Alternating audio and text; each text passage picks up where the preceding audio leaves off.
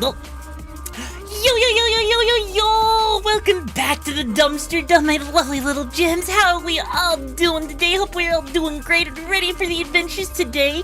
But if you're not ready, I'm gonna steal your pizza, and you're not gonna be able to do anything about it. All right? Sorry to say, but the pizza's mine and mine alone. All right? So you're not allowed to complain, not allowed to bitch, because you knew the rules. You knew the rules, and you decided to forfeit it. But yes, today is going to be an interesting day because we're going to be diving back into Jak and Daxter with its sequel, Jak and Daxter 2. But before we do that, we've got a whole heck of a lot of things to do, right? We've got things to talk about, videos to watch, you know, because the dumpster dump's always full of things to do with that. So we'll get into that, and also I'm streaking for the raccoon. Heck yeah, 75 streak, yeah boy! Anyways though, so let's get right into it, because I hope you're ready, because I've got a whole ass motherload of things I want to talk about, including the stuff that's been going on, right? Can't wait for your reaction to how Jak 2 starts. Wait, really? Okay, fair. I can't wait for it either. I was like, yo, scene at 105. Heck yeah! But yeah, I want to actually talk, since it seems like Streamer University is wrapping up. I've been watching a lot of it, especially Ludwig stuff, and I really wanted to go over it and actually talk more about it, because I was enjoying talking about it so much yesterday, right? Because also, not everyone has time to sit there and watch like multiple, you know, hour-long videos. Ever seen Trash Taste? I have not. Not everyone has time to watch like, you know, multiple hours of it. So I basically watched Streamer University, so you didn't have to, right? Is the trash planning to graduate? No, why would I? No! I just took over your Okami Brigade and made it part of the dumpster dump. Do I look like someone who's gonna, you know, sit there and graduate?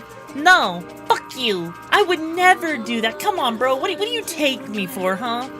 What do you take me for? For like a freaking, you know, lazy butt? No, I'm not gonna ever graduate. You can't get rid of me that easy. If you could get rid of me that easily, I would be concerned. I'm gonna be real with you. I think I would be concerned. You can only hope. Wow! Well, I can only hope that you go 6 feet under, bro. University, yet another degree that you get in McDonald's pipeline. when the economy is so bad that the McDonald's burger patty is all you can have for a job. Back the next day. Maybe it's a prank, but no, I wouldn't do that. Look, if there's one thing VTubers take really dead seriously, it's graduation. I don't want to sit there and pull a graduation prank and watch like people who are really deep in the VTuber lore, in the VTubing, you know, freaking network and web of how it all works. So just, you know, no, I don't want to do that. I don't want to do coward. Coward, no balls, do it. If I'm a coward, you know what? You're right. I am a coward. I have no balls. If I had balls, see how hard I could kick them just so I could not be able to get anyone pregnant ever again. How does that sound?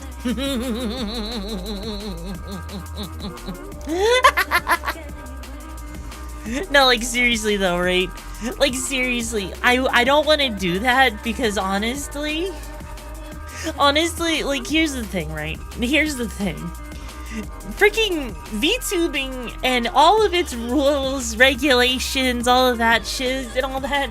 Freaking graduation is such a serious freaking thing that, you know, for the people that are like, you know, knee deep in the culture of VTubing, they don't wanna, you know, they're gonna sit there and take it seriously. And then what happens when all of a sudden you start treatment? It's like, bro, you broke their trust. You broke their trust, bro. Do you really think that's a good idea to break someone's trust for a bit? No. That's how you kill a streaming, you know, career. That's how you kill a community, is by going and breaking the trust of your community, you know? Can I please hit you with that thing? Why would I hit you with my wrench? You haven't done anything. Unless you stole my pizza, then maybe I would. But you haven't done that yet, so we're good. We're good. Right? Anyways, though, yeah, like seriously, though, right? It is crazy to think about, you know? Absolutely crazy. And, you know, honestly, just, no. Don't even do, if you are a VTuber and you are, you know, like, knee-deep in the culture, do not pretend to graduate. Graduation parties, no matter what, are cringe. Yeah! Yes, always for personal gain, I've seen a streamer... Bro. Bro. Do I look like someone who's gonna farm views with drama? Do I look like someone that wants to sit there and cause drama just to freaking farm views? No. I am better than that. You're better than that, bro. Bro, come on, look. I'm not gonna be some person sitting here. I've got too much dignity, okay? Hi there, son. How you doing, my little Jim?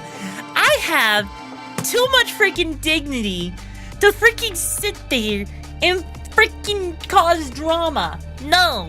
No, no, no, no, no, no, no, no, no, no, no. Okay? You're doing it with Yora right now? No, I'm not. What the frick? Only when you sell pizza from another person? Exactly. Exactly. See, internet gets it. Anyways, so let's go ahead and, get into the whole thing that I actually even wanted to talk about in the first place, right? Because honestly, I think this is absolutely a perfect thing. And also, hopefully today, Twitch is being nice, right? Hopefully today, Twitch decides to not have any issues, so if someone starts a hype train, maybe it'll actually start and not be like, oh, hey, here's 5 subs, we just ate them. Bye-bye, So, alright, let's do this. Let's go ahead. Let's do this, alright? So, and let's switch this over here so people who are in the vertical format can actually see stuff. Alright! Twitch never works. I mean, you're not wrong. So, alright, we got quite a few things here that I have set up, right? I've made a whole freaking list of things. Idea, nose boop redeem? A nose boop redeem? You're not the first person to suggest that. I'm just lazy and don't feel like setting it up, okay? I don't feel like setting it up. Is that a bad thing? Is that a bad thing? Twitch working is a funny joke. I know, right? Just like your mom giving birth to you was a funny joke. I regret nothing. Too much? Too much? If that was too much, I'm sorry. I do not mean to be too much with that one. The only thing working in Twitch is the interns and the clankers. I mean, you're not wrong. That's your best, huh? No. No, it's not my best. I'm just trying to not be, too mean, because I know people can be sensitive, right? Okay, yeah, there's a lot on here, right? There is a lot. We're gonna, just start off here, right? You're seeing all of the notes. There's a lot of them, right? But we're gonna start off here. Also, Farmer Hippopotamus, thank you so much for becoming a lovely little gem, my raconteur. Hope you're okay with me taking your pizza because it's mine now, alright? No. Anyways, though, right? So, let's get started on this, okay? And if you guys have questions, make sure, I'll make sure to ask if you guys have any questions. I'll make sure, if you have questions on the way, I'll try my best to answer them, alright? So, favorite pizza order? Meat lovers, hands down. Stuffed crust if I have the extra months for it. Moving on. So, here's the thing. With Streamer.EU, there was a lot of things I was seeing, and yesterday I mentioned how a lot of it felt like, common sense, right? And I really, how did you know I just bought meat lovers? I don't know. I'm psychic. So, here's the thing, right? Here's the thing. There was a lot of things that I wanted to note down on Streamer University, right? Because yesterday when I talked about it, there was a lot that I thought was like common sense, but people take for granted, and maybe I even took it for granted. But a lot of people, it's not, right? And one of the first things that I wanted to actually talk about was the thing that Ludwig talked about, which was his 4 Ps, the premise, problem, plug, and payoff, and even give some examples. Guys, there's the thing, right? Oh my gosh, god damn it. So, if you ever watch any popular content creator, any VTuber, any IRL streamer, any, long-form videos on YouTube, right? You'll probably notice that they usually have about a minute before you get into the meat and potatoes, the freaking deep into that deep dish pizza of what the video's about, right? Which is kind of crazy. Because if you look at it, usually it starts off with the premise. You set up a problem or something that needs to be addressed in the video.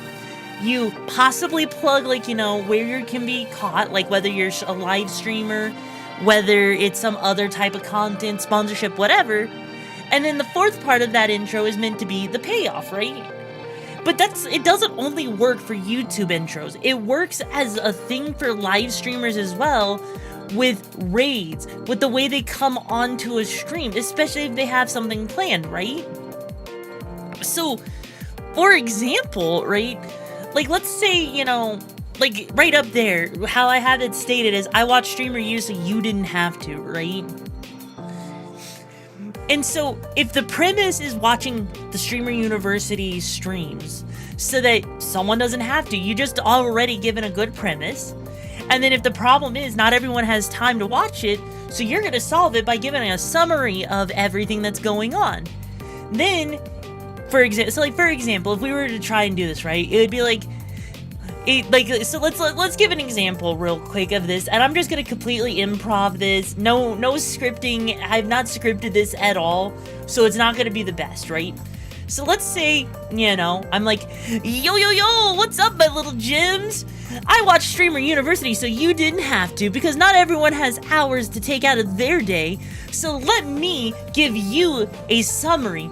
And if you want to catch the full thing, you can watch me over on twitch.tv RixaraVT, so you can watch me live 3 to 4 days a week.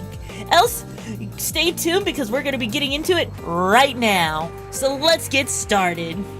And then it cuts right there into the actual video where we're basically starting to talk about all of this, right? Because effectively, drop the premise, you drop the problem you drop the problem that you want to solve. I plugged my freaking channels and stuff, right? And then I give the payoff right at the very end. There's already a streamer category on Twitch. Yes, there is. Yes, I know, Veld. I know. I'll be quiet a moment because I'm playing some Fortnite. Hey, you know what? That's fine. That's absolutely fine, right? So, right? Basically, the idea with it is when you give people a hook, whether they're coming into a stream, whether they're coming into a video on YouTube, whether it's a short, long-form video, whatever, right? Biggest thing is you gotta capture their attention, right? You have to capture their attention. Can you get a right counter? I say right too much. I'm pretty sure that would be in the thousands if we did that. So, typically speaking, when someone comes into your stream, into your long-form video, right? Typically speaking, they're gonna only be there for maybe 15 seconds on a good day, right? They're gonna be there maybe a minute at most, right? Okay. I'll say, hey there, Evil Carlos. So, in that very small window, you have to give something explosive. You've got to give something that's going to catch their attention, make them want to stay, right? And it works for just about anything, right? So, like, if you were to sit there, like, I'll give another example. Whenever someone raids into the Dumpster Dome, whenever someone raids into any stream for that matter, right?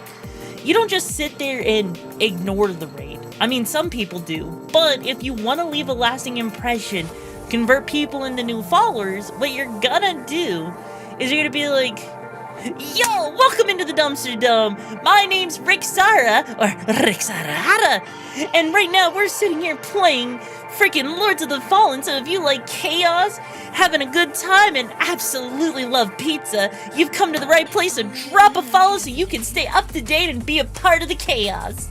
So let's get back into it, because what were you up to, right? So, right there, right? Right there, for a raid message, right? You drop a premise, right? The premise is someone just raided in. So, what's the problem? You need to introduce yourself. So you're going to solve that by introducing yourself, plugging what you're doing at the moment, plug what it is that you want to do, give them a reason to subscribe, and give them a payoff of why they should stay, right? That is the important thing. Because if you can convert someone into a follower, if you can convert someone into someone that wants to stick around, they will.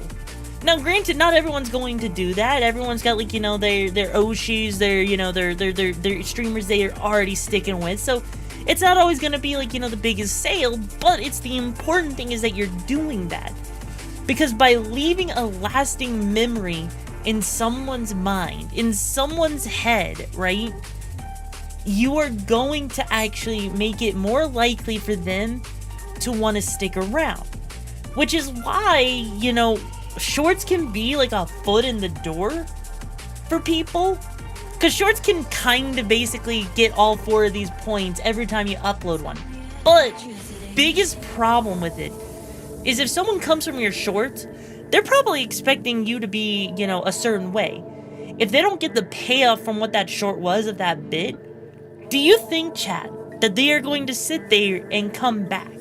Do you think that those people that watched your short, if they do not get the payoff that they were expecting from your short, when they come to watch your stream or your long form video, do you really think they're going to keep watching? Do you think they're going to stick around for the most part? What do you think?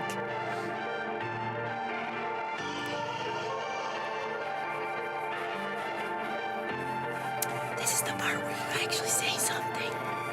Just say it. Hi, Trisket. This is why clips exist, something short viewers to see and possibly be interested in while keeping long videos for those that want to see what happened in long run. That's part of it, right? That's part of it, but that's why I'm asking you, chat. Right, 2 of 10 would stay for the model, maybe? Some of them might stay for the model, right? Some might stay for the model. Some might stay and wait a little bit longer to see those bits, right? But most people, unless they get those bits, they're not gonna stick around.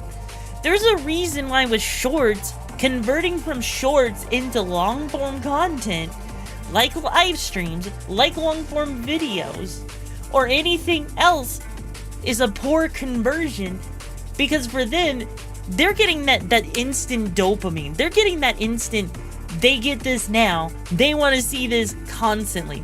And if the payoff isn't there within like 5 minutes, it's sayonara, bish.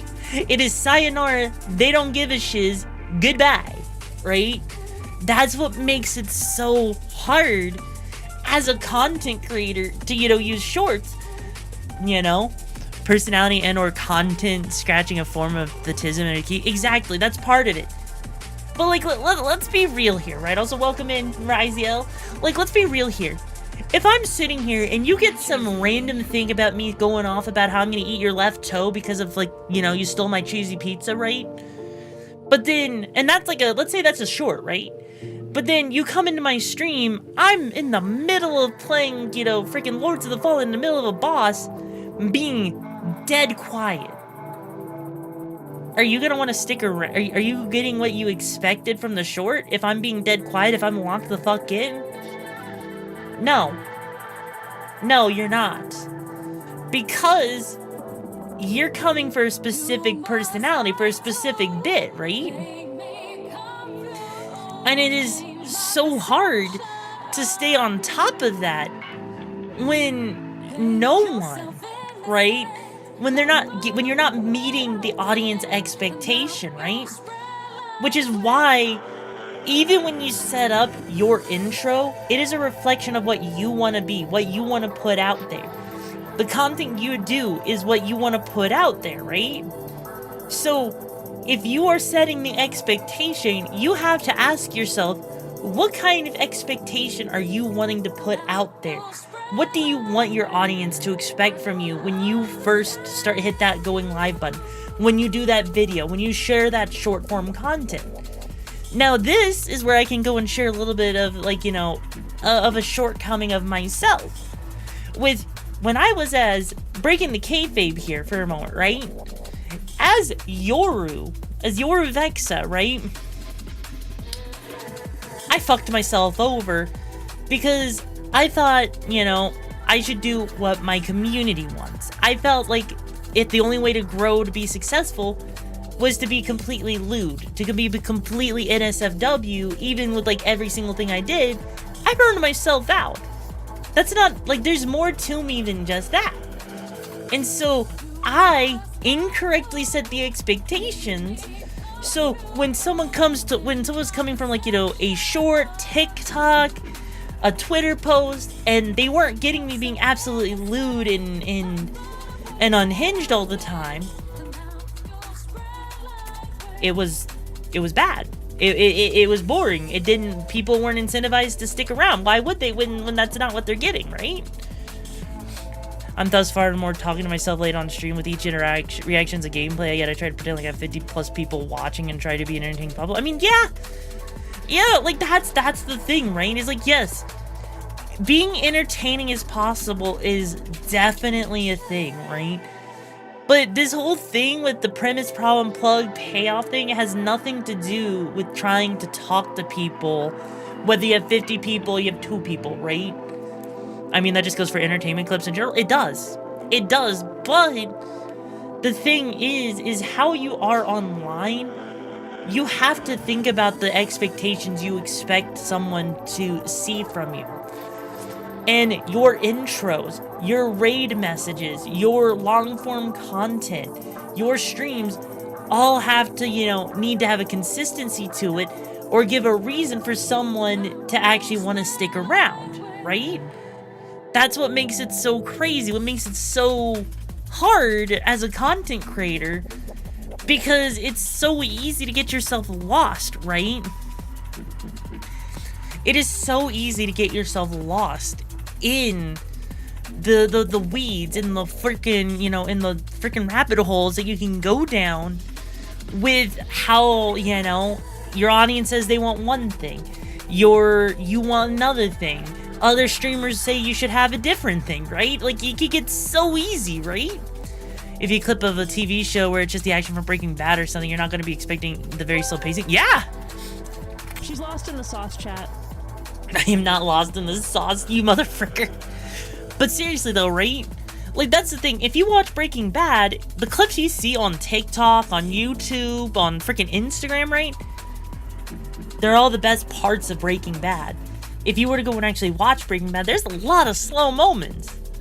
If you went in literally expecting Breaking Bad to be like this high, like just high action, fast paced shiz, I'm gonna be real with you. No, it's not. And you're gonna be disappointed. A lot of people will not even give it a chance because of how bleh it is, right? Most of the clips have come from Fonzie. Yeah, a lot of them do come from the final season because there was so much established at that point. No one wants to take shit from freaking, season 1.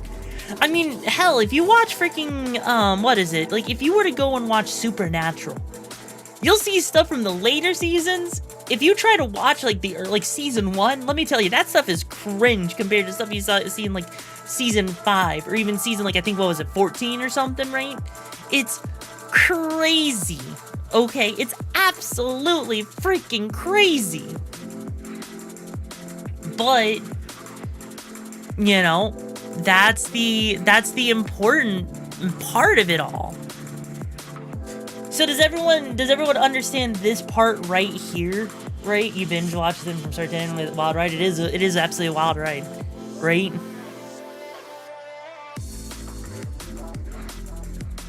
I'll say, hang on.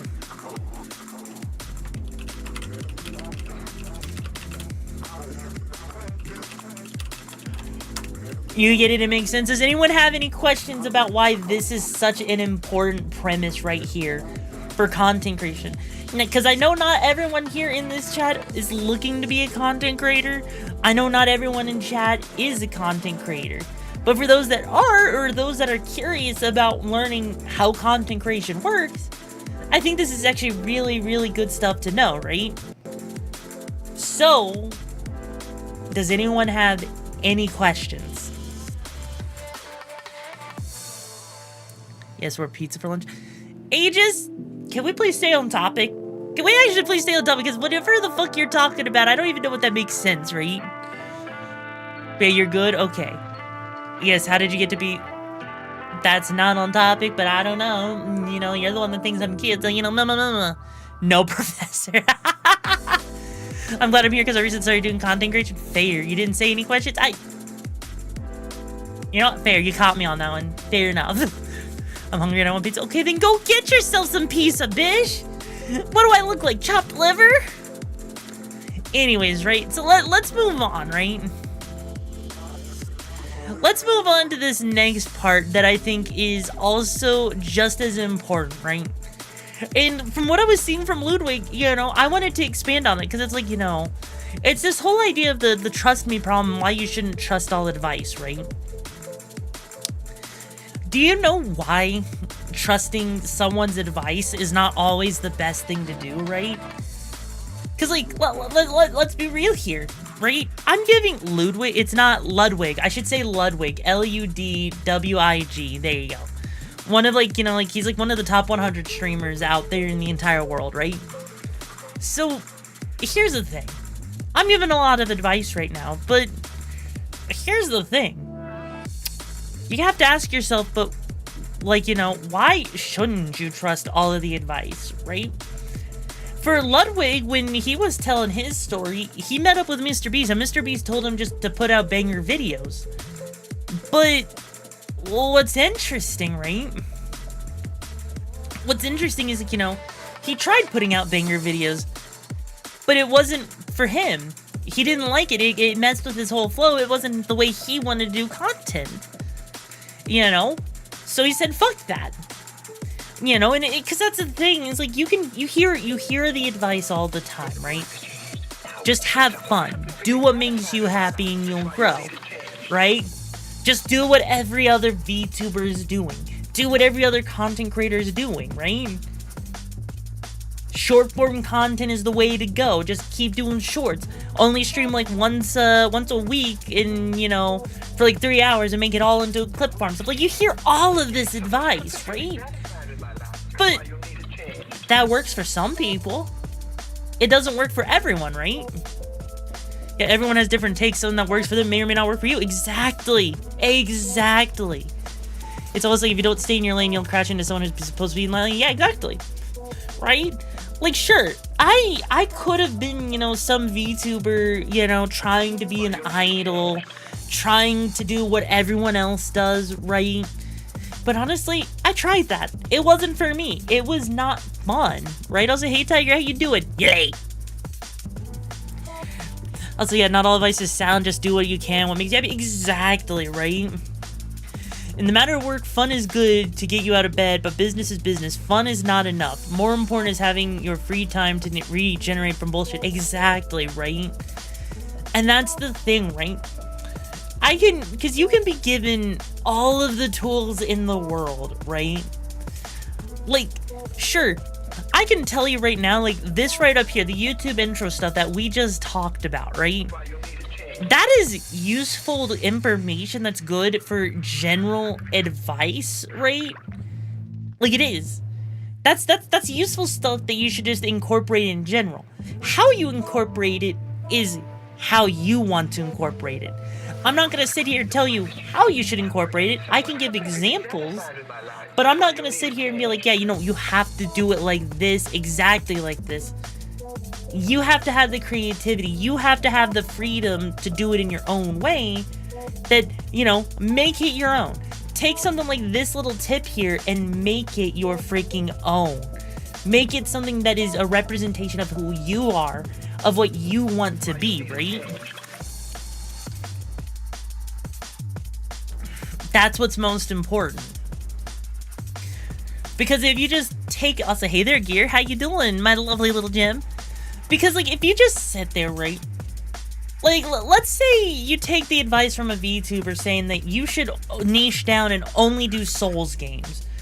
Or you should niche down and do nothing but Yu-Gi-Oh videos, right? Or you should be a news VTuber or something, right? I want to be a millionaire, how could that help? Exactly, right?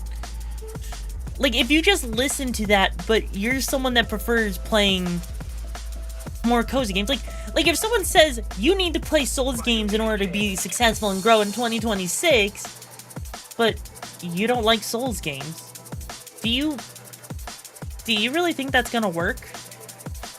Do you actually think that that's going to actually work for anyone, Chad? Do you?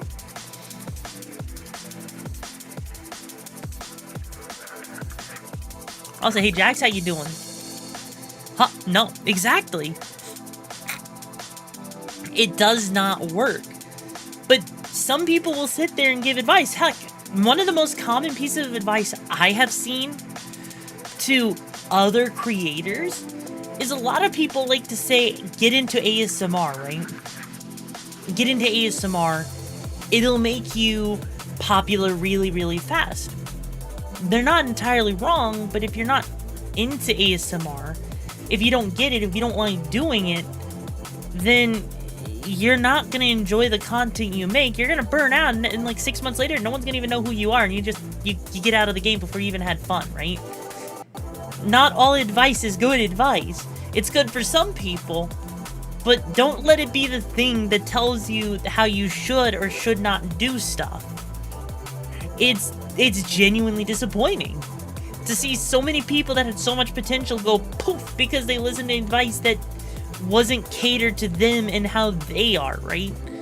Until you are like crazy good at playing blind or plugging a microwave as a controller. Yeah, basically, right? Because the thing is, right? Yeah, you're also building the wrong community. You want to build the community that likes what you like and who like you for you and not a character. Exactly, right? Exactly. And so that actually, right? I know that the Cynthia Sanguine did a ton of ASMR while under contract. Now that she's a free VTuber, she's expanding in a game. Well, exactly, right? Because there are people out there that do ASMR. They get like 300 viewers. They try to play games. They're down to 30 viewers. Why? Because people are there for ASMR, not... They're not there for the gaming, right? Or heck, you know, sometimes when you force something that you are not into personally, you build a community that, like, you know, like freaking Jack said, right? Because, like, for example, you know, let's say people tell you to play Warframe. Okay, cool, you just built a community for Warframe, but you're not into Warframe at all. What the frick are you gonna do with that? What the frick are you gonna do with that, huh? Go into a community night, everyone wants to play Warframe, and you're the one person wanting to play Mecha Chameleon? That's not gonna work out! That's not gonna work out at all! Because here's the problem, right? You want people to be there for you and all you're doing. Exactly. Because if you build a community based off of something you're not really into, what ends up happening is you have to work twice as hard to build a new community, to transition away from that into what you actually want, right?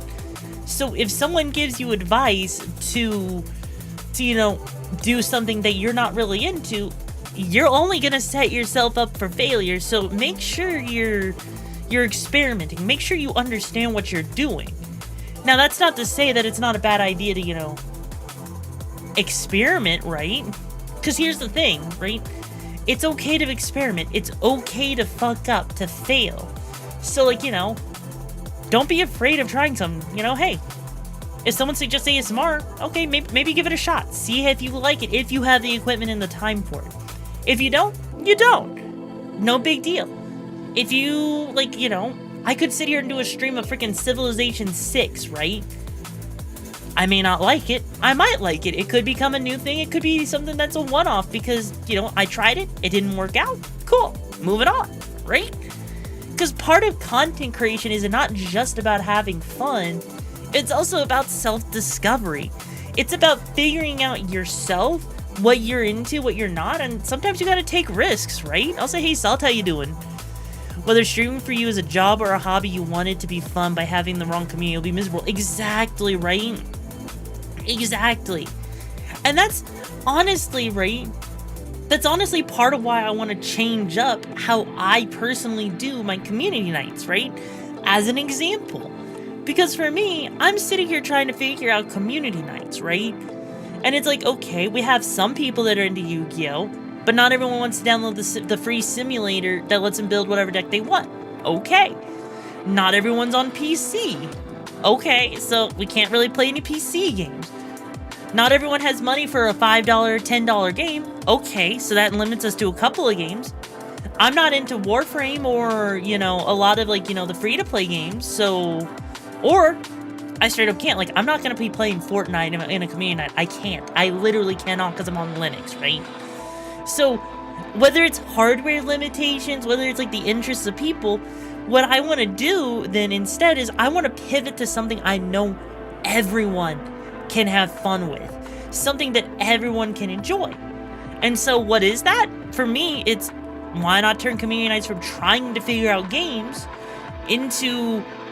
let's watch anime, let's watch a movie, let's do something that everyone can participate in and actually be interested in, rather than trying to do something that only some people are into, right?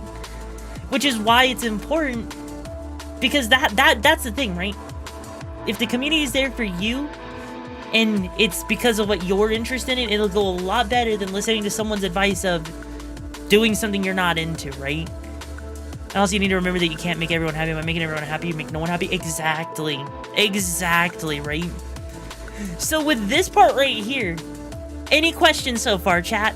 Anyone have any questions? Whether you're on Twitch, whether you're on TikTok, whether you're on Twitter, not that I think anyone's actually watching on Twitter, but you know, or if you're on the green and black website, you know, where do babies come from? Well, if you bend over, I can go ahead and shove a tree trunk up your bum, and then in 9 months, you might have some babies. Might not be the kind you want, because it might be, you know, some rotted logs, but hey, at least you got a baby, and that's how babies are made. Try new things, but if it doesn't stick, move on. Exactly.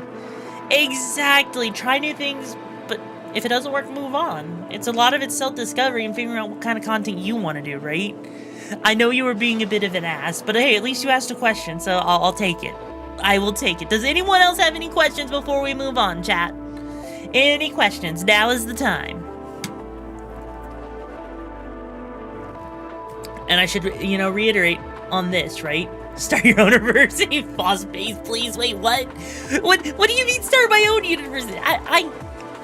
I may have been a content creator for 5 years, but I don't think I should be like starting a university myself, right? But yes, any questions in relation to what we're talking about and not anything about tree trunks or anything off topic? Because I swear to God, the next off topic question, I'm gonna sit there and take your pizza. When do we get the pizza for listening to the raccoon talk? At the end of the stream. Can you help me with the Panthless boss fight? No, that's not even on topic, bro! Brother!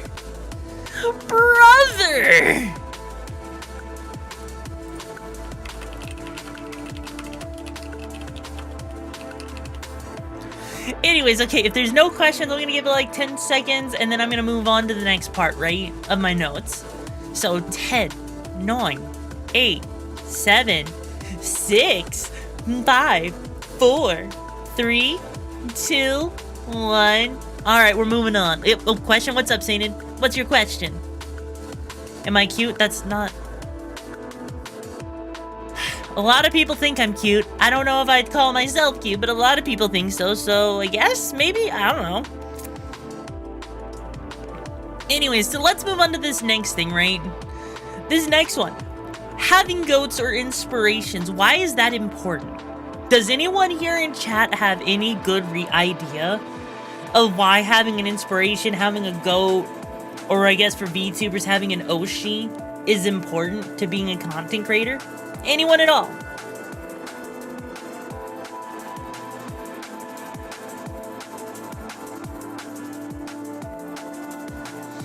Pushes you to be better and motivated? Okay, that's a good one.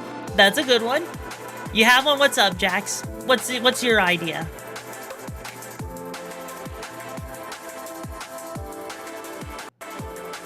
A goat, an inspiration, just like what? Why do you think having an inspiration for being a content creator is important?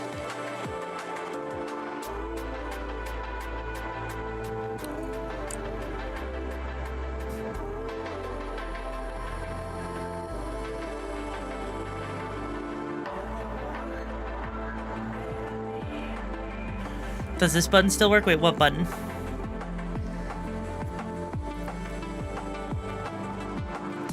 God damn it, Silver.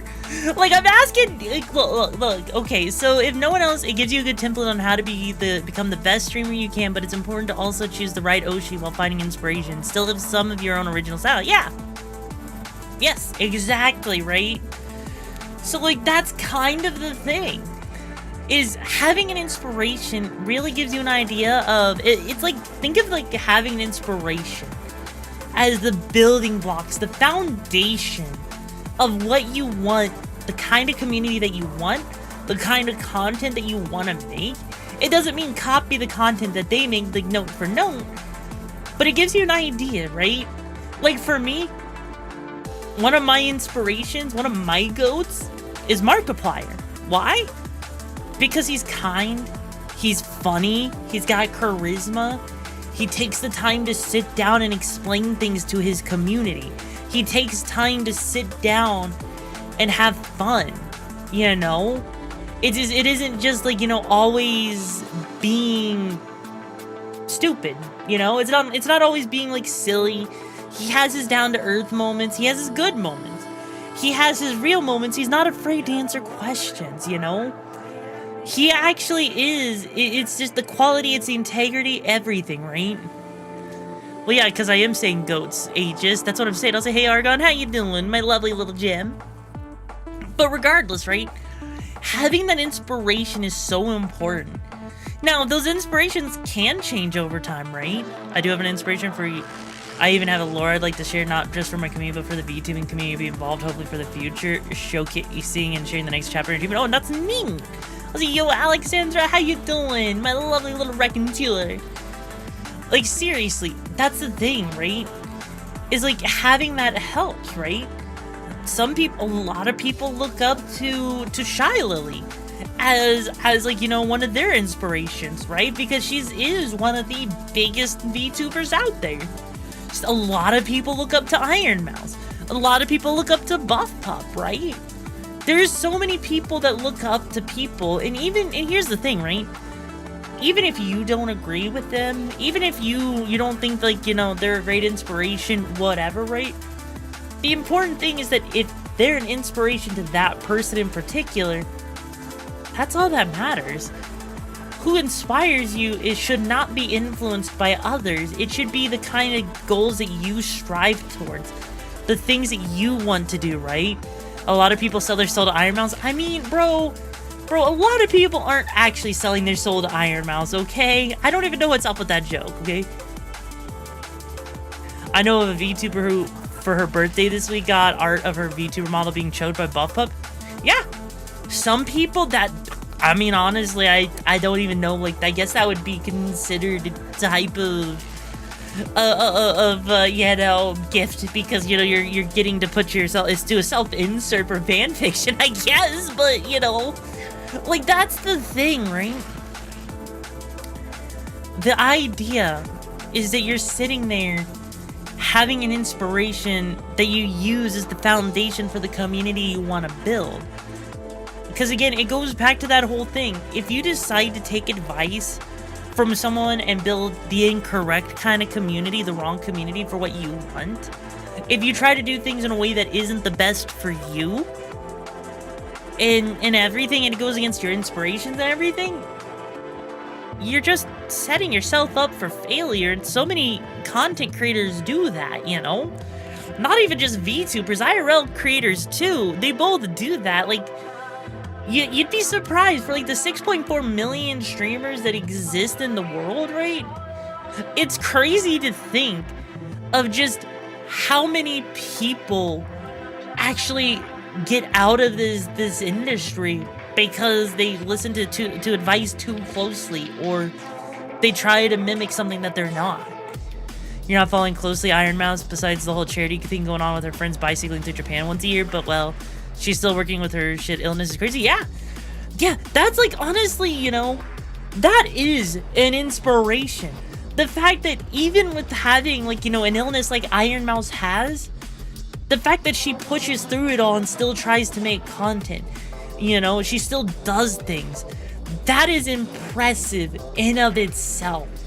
You know, that is an inspiration, because it shows that even when life gives you the worst cards possible, you can still do something with it.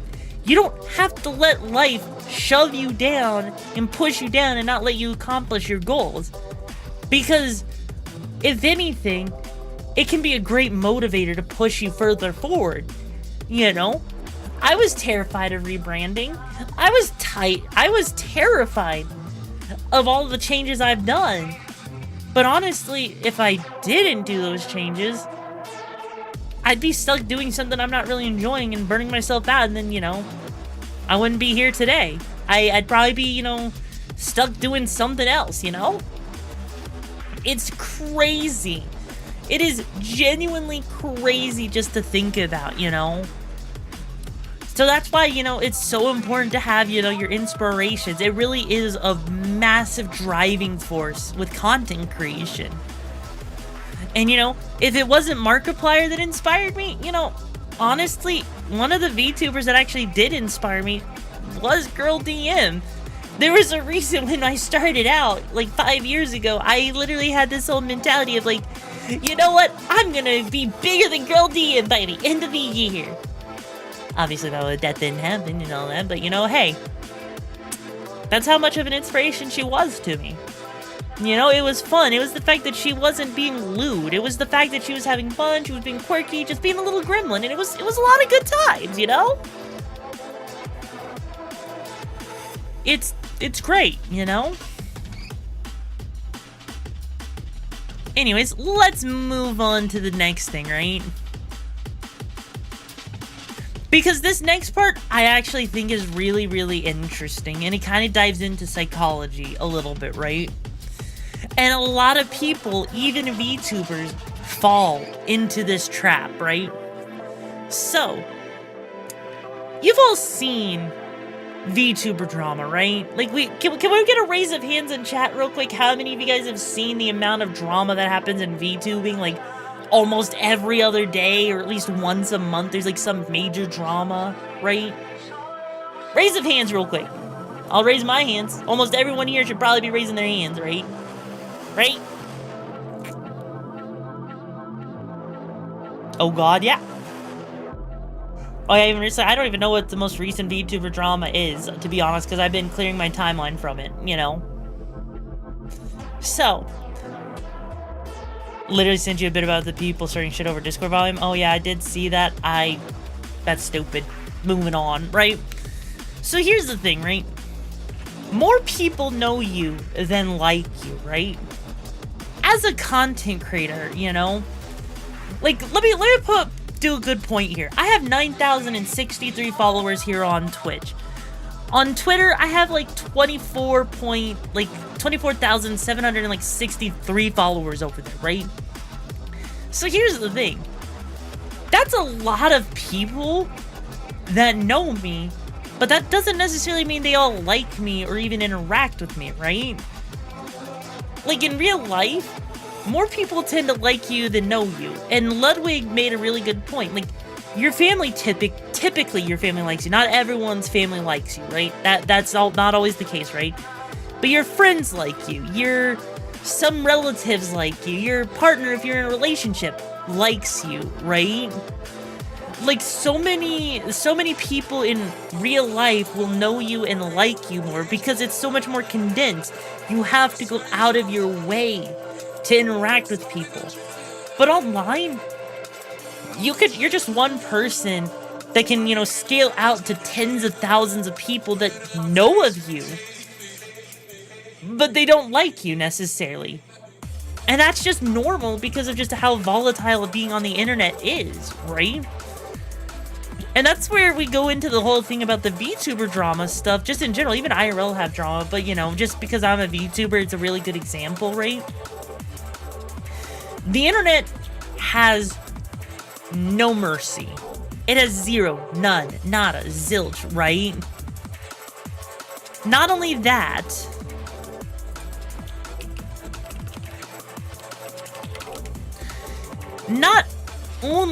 right?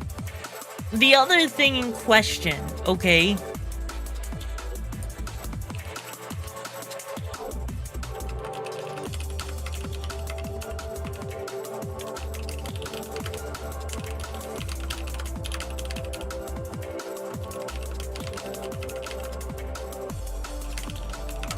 Not only that, sorry about that, I was responding to a message from a mod. So, not only that, right?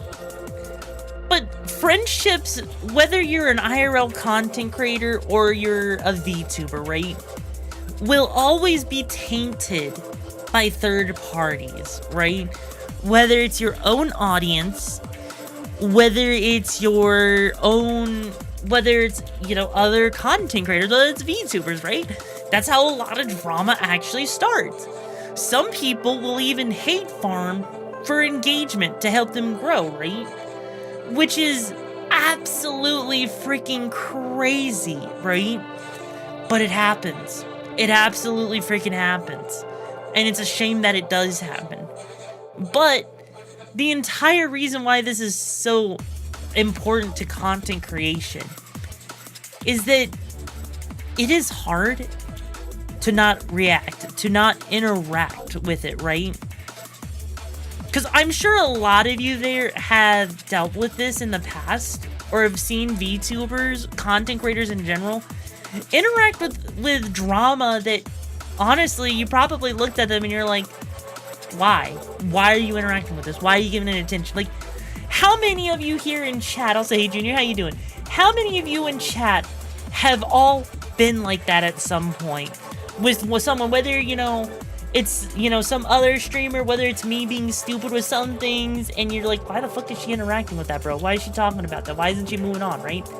Like, seriously, how many of you have actually seen a streamer get into some shit that has made you ask why? What the frick? Raise your hands, anyone? Raise your hands. What else I find sad is the fact that there are specific hate groups that hate you for merely existing online or streaming, and if you remain online, the stealing attention number from their own Oshires themselves. Yeah, basically, right? Kanachi, yeah. Internet, basically, what? Let me restate it, right? Have you ever noticed how sometimes people get into drama, and where it would have been better for them to just ignore the drama, they instead decided to participate in the drama? That they decided to respond to it when they probably should not have, and it has made you ask the question, why? When it probably would have been better for them to stay silent, right?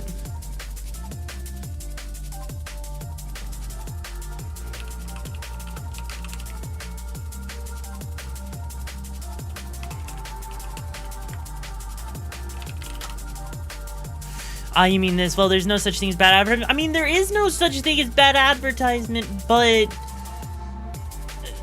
at the same time, if you feed into it, the biggest problem... Okay, let's put it like this, right? Let's put it like this.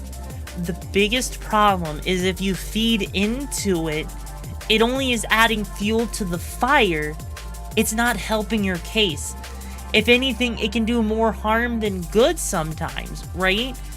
Which is why, right, AI ads are bad advertising. I mean, yeah, AI ads are definitely bad advertising, but that's a whole different thing, right? The whole thing is, right, is that, honestly, if you feed into the drama, you're just adding fuel to the fire, which can hurt you more, make people hate you more, potentially even ruin your ability to scale, potentially ruin your ability to reach out, get sponsorships, get partnerships, you know? It's crazy. Absolutely freaking crazy, right? And so, as a content creator, you do have to have thick skin, because you're gonna have people that are gonna be mean. You are gonna have people that are gonna hate on you, take you out of context, use it, hate farm you, you know? Just anything they can to make themselves grow. Or some people just use it because they want your attention and think if they get your attention by hating on you, they'll get your attention. It's crazy. I think even the Red versus Blue people done a video mentioning something similar. They mentioned don't engage internet trolls and haters. Exactly. Like, seriously, engaging with an internet troll or an internet hater, I don't think there's ever been an example where engaging with it has ever actually led to good outcomes, because most people don't know how to interact with it. Most people fall apart at the seams, you know? It's crazy. Absolutely crazy, you know? Also, hang on, I'm gonna do a real thing real quick in the dumpster dome real quick. Hang on.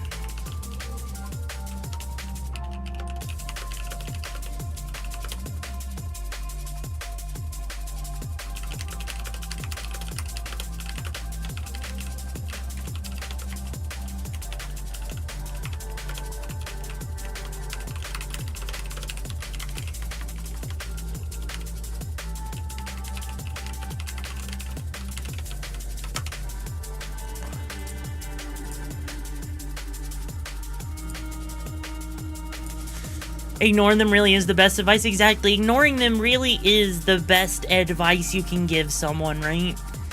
And the majority of the population can't even see the difference, sadly. Yeah, the majority of the population straight up can't, right? They legitimately cannot see the difference, which is honestly disappointing. It is really, really disappointing, but yet a lot of people do. I mean, hell, as we go forward, right, is there even such thing as good or positive drama? For I find so much drama, I find out turns out negative.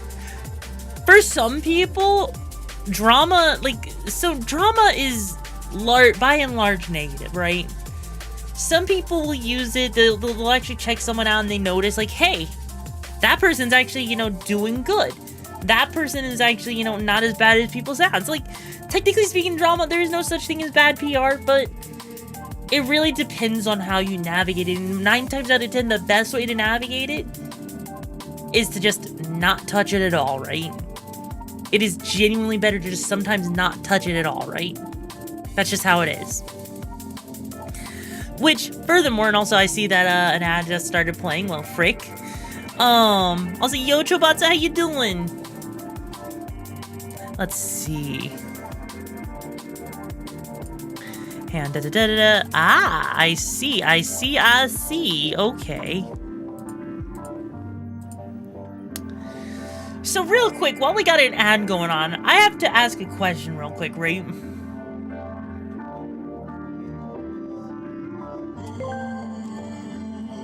No such thing as bad PR is bullshit. It's actually not bullshit. There's actually a literal, I believe there's like some sort of, marketing science behind it with why it works, but yeah. But effectively, yeah, grow thick skin, high morals, pick your battles. Exactly. For your own sanity, I would not involve, but if the internet wants to throw a fit because of it, exactly, right? Exactly. So, here's the thing, right? I want to ask a question real quick. I asked it in the Dumpster Dome Discord server, but I want to ask it here real quick, right? Raise of hands real quick. How many of you guys are currently interested in or watching at the moment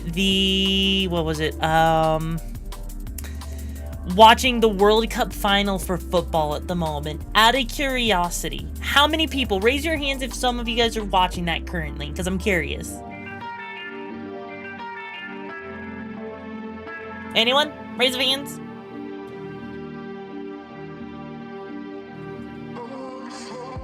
No? No. Well, I guess I could sit here and be like, well, I mean, I guess, there are people that are interested. They're probably not here at the moment, but, hey, they're lost. Anyways, right? Hi there, Ruby. How you doing? I was in ads. It's okay, Otaku King. It's okay. Basically, for those of you that are now out of ads, is there anyone here in chat at the moment that is currently interested in the World Cup for football going on right now, right? I'm gonna see, but they're out of the competition. Fair. Hi, Nimby. Oh, wow. Wow. The YouTube chat took forever to actually connect. Holy shiz. What are we talking, no, we're talking soccer, right? For those, that, I'm talking, I should say soccer, right? You're not huge into sports. Fair. Absolutely fair, I just know a lot of people are definitely into that stuff, so I just wanted to, double check, all of that stuff, right? But yeah, anyways, though, so let's keep going on, right? Let's keep going on. Let's keep this gear going, because the gears are turning here, So yeah, let's keep doing this, right? So, the next part right here that I wanted to talk about very briefly, if someone copies you, you're their ceiling. Now, Ludwig said this, and I feel like a lot of people might not actually understand. So allow me to explain a little bit about what he was actually meaning and expand upon it, right? So, I'll say, hey Rags, how you doing? You're late, my lovely little gem. Where were you, bish? Were you watching football? Were you watching soccer, bro? Anyways, so, I'm sure you've seen it. VTubers get upset over if someone copies part of their design. Content creators, there's some content creators that'll throw a fit if you're like, you know, copying an idea or something, right? But here's the thing. If someone actually decides to copy you, that means that for them, they're basically like, especially if they're a bigger creator, you're their ceiling at that point, right? Like, if someone wanted to, I mean, throwing it is funny. Like, if someone wants to copy, say, like, let's say someone started copying me, like, copied my design, copied, like, the way I do content, whatever, right? Here's the thing. That just means that whoever's copying me sees me as their peak, as their ceiling. But the problem is, part of copying people means that you're limiting yourself to an extent to where until you start coming up with your own voice, your own brand, what's going to end up happening, right, is you would need, right, you would absolutely need to start coming up with original ideas to really scale yourself beyond what you're seeing there. Like, I'm pretty sure there's plenty of people that copy Iron Mouse, copy the whole pink-haired demon girl thing, right? I'm pretty sure there's a lot of people that copy Zentreya, that copy Buff Pup, right? But here's the thing. If you just copy someone, again, you may not go as far as you could. You're just seeing that as, like, the furthest you can go. You're not actually considering the fact that you could probably actually go further, right? Sometimes copy is a form of flattery till it's like 90-95% of you. Exactly, right? Like, copying is definitely a form of flattery, which is amazing when that happens. But at the same time, it does show where someone thinks the goalpost is, where the furthest some people think they can go. However, at the same time, I feel like, while it's a good way to start it sometimes, like, until you get your footing and figure out what you really want to do, sometimes the best thing you can do is do a little bit of copying here and there, Don't reinvent the wheel. Only, improve upon the wheel and add your own flavor to it, right? So if someone copies you, don't get upset. If someone has the same eye color, same eye texture, if someone has the same hairstyle, cool. It's flattering, Don't be upset over that.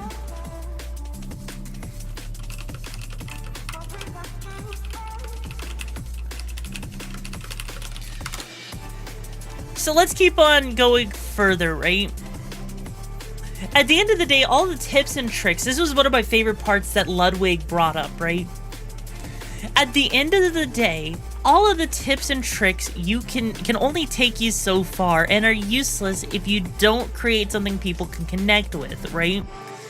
What is the value of a content funnel, a schedule, stream ideas, goals, if you don't connect with it, let alone your own community, right? And that's honestly really important to really, really consider. Does anyone here in chat know why that's important? I'll say, hey, Callie, how you doing? Does anyone know why that's important?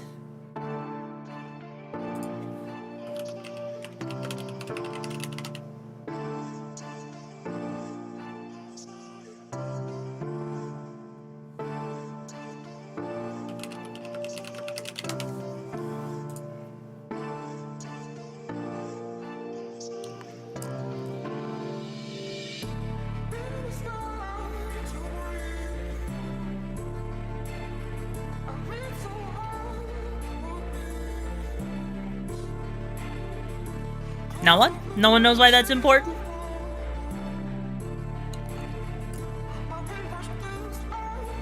Can I repeat the question? I'm asking, why do you think it's important, right? That to know, why do you think it's important that the values of a content funnel, schedule, stream ideas, and goals, if you don't connect with it, let alone your own community, why do you think that is so important? Why do you think that it's important to make something people can connect with?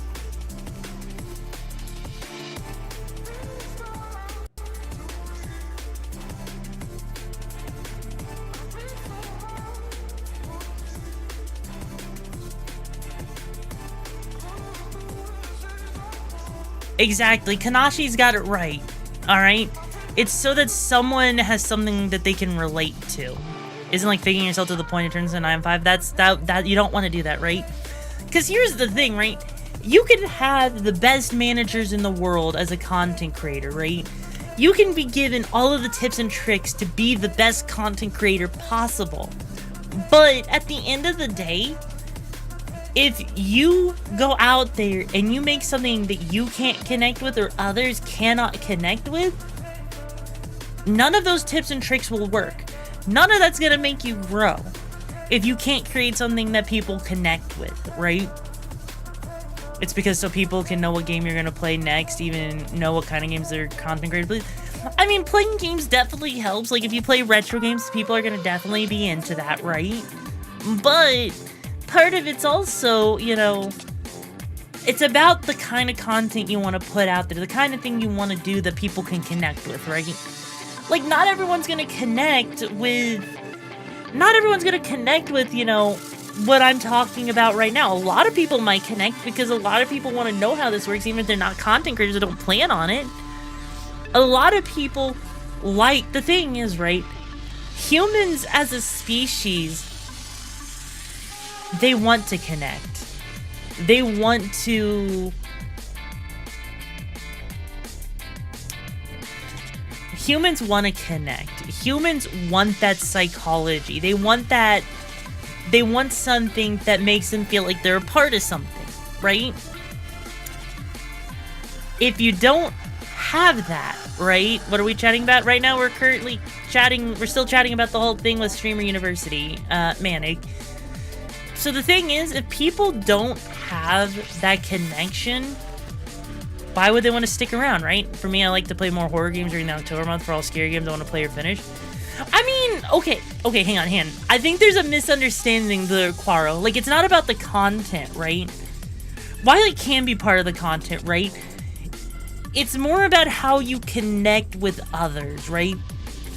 Like, a lot of people watch VTubers because they want the girlfriend experience. They want that soft, cozy feeling of, like, you know, being the partner there, watching the girlfriend fail, or discover things for the first time, being hyped, you know, like a sort of, like, you know, parasocial relationship dynamic, right?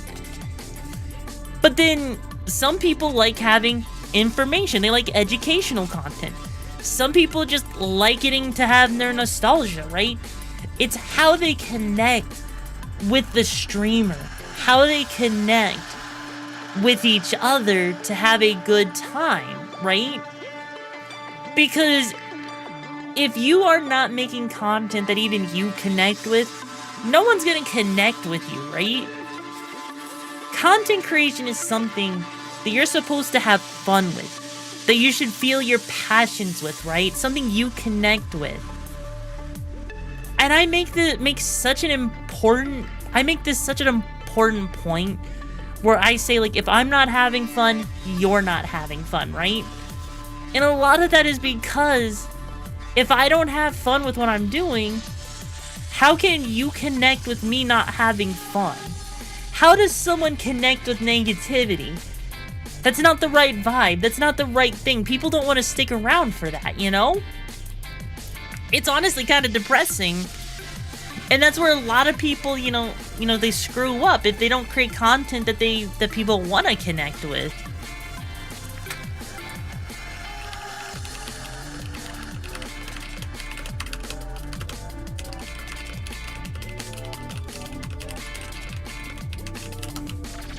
And so, honestly, you know, even with all these tips and tricks that, you know, Streamer University does give, it's, even with everything like we've talked about in this past hour and 15 minutes, honestly, most of it is meaningless if you don't create content that people can connect with, right?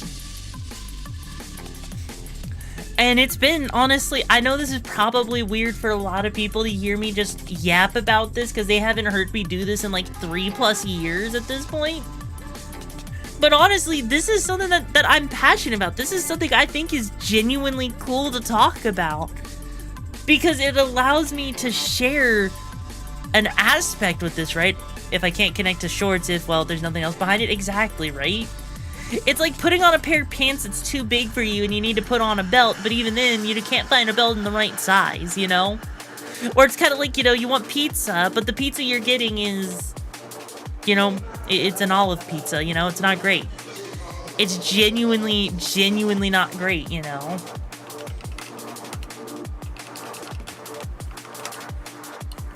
Exactly, kinda, exactly, right? Not everyone likes, olive pizza. There's a lot of people out there that like olive pizzas, but if you don't like olive pizza, then why would you want to eat it, Why would you? It's not great, It's genuinely not great. So don't force something if you know it's not gonna, if it's not gonna work. I have had to make olive pizza. It's so slimy, same with mushrooms. Yeah. Now, granted, olives can be kind of awful because, people don't really cook them correct. They kind of do things in a weird way with them where they cook them and that's not great. I personally don't like olives either way, but that's a whole different story, right? That's a whole different story.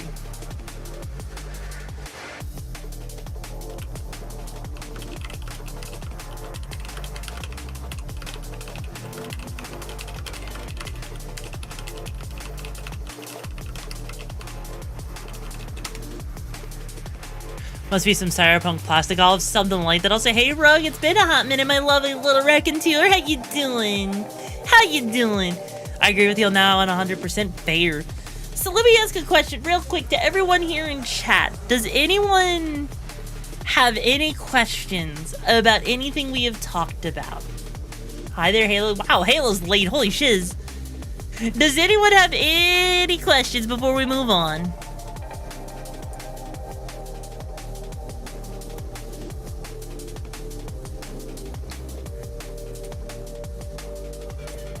No questions from Otaku King. Okay, I see how it is.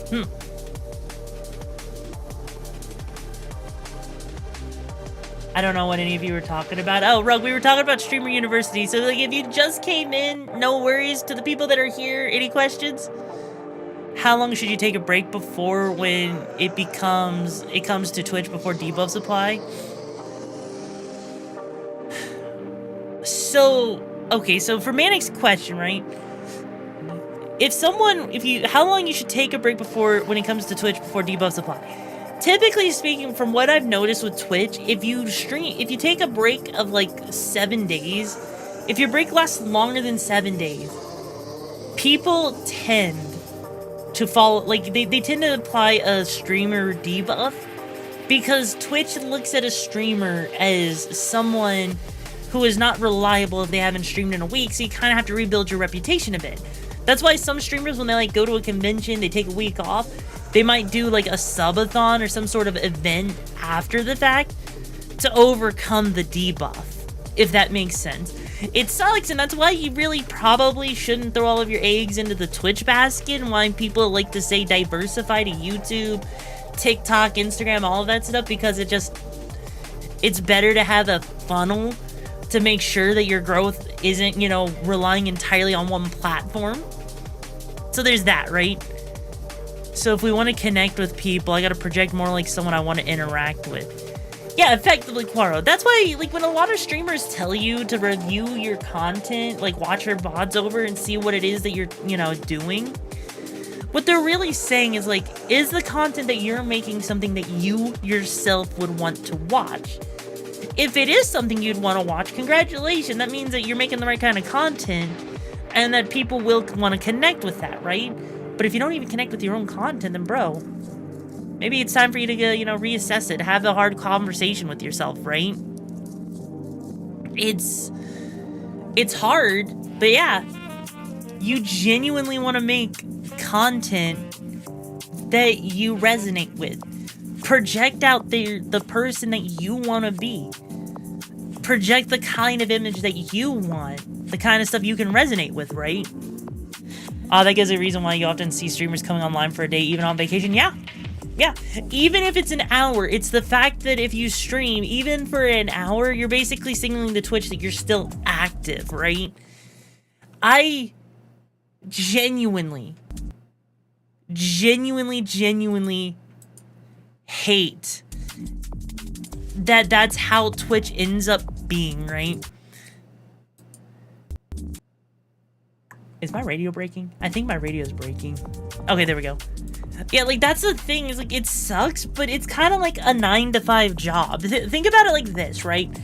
If you work a regular job, do you think that someone's just gonna sit there and be like, yeah, bro, you just took like a week and a half off. Do you think they're gonna be okay with you just coming back to work and not have any, you know, repercussions, no consequences?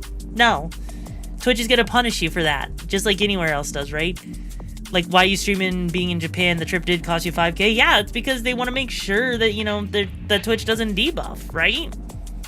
Now, if you're a Twitch partner, that's a little bit of a different story, but that's a whole different conversation.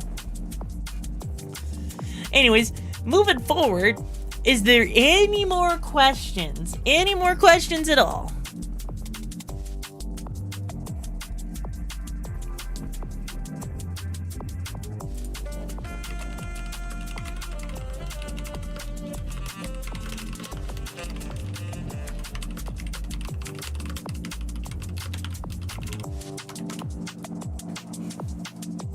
Nothing that comes to mind. Manic's just giving hearts. Okay, fair enough.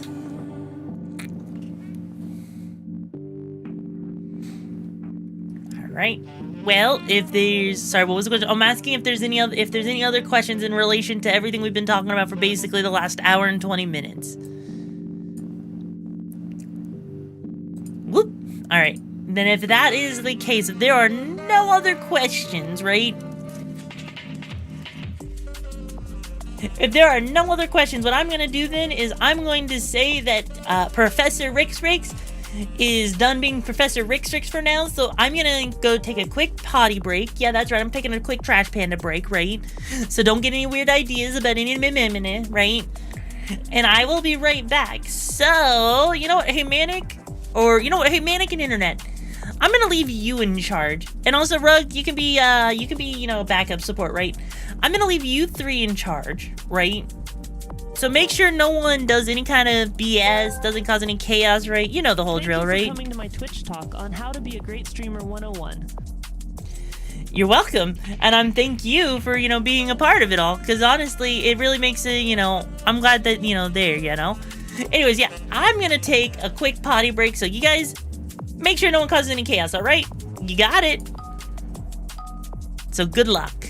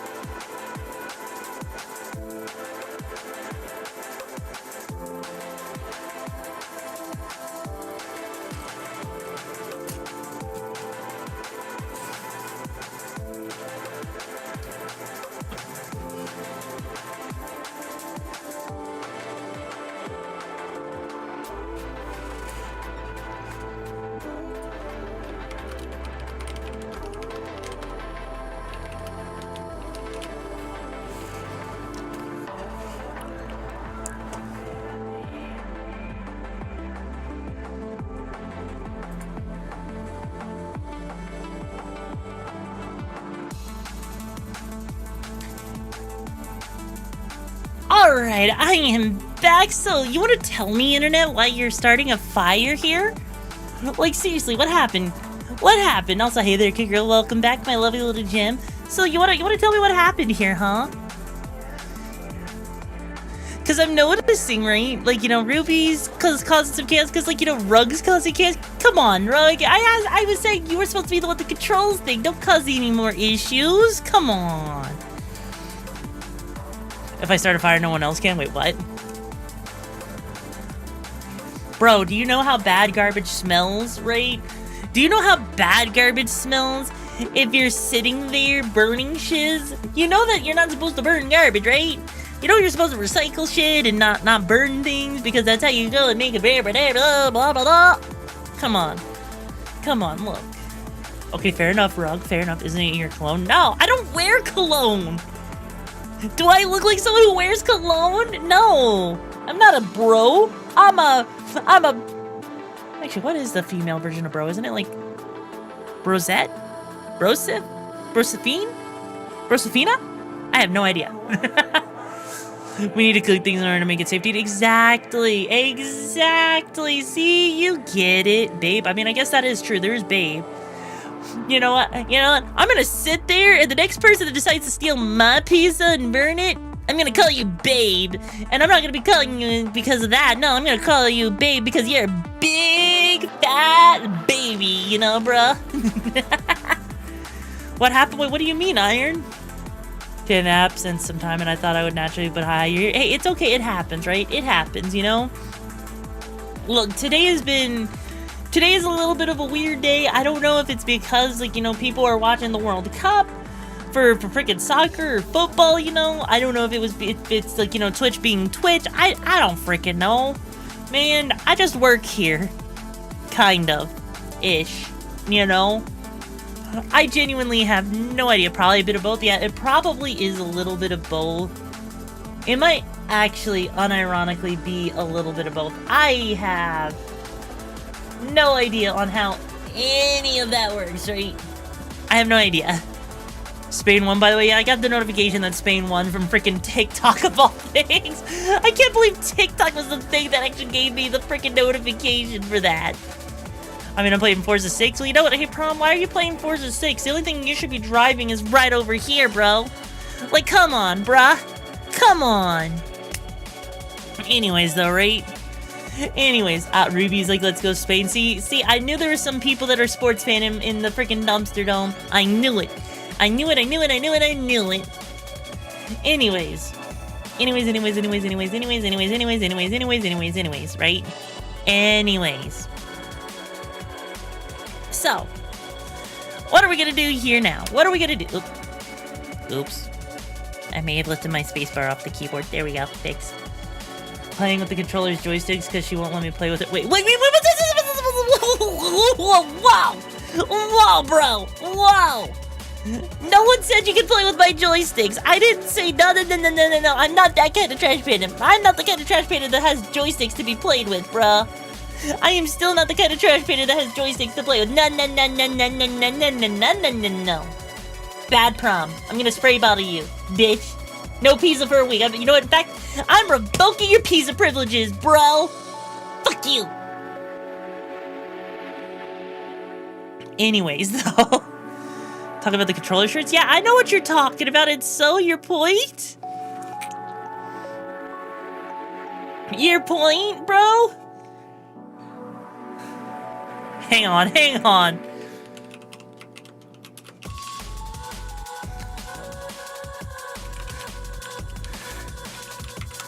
Okay. Okay.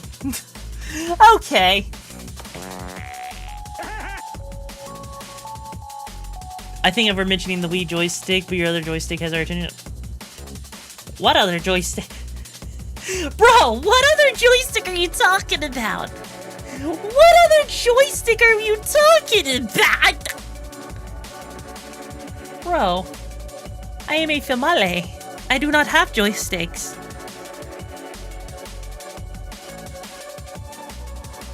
I do not have joysticks, bro. The fuck are you on about? Yes, I know about the shirt that you're talking about, Prom, and even still, point is still no. Bro. Bro. Bro. Bro. Wait, did you just say you were a tamale? No, I'm not saying I was a tamale. I don't have a tamale in my pants, okay? If I had a tamale in my pants, don't you think I'd try to figure out how to eat it? Do you think I'd let a perfectly good tamale go to waste if it was sitting in my pants? No! I'd make sure I'd eat that tamale. I love tamales, you know? Can't get enough of them. And you're sitting here, meh. A tamale more like a salami. Wait, what? Why is salami?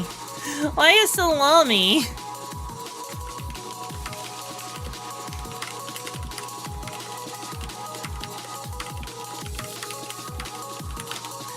Anyways, you know what? Let's shift some gears, watch a couple of videos, right?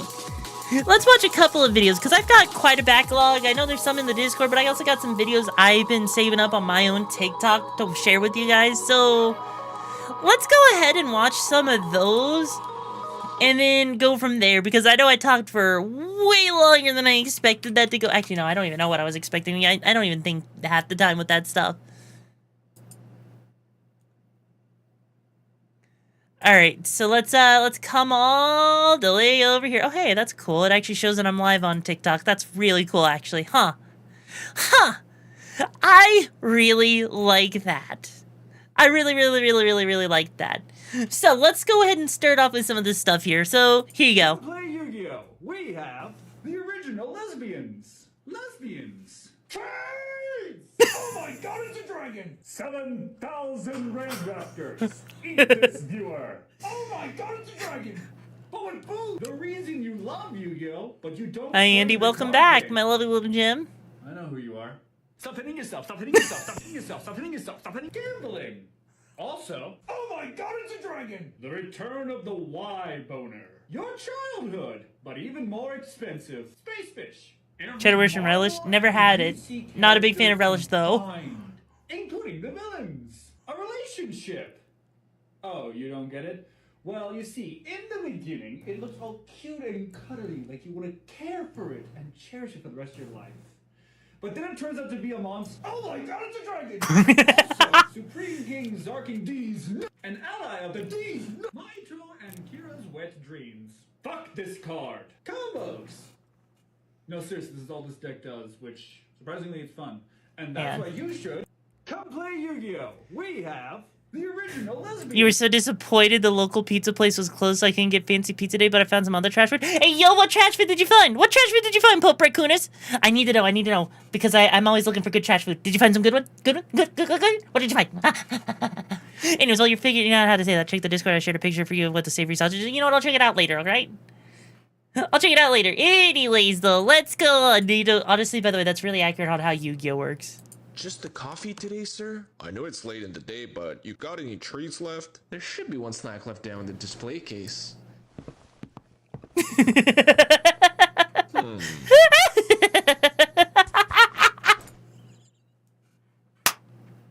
Bro has goals. He shot his shot and he has goals.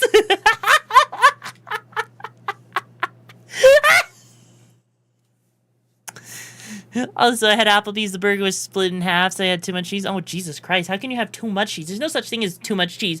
Look, if you say there's too much cheese, all you gotta do is sit there and give it to me. I'll slurp that cheese down like it's liquid gold and enjoy it.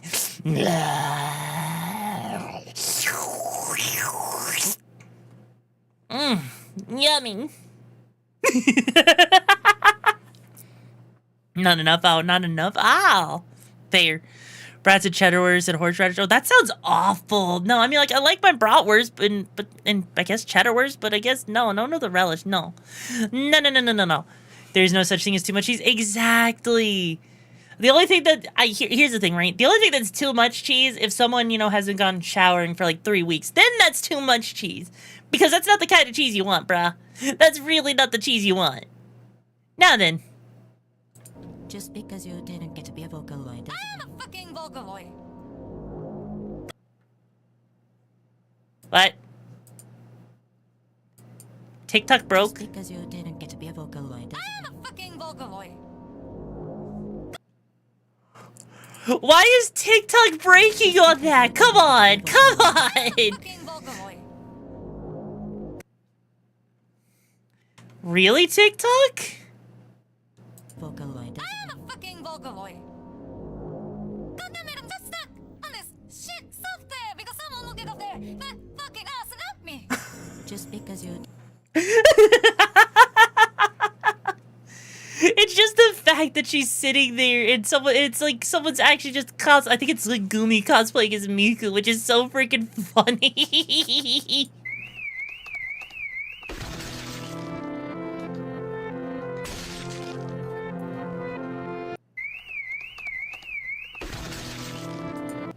And this is why skaters will not be able to have kids.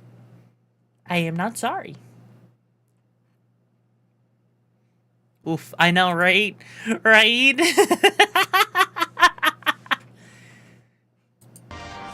Also, okay, real quick, for all of you guys out there that are men specifically, I get the feeling you guys would really wish that this was a modern feature on cars.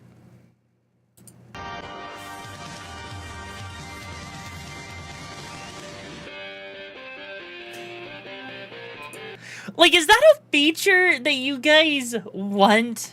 Like, wish was like a modern thing on cars? Is the Ball Chiller 9000? Like, just having an AC vent directly? Turbo Ball Chiller.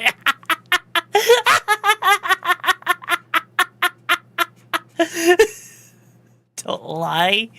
Everyone wants to, I mean, honestly, that seems like such an over, like, okay, first day and I love it here already, depends on the day, but maybe fair. We have it to cool the snack for later. You know why they probably got rid of it? It was probably a nightmare to engineer, honestly. Because, like, honestly, hang on. Here's the thing, you gotta think about it, right? That is a vent that has to go directly underneath the steering wheel. Which means they have to do some black magic wizardry to get that connected, which is probably a pain in the ass to set up, right? So I honestly have no idea, you know? I mean, like, sure, cost cutting, obviously, but then again, I guess, technically speaking, you do have to ask yourself, why does someone need a ball chiller if the AC can cool the car off well? Right? Like, I can understand, like, in the winter, if it's blowing out hot air to keep you warm, because, you know, your crotch being cold is probably arguably worse than your crotch being hot. But, like, you know, honestly, I mean, I guess. I guess.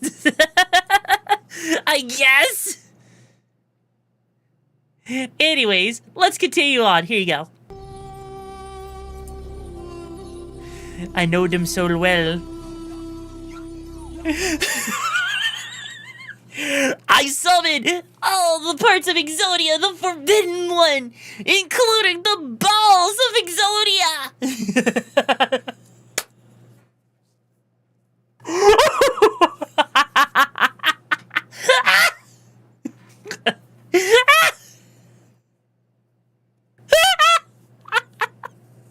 You forgot the little D, yo.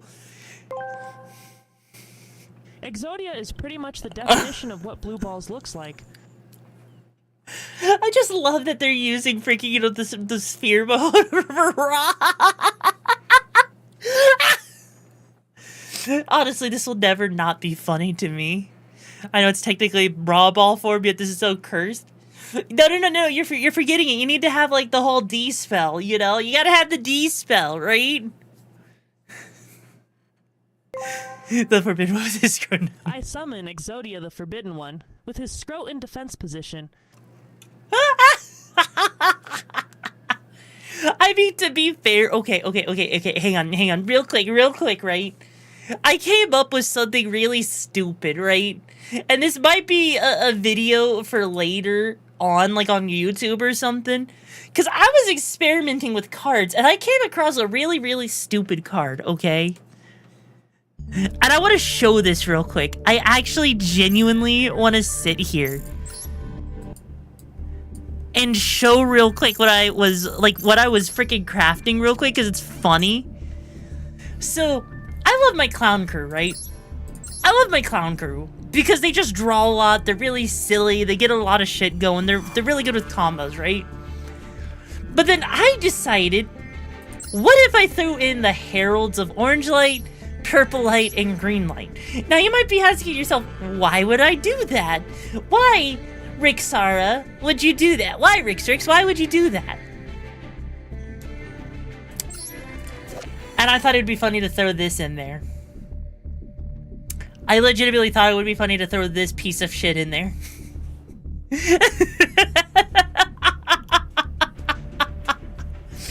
And just so I'll read off his effect for you real quick, just so you can see the sheer stupidity there. Also, hey Colton, how you doing, my little Jim? So, can only be ritual summoned with this card. You can ritual summon this card with Oracle of the Herald. Must be ritual summoned. When your opponent would special summon a monster or monsters, or activate a spell or trap card, or monster effect, quick effect, send a fairy monster from your hand to the graveyard, negate the special summon or activation, and if you do, destroy that card. So imagine you're going up against the meta, right?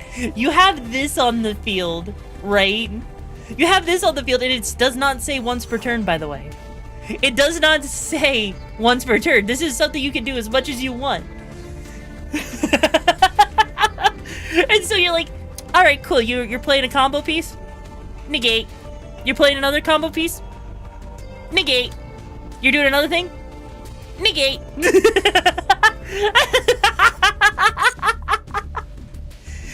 It's basically a feedback loop. It's not, this deck is not ready for function, right? Like, this deck right here does not work entirely yet. Like, it is still, I am still theory crafting the absolute bullshit out of it. I have one singular replay of it actually doing well, and I called it Clowning Herald, so I'll show you how it worked real quick, just so you can see kind of the idea of how funny it was, because it is funny. It is so funny.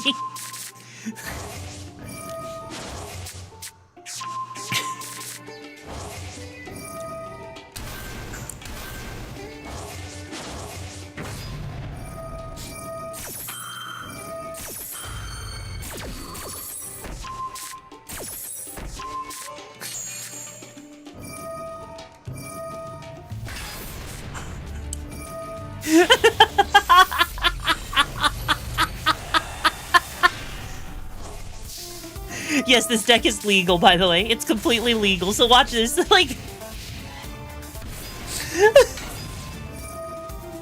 It's legitimately so funny, because it's like, oh, hey, look at that. They're going to do an EXE summon. Man, that would be a shame if they did that. Nope.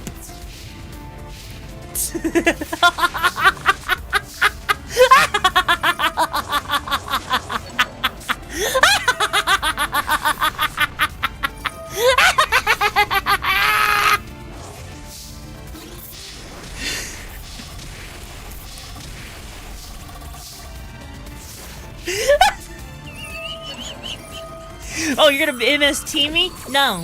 Fuck you. No.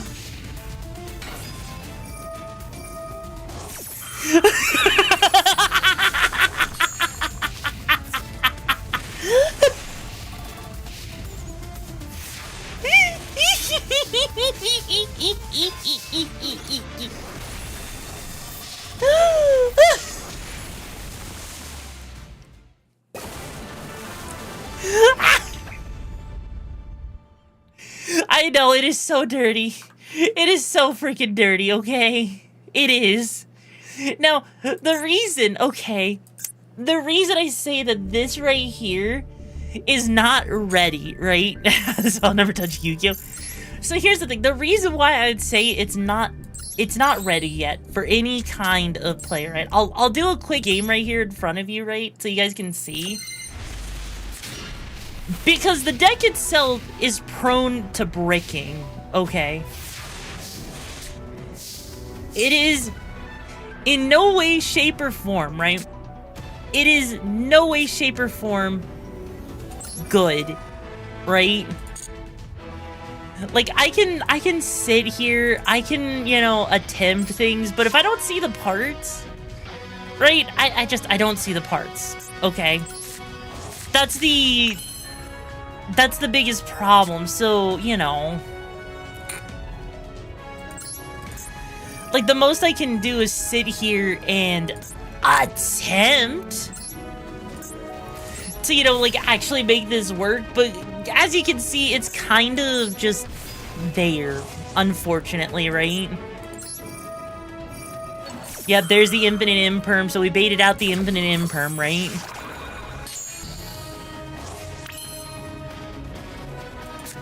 Because as you can see, we're kind of sitting here at this point, right? Where the deck is kind of fizzling out. We kind of bricked, right, from that tryhard deck. I mean, yeah. But as you can see, we kind of, you know, yeah. Yeah. Alright, I gotta attribute that. But yeah, like, as you can see, against something that's like, you know, the AI is set on normal, is set to be like the most difficult thing possible, right? So this was basically a break, right? That's why I'm still theory crafting it. That's why it's still not working perfectly. But it's freaking funny, right? So basically it's subject to RNG and whether or not it works. Yeah! Called the Yu-Gi-Oh! Trading card game? Yes, it is. Yeah, it literally is, because, like, I'll show one more hand just to show you what I mean by how bad the RNG can be. Because, see, look at this. I have 2 spells in my hand. This is not a good hand. This is a terrible, terrible hand. Like, there's a chance, right, that it could work. Let's see, so like add 1 ritual spell from your deck to your hand and add 1 ritual monster from your deck or graveyard to your hand. Okay. So what I'll do here is we'll attempt, okay? We'll attempt to see if it'll actually play nice, right? We might be able to get this to play nice. Whether or not we do, different story. Because all we could do is we could set that. We'll set this right here, right?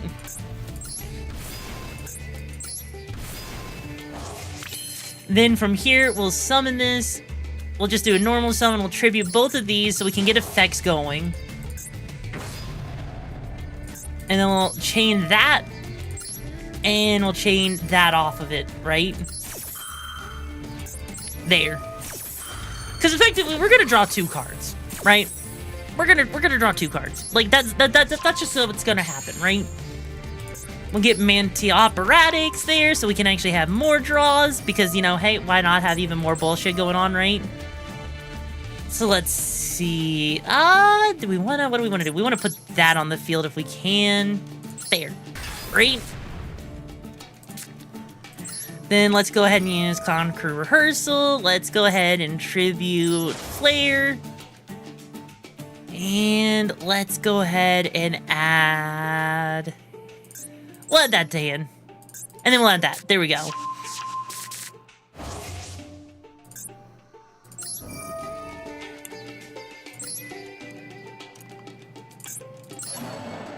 There. So basically at this point, this is basically the best that we can actually do at the moment.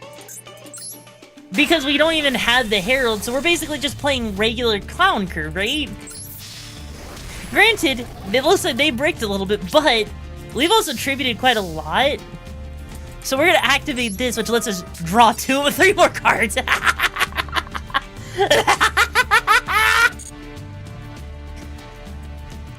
Then we got to discard 2 cards. What do we want to discard? What do we want to discard that...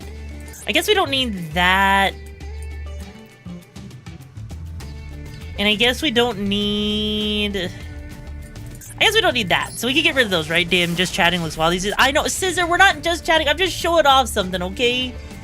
I'm showing off something here, okay?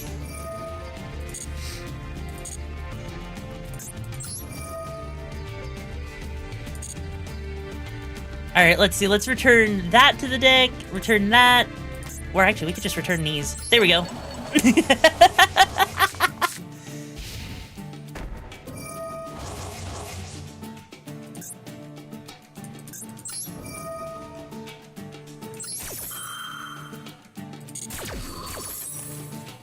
Alright, and then let's go ahead and special summon that, and special summon that. There we go. There.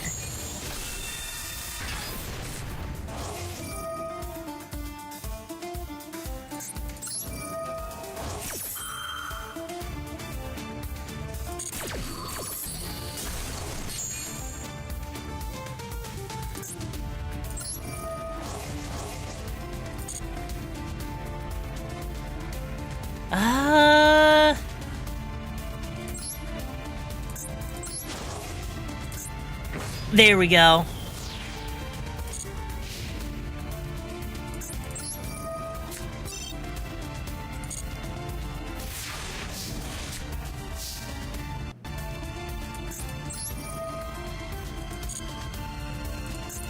And then we'll just return those cards back. That way we can just get cards back and draw another card. So as you can kind of see, right? As you can kind of see, we could just do all kinds of BS, right? There we go. Now that we got that back into our... Now we actually have the Herald in our hand, right?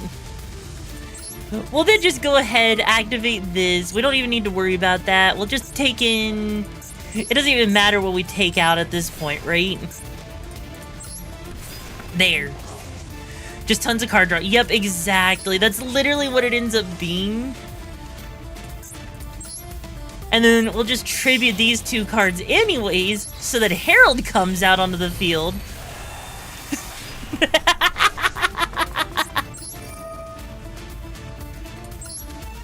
And then we'll just return the freaking Bianca Visso back to hand anyways.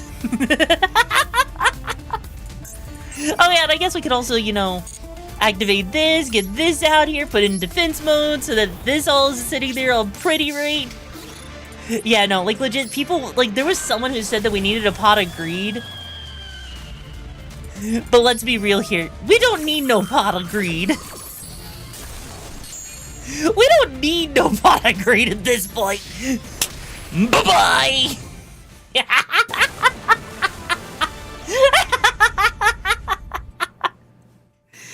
See, look at that. You see how we just, you know, clowned Heralds?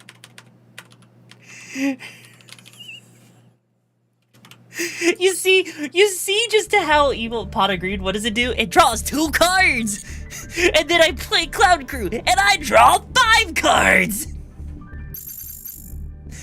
But yeah, like you see, that's something I plan on uploading at some point to YouTube when I actually have things properly set up for it.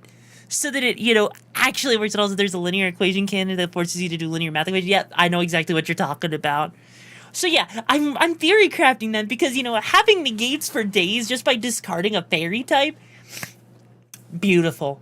Absolutely stupid, beautiful, 10 out of 10, would do again. I love it.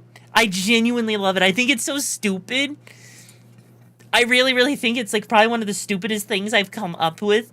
And I'm hoping once I've refined it, it actually works out well. And then we got some more Yu-Gi-Oh memes for you.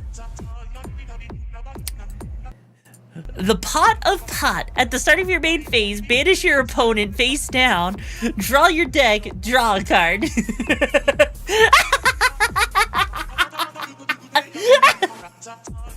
I heard I want to banish my opponent. My opponent's not allowed to play games. My opponent is not allowed to play card games anymore.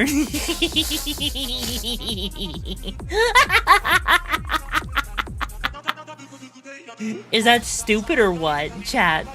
How stupid is that? Be like, no, I'm not gonna lose to you, Kaiba. I'm gonna make you lose to me, bruh.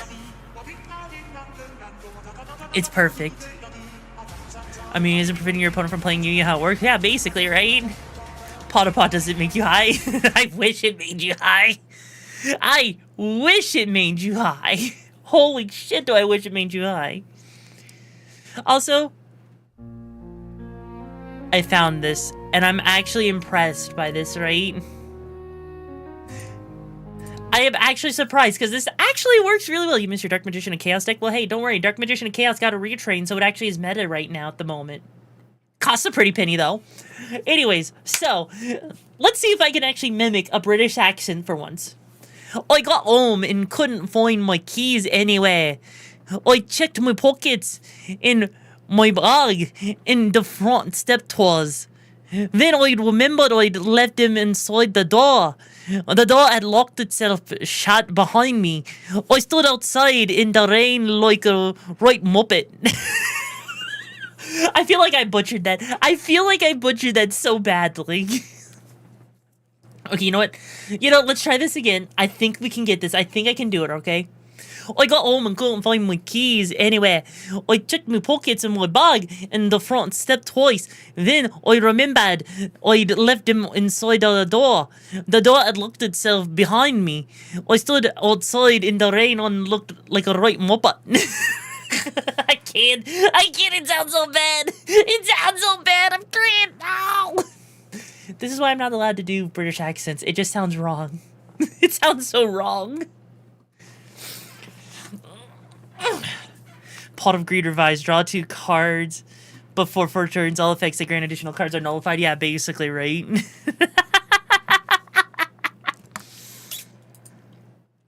Alright.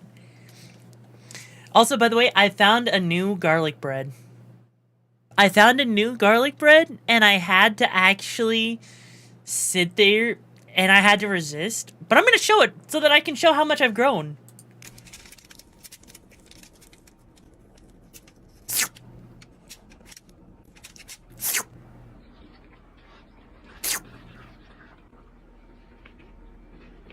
I want it.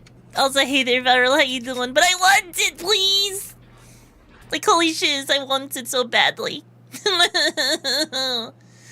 Also, okay, hang on. Also, hey there, Blood Moon Tavern, how you doing? Okay, so, okay. We all know the issues with the amazing digital circus, right? Someone made a parody of Isn't She Lovely for it. And I think it's probably one of the funniest things ever, almost.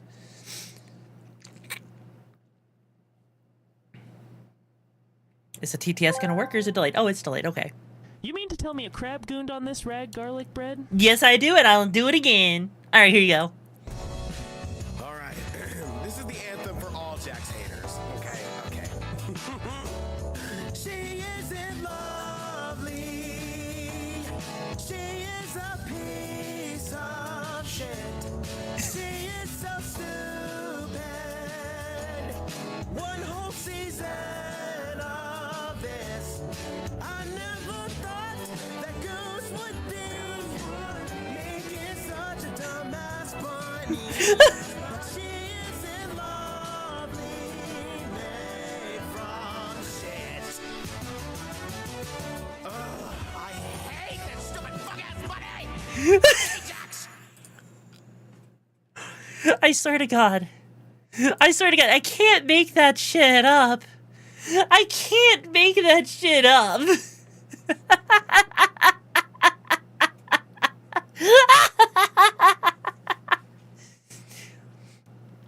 Also, do we have any Fate fans in the chat? Like any Fate Stay Night, Fate Grand Order, Fate Extra fans? Do we have any Fate series fans in the chat? Get your hands up for something I've got for ya. I am the mouse of my keyboard. Steam is my body.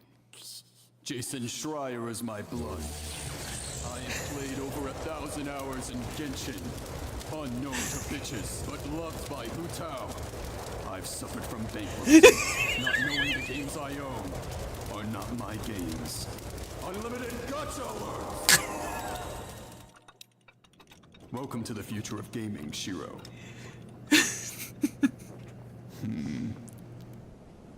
Every sword you see here was another pull from a featured 5-star banner.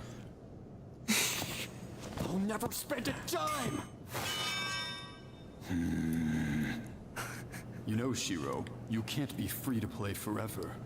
The developers will eventually get your money. It be through deceptive marketing, incredibly attractive waifus and husbandos, or impossibly difficult to beat endgame content. I don't care. The free Primo Gems and State Courts are enough for me. I could still get a few of the 5-star characters if I just try hard enough. You're a sad little druggy, Shiro. One of these days, you'll see a character you really like. A woman with massive badonkadonks. A ginormous hoo-ha-hoo. A binoculus bootar. And purple hair. Only then will you realize it pays to be a player.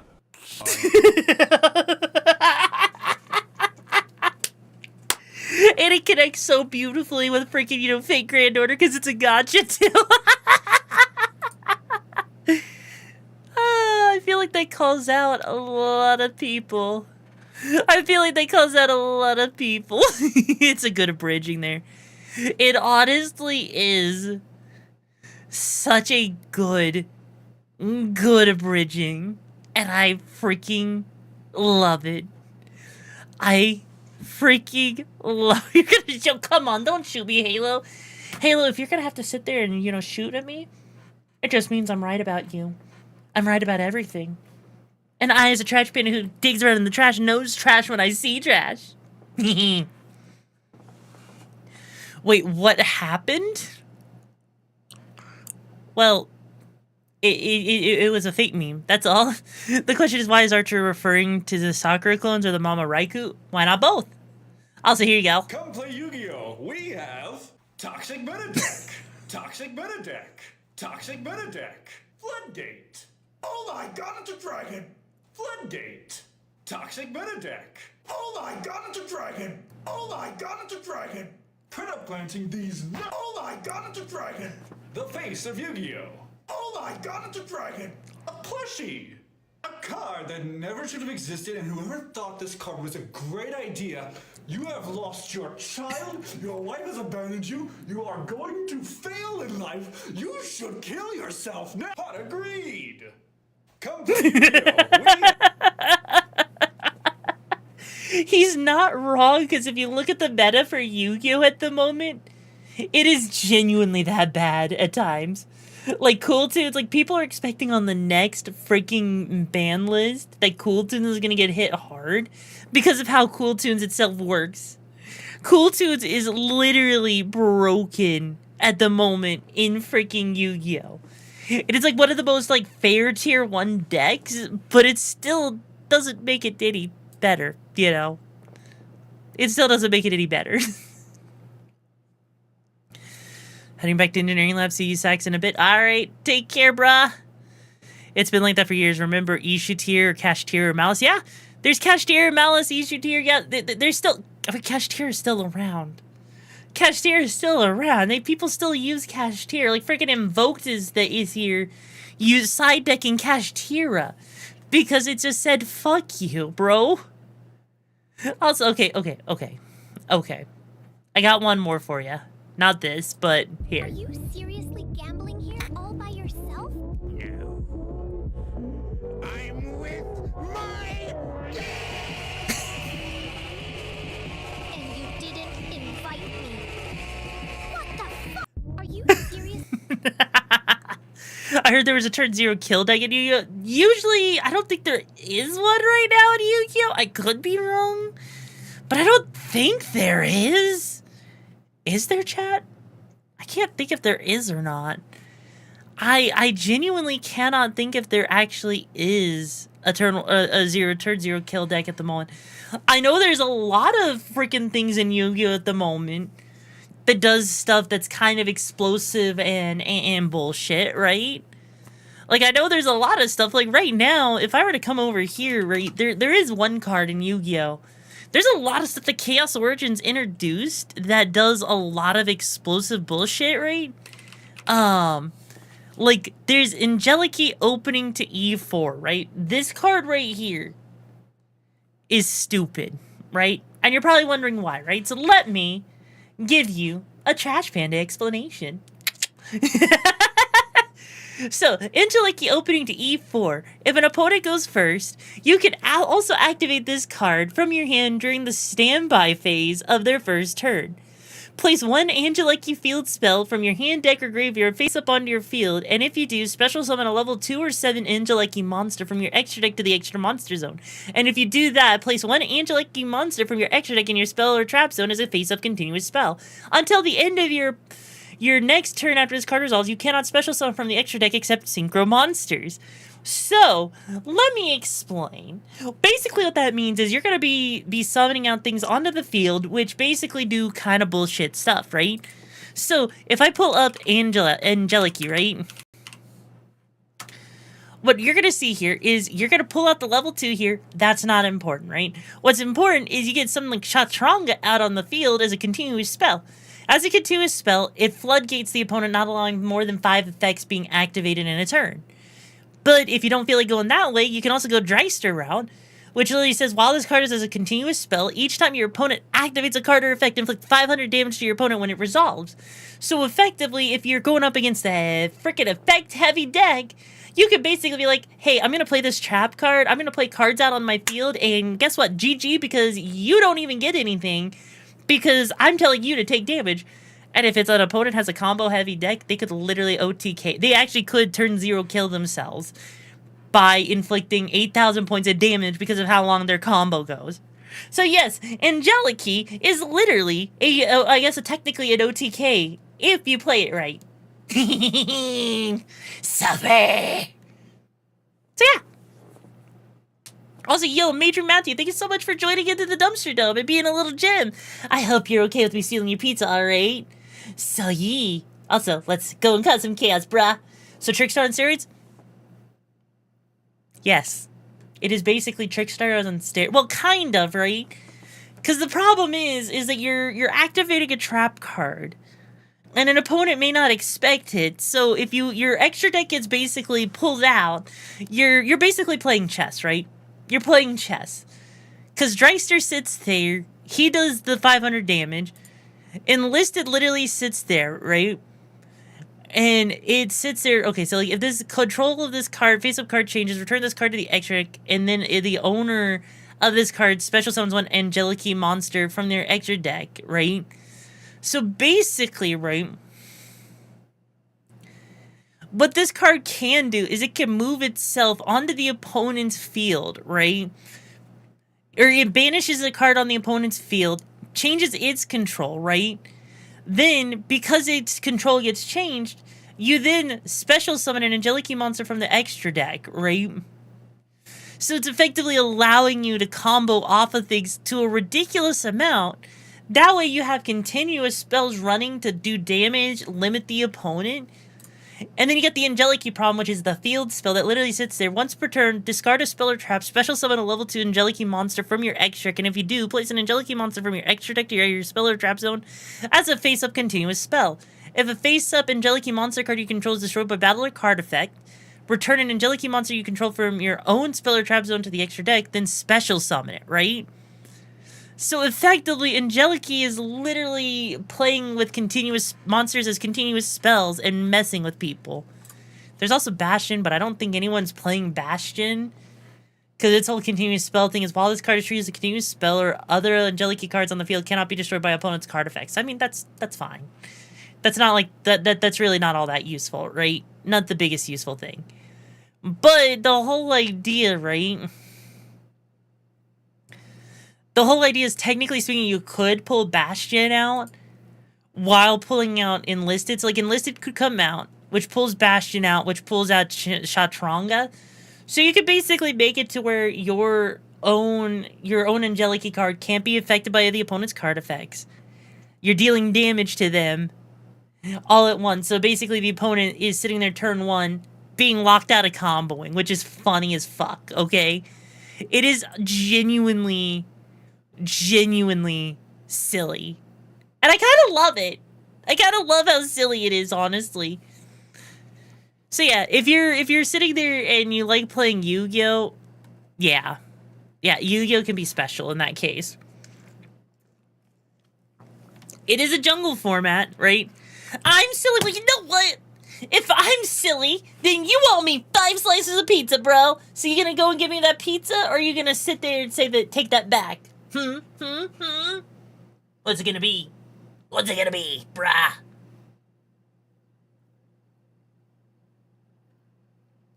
That's what I thought, being quiet. Oh, okay, then I guess you're gonna offer me, oh, you're doubling down? Okay, then it's 10 slices then, bro. Alright, okay. Okay, though. You know, Chat, then in this case, should we shift gears? Shall we shift gears?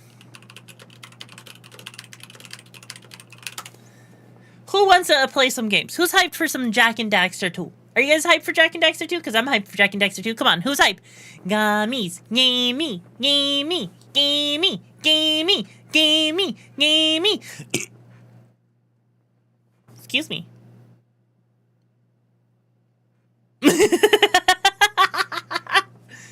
Nice. One moment, let me set up the game. Ayo. Heck yeah. All right, let's do this. Let's go ahead and get some games going. All right, let's get some games going because it's been we went a little bit longer than I thought we were gonna go with that. So Jak and Daxter. Can I just also say real quick, calling it feels so weird. Why did they go from calling it Jak and Daxter to Jak 2? Does anyone actually understand why they decided to call it freaking Jak and Dax? Like, they went from Jak and Daxter the Precursor Legacy to Jak 2. Why? Like, that feels so, I don't know, weird? I guess?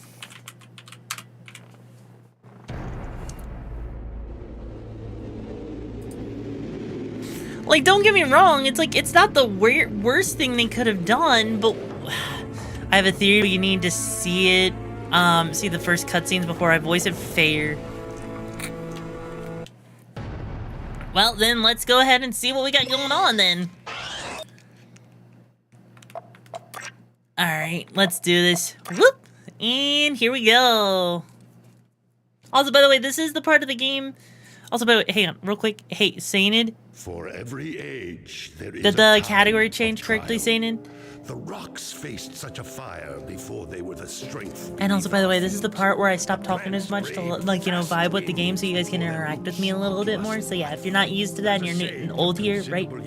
Alright. If you're new here, then no worries. You probably get this, right? Yet the hero it created was a champion for all time. Today's the big day, Jak. I hope you are prepared. Holy shit, kind of looks like a PS3 game on the PS2. Holy shit. Figured out most Holy of this shiz. machine. It interacts somehow with that large precursor ring. I just hope we didn't break anything moving it here to the lab. Easy for you to say. We did all the heavy lifting. Daxter, don't touch anything. Though the precursors vanished long ago, the artifacts they left behind can still do great harm. Or great good, if you figure out how to use them. I've had some experience with such things. I know you can make it work. Looks like Jak still got the mojo. Interesting. It appears to be reading out some preset coordinates.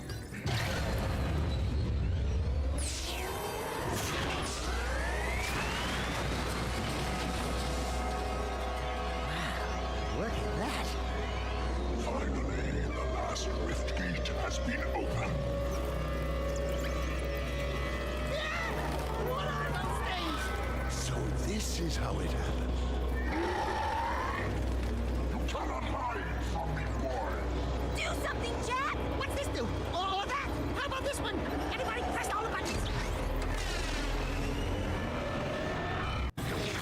What was that thing? Hang on, everyone!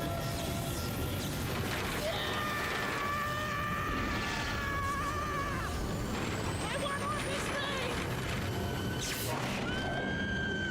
Find yourself, Jak!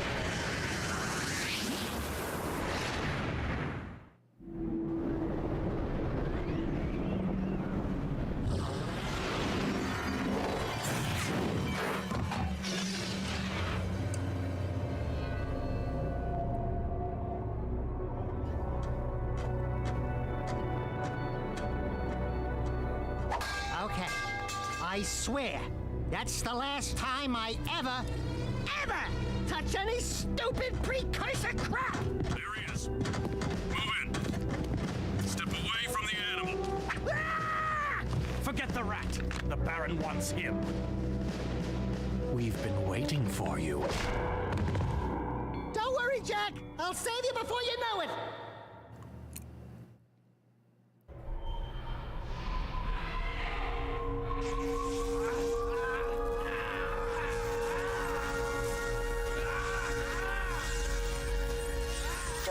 injection cycle complete. Bio readings nominal and unchanged. Nothing. I was informed that this one might be different.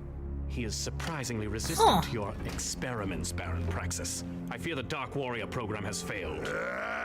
You should at least be dead with all the dark eco I pumped into you. Hi there, SCP. Middle hit armies are pressing their attacks.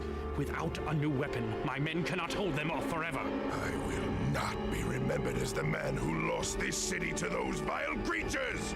Move forward with the final plan and finish off this thing tonight. As you wish. I'll be back later. That seemed like it was gonna be very intimate. Holy shiz. Body chains, roach food, torture devices. Hey, buddy, you seen any heroes around here? Whoa! What'd they do to you? Jack, it's me, Daxter. That's a fine hello. I've been crawling around in this place, risking my tail, literally, to save you. I've been looking for you for 2 years. Say something, just this once. I'm gonna kill Praxis.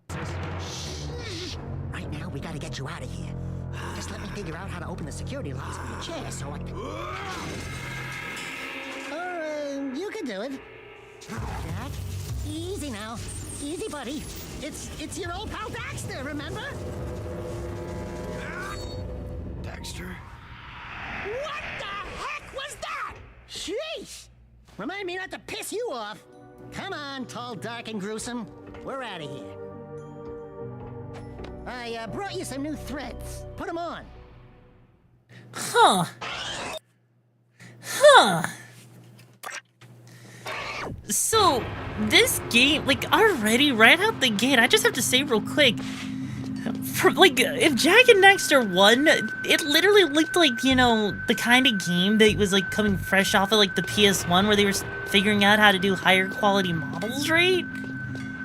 And this looks like it was, like, close to PS3 era, right? It's mainly now that Jax is an actual character. You know what? Okay, you know what? That theory makes a lot of sense, right? But that is crazy! Like, the visual upgrade from Jak 1 to Jak 2. This is insane to me. Ooh, that's a high ledge. Try jumping once, then jump again while Like, in the air to reach that one.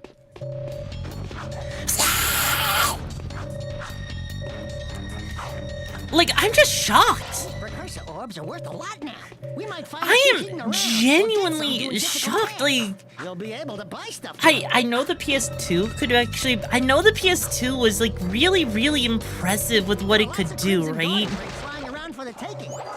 But this is like, you know, the fact that it looks like something you could have expected on the PS3 is insane to me. When did Jax 2 come out, Chad? Also, yo, by the way, Kova, thank you so much for joining into the dumpster dump and becoming a little gem, you lovely little rascal of a raccoontealer. Hope you're okay with being a part of me stealing your pizza, alright? So let's go cause some chaos, alright? Early 2000, really? Stuff. Wait, seriously? Wait, really? 2003, huh? Huh. For a 2003 game, this looks phenomenal. Naughty Dog was really good at pushing like the limits of what games could do, weren't they? Also, I noticed that their tutorial's way better on actually teaching you how the game actually is supposed to work. It was like less than a year later. Wait, seriously? You're kidding. The PS2 and the PS3 basically got what was back then high-end server CPUs. Ah, that's fair. That somehow makes a lot more sense than I was thinking. Surrender yourself. You are under arrest. I'm under arrest? Well, you're resisting arrest, bro. The video game Jak 2 All-Star Power P Western Light RP, often spelled Jak 2, was released in North America on October 14, 2003 for the PlayStation 2, and later launched in Europe and Australia later that same month, October 2003, and in Japan on March 11, 2004. Huh, that is so crazy. And they pushed, yeah, I can already see that they pushed the maturity already, right? already I can tell, because, like, you know, it's already got a grittier, darker atmosphere, right? So, like, that totally makes sense. That totally tracks. Oh no, whatever will they do? Hi, buddies! You know, I'm sorry, I heard one of you had wifey kids. Nope, sorry, you don't have a wifey kid anymore when I'm done with you. I don't feel sorry that I made a widow. Oops. No escape. There's no escape? My butt cheeks, there's no escape. If there's anything I've learned in being a freaking trash panda of digging through the scrapyard is there's always an escape. 2 widows, maybe. I don't even remember Jack even talking in the first game. He talks a lot in this one and the next. Yeah, no, in Jack 1, he didn't utter a single voice line. Because Daxter was the one that did all the talking. Every time Jack was going to talk, Daxter literally interrupted him. So I would assume that they wanted Jack to actually have a personality at this point. Jack, thanks to me. Nice to breathe some fresh air, huh? We'll get But that Baron Praxis guy, all right? I guess they wanted him to have a personality, and I guess some people didn't like that? Question mark?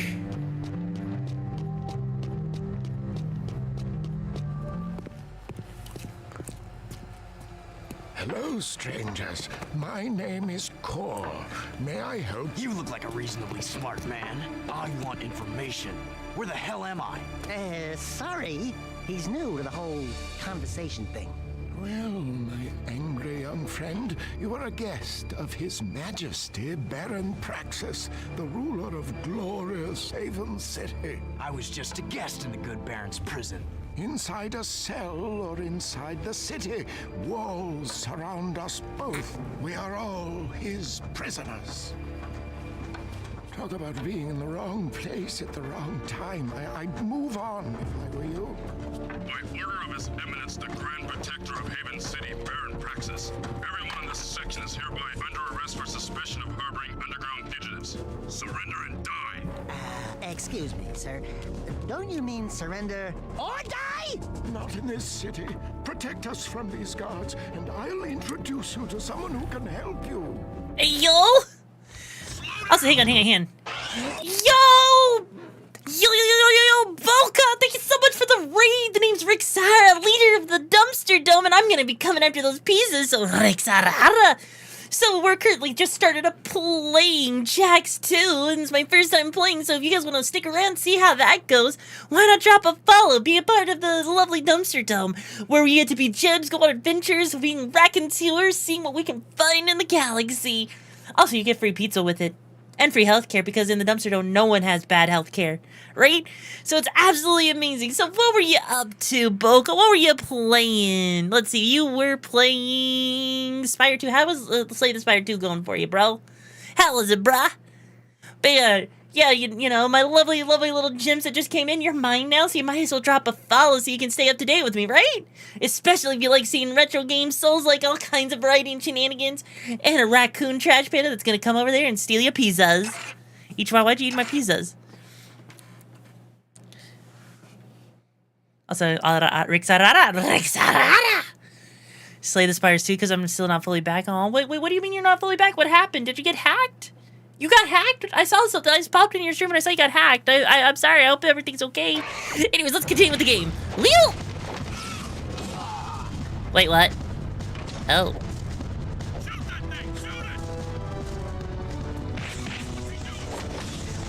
Well then.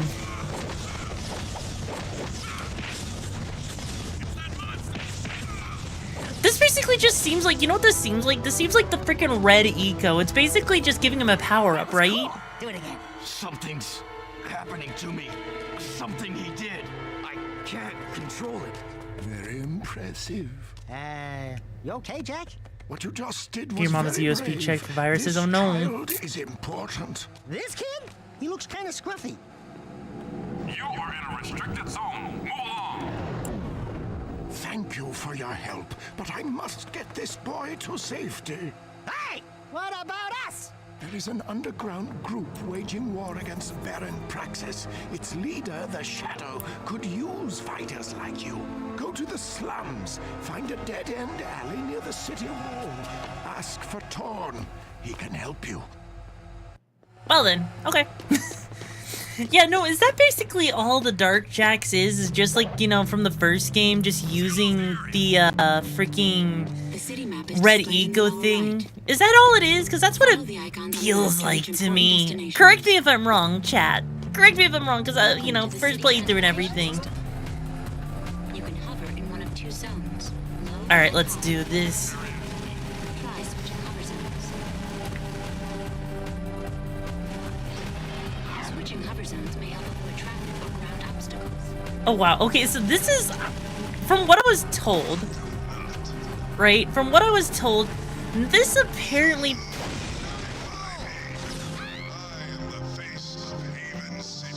Oops. Dark Eco making him shoot off lightning and explosion. He's angry and you can barely control him at this point due to... Ah! I mean, that still seems like the red Eco, just without the lightning part, right? But even still, from what I was told, apparently this game is very GTA-like. Red Eco's the fireballs and speed. Oh, wait, was it the... No, wasn't that the orange Eco? Because I remember orange Eco was the Eco that you used to fire stuff off, right? And red Eco was the one that powered you up. Green was your health. Blue was the weird electricity stuff, right? Also, where the heck am I supposed to go? Because this map feels a little confusing. Oops. Make me pull over, bitch! You can't stop me! I'll run you all over! Die, I don't care. Everyone gets ran over. You get ran over. And you... Oh, never mind. I guess you don't get ran over, but still. You get the point. Yes. Well, no, yeah, the yellow Eco. Yeah, that's what I'm talking about, is the yellow Eco. There we go! We're looking for a guy named Torn. Core sent us. Are you Torn? Maybe this guy's a new, like you used to be. New faces make me nervous. Word is you're out to join the fight for the city. You know, picking the wrong side could be unhealthy. We want to see the Shadow. Not likely. If you want to join something, why don't you and your pet go join the circus? Unless you've got the fur for a really tough task. Steal the Baron's banner from the top of the ruined tower and bring it back to me. Then, maybe we'll talk.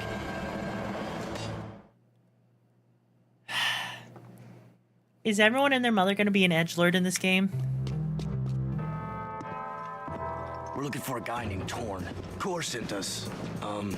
Are you Torn? Maybe this guy's a new, like you used to be. New. Are they all gonna be this edgy? Because I can't help but feel like they're all gonna be 3 is much better. Is 3 much better? Like, don't get me wrong. I don't have a problem with them being edgy, but like, holy shit, that's literally that dude's like, my family was taken away from me, so I'm gonna have to go and beat you by smoking 6 packs of cigarettes a day. That's why I sound like this. Because the edgier I am, the more likely I'm going to sound like I smoke chronically. That's right. I am Corn, the leader of the Cornflakes, smoking cigarettes like a chain smoker.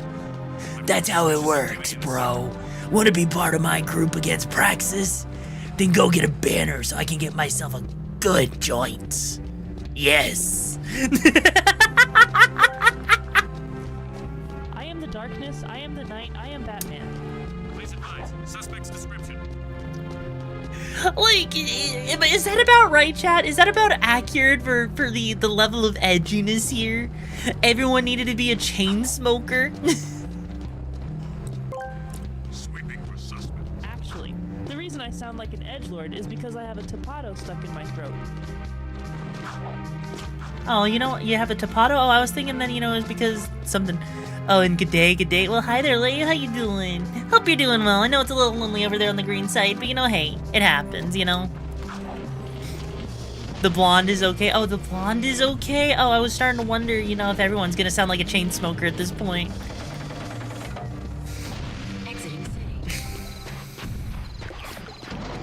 I need to smoke 12 packs a day to make my passive series yield breaking fair.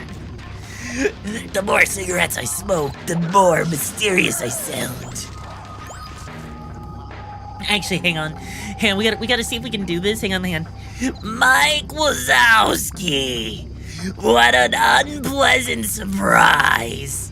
Playing Jack 2 because you couldn't be meeting quota for your scare record. You got that paperwork for me, Mike? Or did you fail like the failure you are? Maybe you should be a bowling ball like your father, Mike.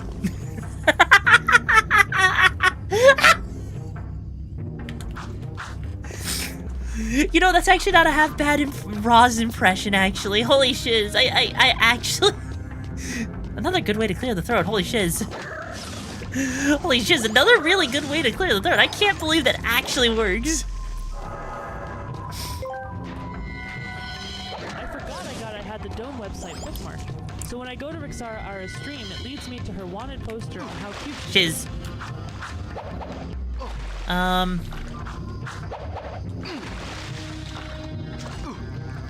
Fuck. Also, always watching, Wazowski. Always watching.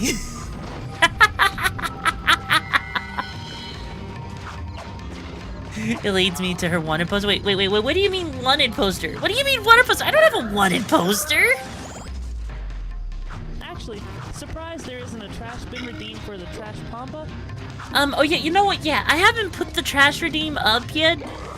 Cause I just haven't had time, right? I've been trying to pace myself with getting everything set up, right? There's only so much I can do with the scrapyard, right? That commercial. Then there was Monsters Inc. on the PS1 and in the PS2 as well. Yes, there was, and even like on the freaking Game Boy, you know. But yeah, like legit. Yeah, like, here's the thing. There's a lot of things I still have to set up. I've been scrapping things together, right, chat? So the fact that there's stuff like the trash can doesn't exist is literally because I haven't had time. I haven't had time to set it up, you know? I plan on setting it up eventually, right? I just haven't really been able to because I've been busy. Like, I built a website. I did a whole takeover. And, like, it literally, in like 2 weeks, I basically made a model, did a takeover, redid an entire thing of assets, right?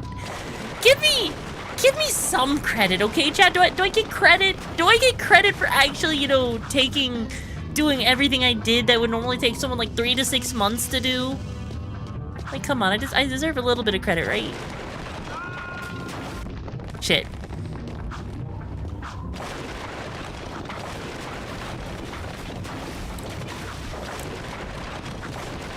And up we go. You get hugs and head pats. Yay, I get hugs and head pats. Heck yeah.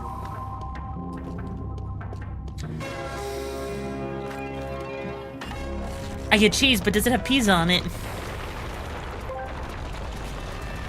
I'm proud of you. I hope you know that. I do know that. Also, hey, why bye you late, my little gem? Where have you been?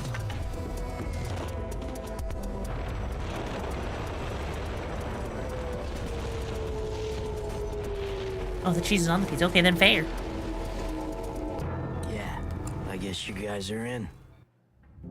Heck yeah, we're in, bruh!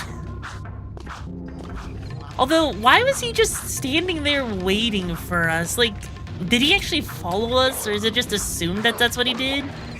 Because it kind of seems like that was what's implied.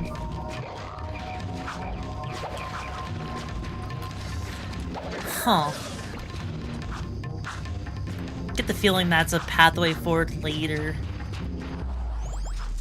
You're like the 90s, early 2000s. Oh, thank you, Layla. I worked really hard on programming it and designing the website Go back to the city, Jack. so that I could actually have it because I've designed my entire overlays, my entire layout and everything, right?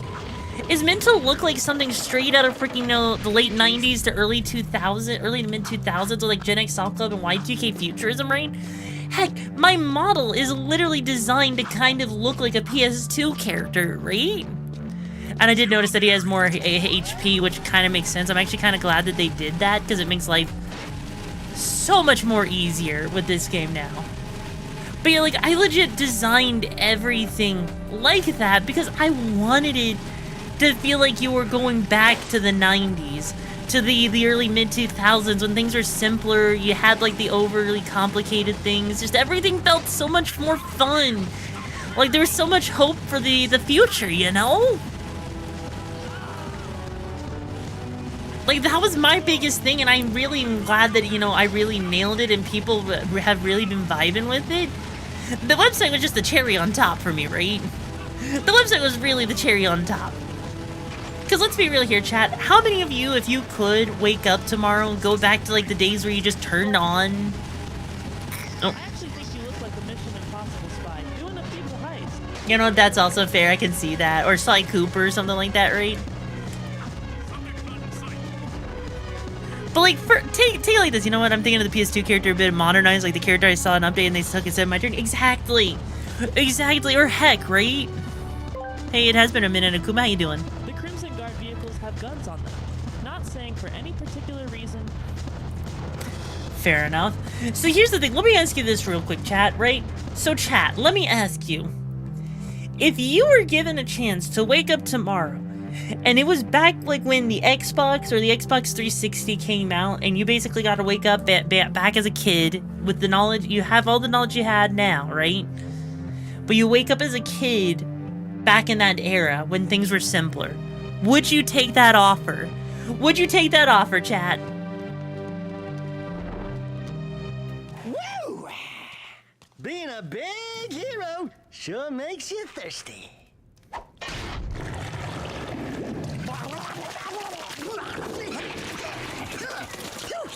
The Baron turned off all water to the slums. He's willing to sacrifice innocent lives just to destroy Honestly, them. if I would wake up tomorrow in the early 2000s, I would be like, oh man, okay, got a second chance and enjoy life. That's why I quit. You were a Crimson Guard? Well, that explains your charming sense of humor. My friend in the guard tells me the valve to turn the water back on is located outside the city, at the pumping station. Outside the city? What about the security walls? What about the metalheads? It ain't a petting zoo out there. Peeps be getting deep sixed. Find a large Peeps be getting deep six, holy shit. It'll take you outside the city to the pumping station. Get to the main valve and open it. If you survive, the slums will be indebted to you. If not, maybe we'll have a touching moment of silence in your honor. I'd like to give him a touching moment. Holy shit! You know, Daxter, I don't think that's exactly what he meant. I don't think he meant it in that way, bro. I think he, you know exactly when and where to invest to be rich, fair, school training, judo, yep. Lael said they would absolutely, yeah. Honestly, like, that's the thing is if you had the ability to, it makes so much sense how I would do it, right? You are technically allowed to change things up, right? It's just that, you know, you go back as a kid with all of the knowledge that you have so far, right? That's all it is, right? No need to overcomplicate it or anything like, oops. I take it we're gonna be alerting the security a lot in this game. Just because of how easy it is to run over people. Oops. At least they actually added in vehicles and made it easier to, like, you know, use. That's actually, I actually like that, right? Also, just having, like, the updated visuals, the freaking everything with like, you know, so far, everything feels a lot like they figured it out, right? If Jack and Daxter were the Precursor Legacy was literally just, like, you know, the general idea of them figuring things out. Oh, shit. This feels like they actually genuinely they genuinely actually figured what they wanted to do, right? Which is honestly amazing. Stop! Cause honestly, yeah, no, honestly,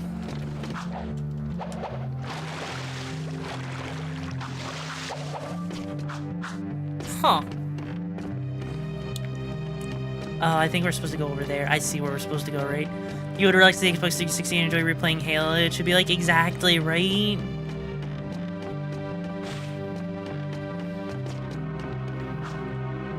Here we go. Not gonna lie, I would take that deal. One hell of deal. Get to sit back and relax with little bro and just play games on the Wii. Have mom's iPad to watch unrestricted YouTube. Go back to your first experiences like Super Mario Galaxy with Zelda, all of that stuff. Exactly. See? But yeah, no, honestly, for 2003, Jack, those are metalheads! what the frick are those things?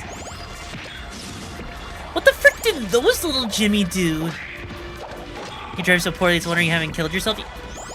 I'll have you know that maybe I drive poorly, but at least it's giving you a fun ride, you know? At least me driving like this, at least it lets people learn how to have a good time. I'm not here for a long time, I'm here for a good time.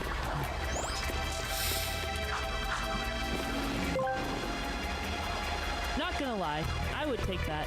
If I retain I've learned over the years and go back, I would do more when I was a kid, and especially cherish the time I had with the relatives I knew before they passed. Sorry Aww. if that sounds cheesy there, Miss RIXARA. No, that's not cheesy at all. That's actually really endearing. I love that. I find that really, really, really touching, you know? I really find that super touching. I love that, honestly. But you know, like, this actually... So, here's the thing, right? This goes into a whole idea I had... Oh, shit.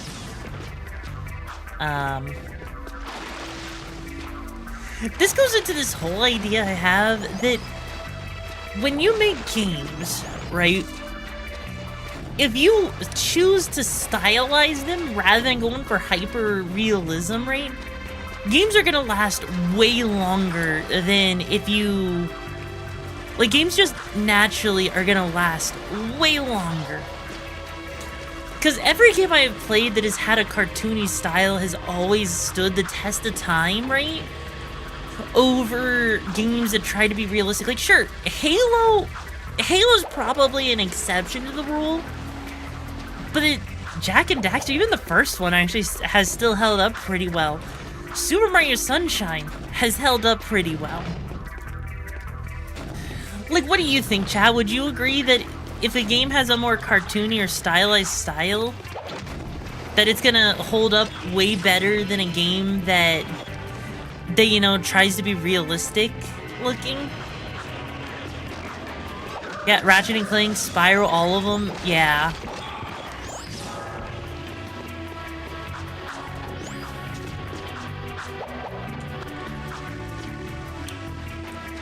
Alright, let's see, because there's a lot of these. I want to know what these gems are that I'm collecting at the moment. Because there's got to be a reason for collecting all of these gems, right? We have Skylanders. Ugh. Okay, I'm going to be real with you guys. Did anyone actually like Skylanders? Because I have to say, I thought Skylanders was a pretty piss-poor idea, you know?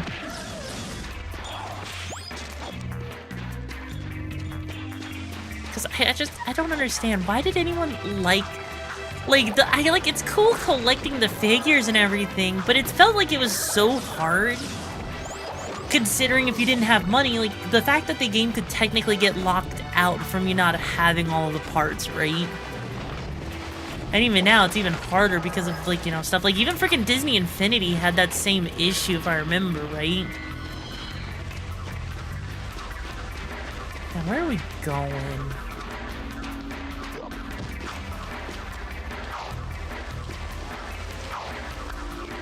There we go.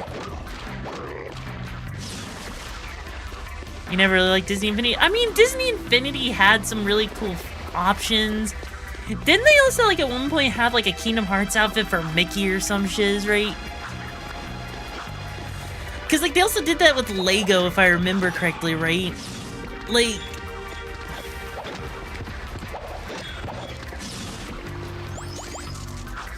Yeah, they did it with Lego, because, like, they had the whole thing with, like, the Lego portal thing, but it was, again, really hard because of how expensive it was. In the Wii U era, there was a Lego version of the game called Lego Dimensions. Same concept of Skylanders, but in Lego...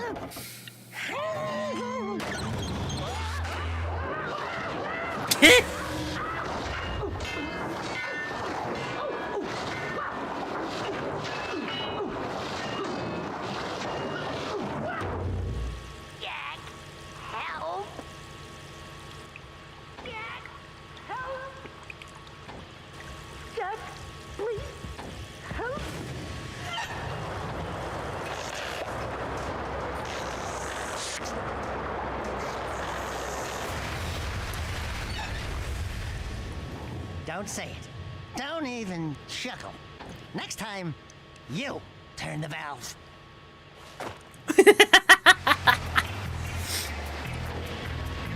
To be fair, he kind of had it coming to him, though. He kind of had it coming, you know? Oh, wait. Is that it with this area?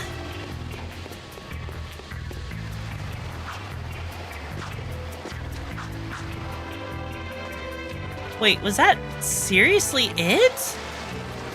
Are we already... I mean, Dax kept his promise, broke Jack out of prison. I mean, he did, but... Is that seriously it?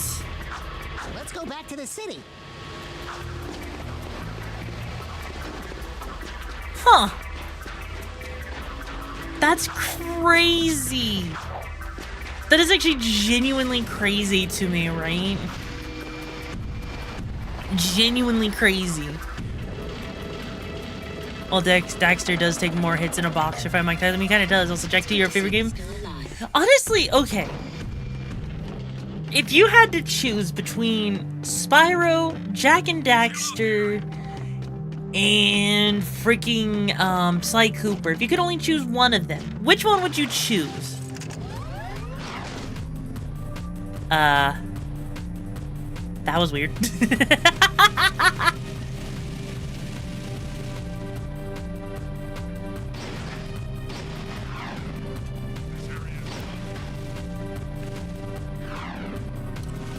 Oh yeah, and Ratchet and Clank. Yes, Ratchet and Clank would be another one you could choose from, right? Like, basically, the PS2 era of platformers. If you could only choose to keep one of them, right? Which one would you choose to keep? One person said Ratchet and Clank. Fair.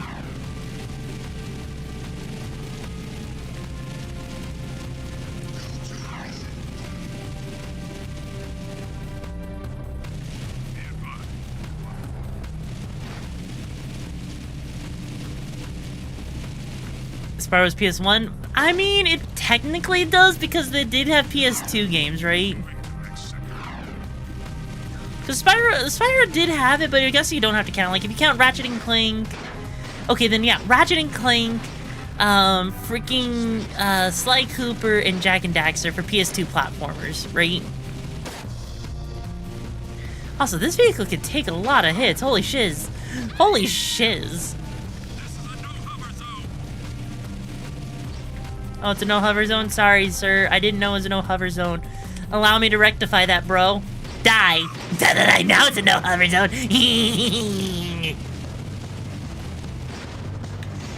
Whoop. And then the world was never the same again.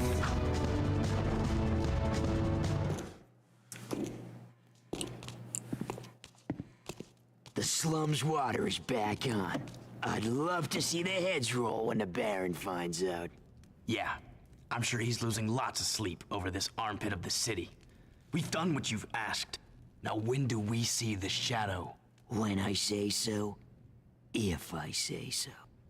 But before I even think about it, I want you to take care of an ammo dump we've ID'd in the fortress.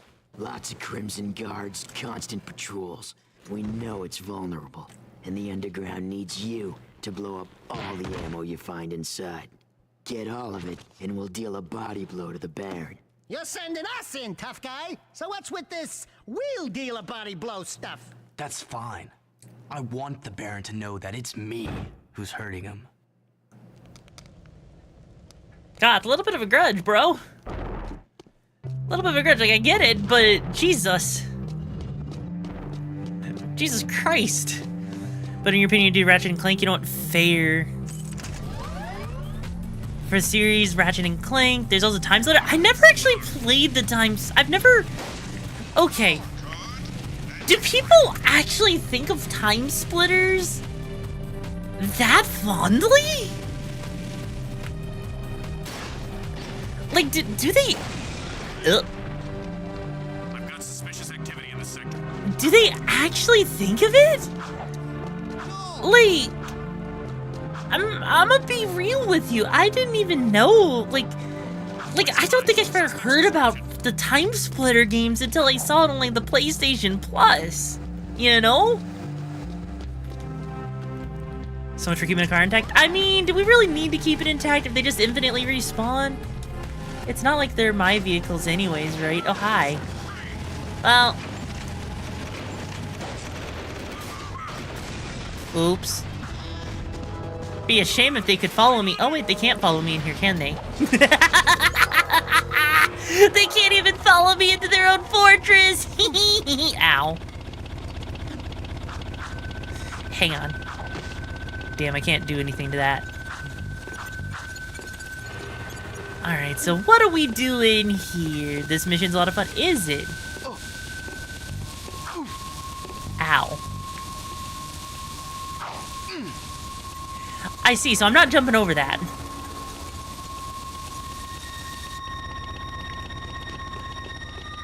Unauthorized use of fortress door. Activating security tank. Oh!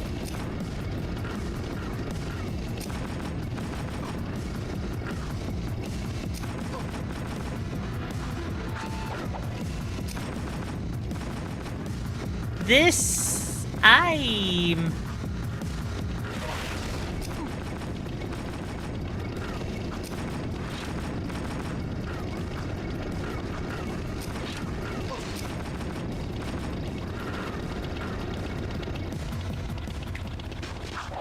Unauthorized. I don't know how to feel about this.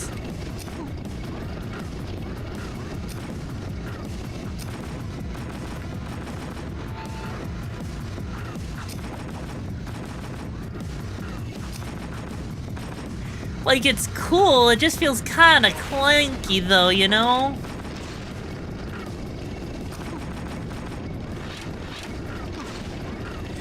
Yeah, okay. Also, what's the point of having like 8 points of health if every hit does like 2 points? Unauthorized use of fortress door. And also, Yellowstone, thank you so much for the 23 months of Jimmy's. I appreciate it. Ow, Jesus.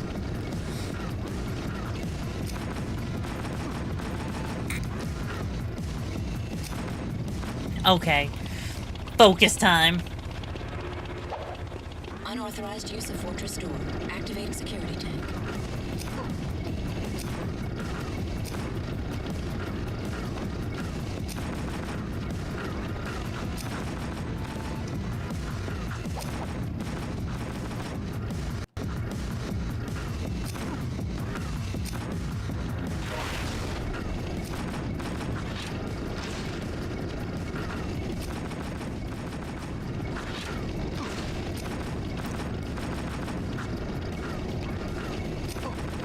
Oh, fuck off!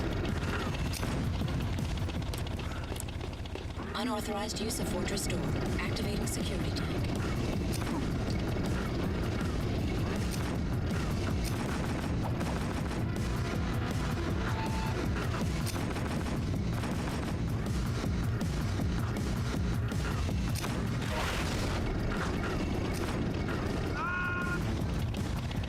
The Jaguars and Daxter into the tank and start ripping wires. Right? Like, it's just sitting there.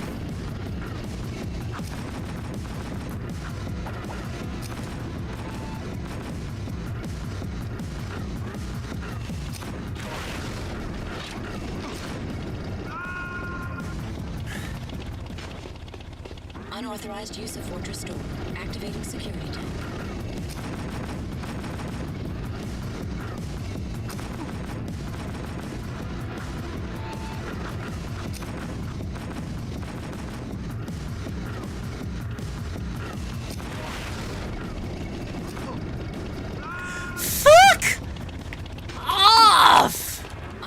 Unauthorized use of Fortress Door. Activating security tank.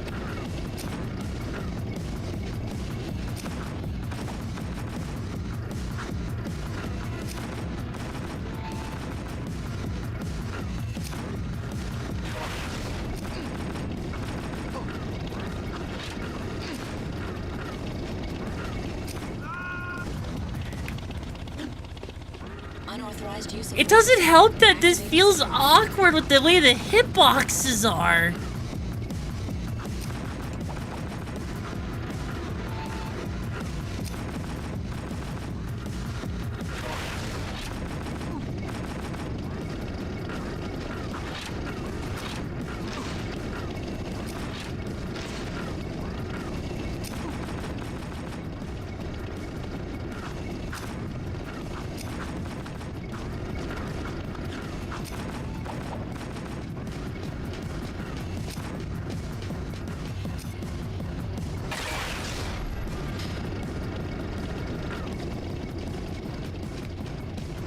Okay.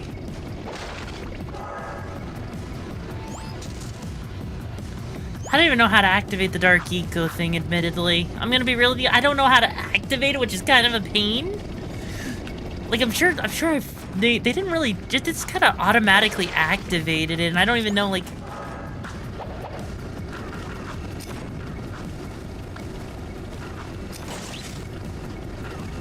Break those tubes in the center. Oh, okay. Uncharted's also... You know what? Uncharted's another really good one. I honestly forget how easy it is... Oh, that was bullshit. I honestly forget how easy it is to actually forget about Uncharted.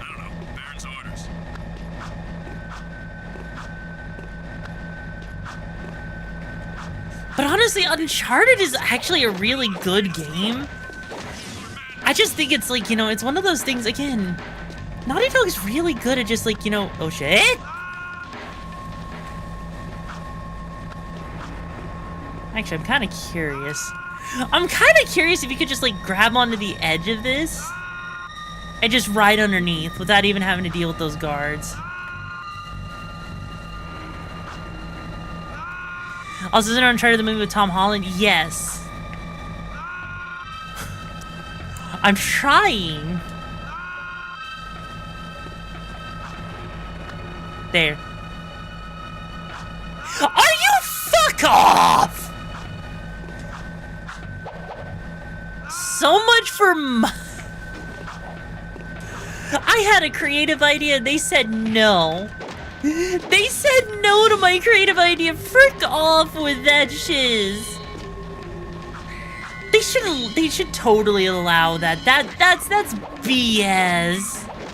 That is, I mean, it was worth a shot. That is just a BS. That's the kind of creative thinking I love as a gamer.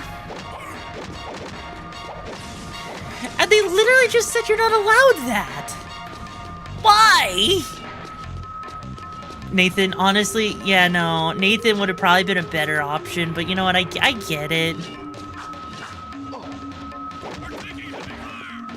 I'm not even firing a gun, bro. What does taking heavy fire even mean in this situation? Bro, you guys shouldn't even be secure. If you guys are falling this easy to an unarmed guy, maybe you should go back to freaking, you know, I don't know, whatever freaking guard school? Learn how to be a better guard? Maybe this is why so many men don't know how to use protection. I don't know. But thoughts on Jack's new threads in comparison?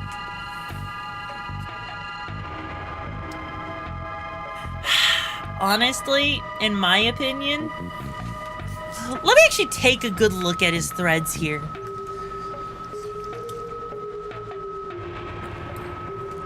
Honestly, I think his design in Jak 1 was a lot more iconic, honestly. Are you serious? It sent me all the way back here? Are you freaking kidding me? Holy shiz with the checkpoints, bro. Okay, yeah, no, like, also imagine if all Naughty Dog characters just change places with other Naughty Dog characters. Oh, that'd be kind of funny, though.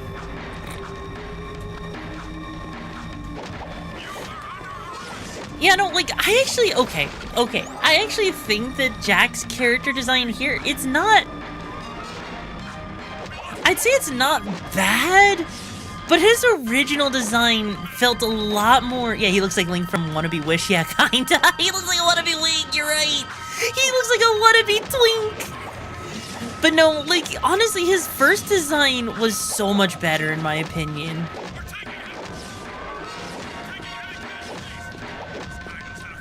Like, I don't know. Like, something about his design from Jack, like, you know, from the first game, honestly just spoke main character. This feels like a rebel design, and it's not a bad one, but it kind of feels like it lost the plot of what they wanted Jax to be as a character in a way, right? But they absolutely, no, absolutely, Johnny, I agree with you. They absolutely did change it to fit the feel of this game. That's a security pass. We need those to get through city checkpoints. Shh.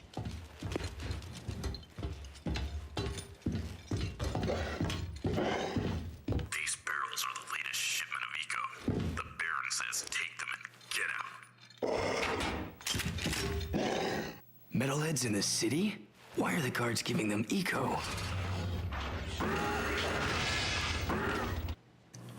Oh no.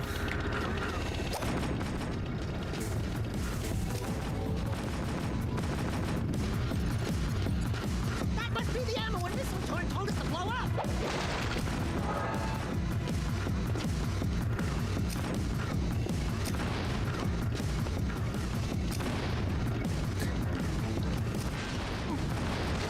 Missile cooling systems damaged.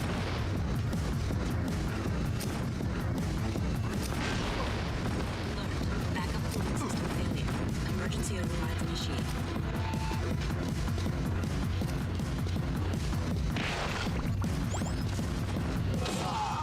Oh, that's how you do it. Okay.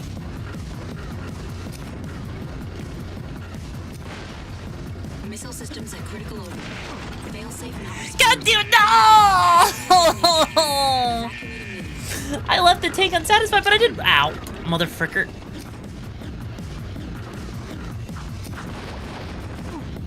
That must be the ammo when Missile Torn told us to blow up. Warning. Missile cooling systems damaged.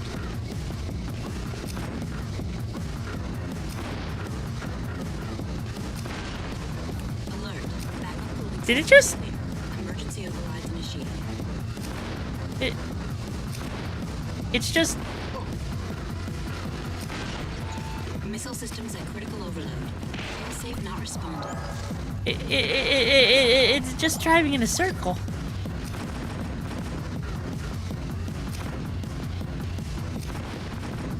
It's just driving in a circle. Danger. Warhead detonation imminent. Evacuating unit. It was just driving in a circle.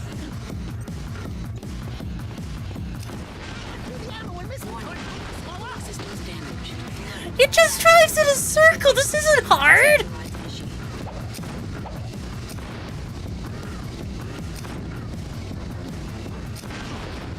Missile systems at critical overload. Failsafe not responding. Danger. Warhead detonation imminent. Evacuating unit.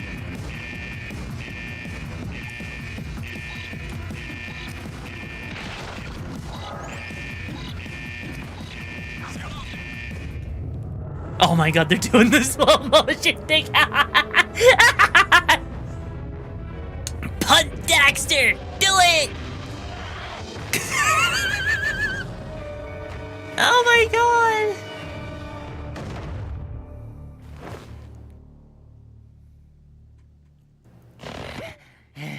This place has too much excitement. We need to move back to the country. Could you imagine if he accidentally queefed right on Daxter? Could you imagine how awful that would be if he let one rip? Just was like sitting there, fell up, it's like, oh, I wonder where Daxter is. Hey, you! What kind of pizza did you have?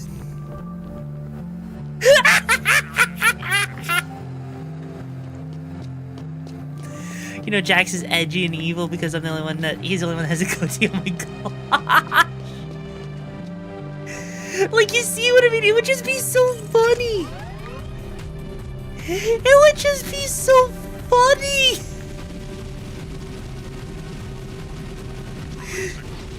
Like, just imagine if that's what actually happened.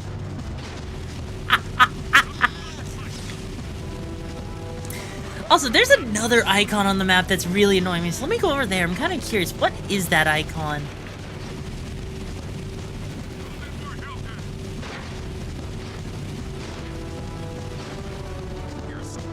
Yeah, I know you can change elevation. Is there really a point to changing elevation in this game with the driving? Because I feel like there's not really a point to changing elevation, right, chat? Is there, chat? Anyways. Oh no, suspect moving into Sector 6. Oh no, suspect moving into farting range.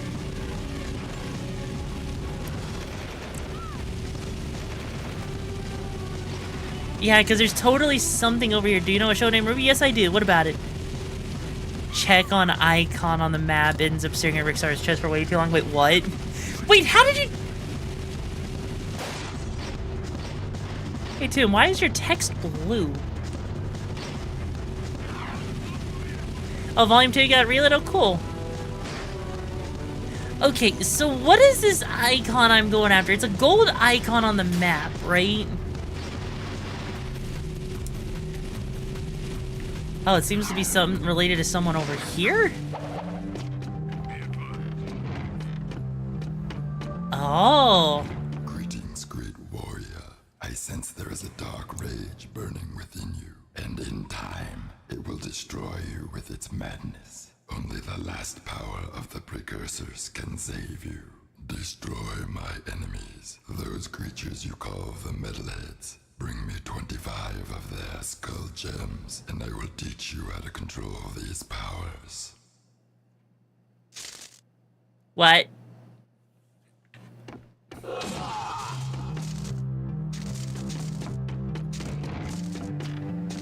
What? Is that...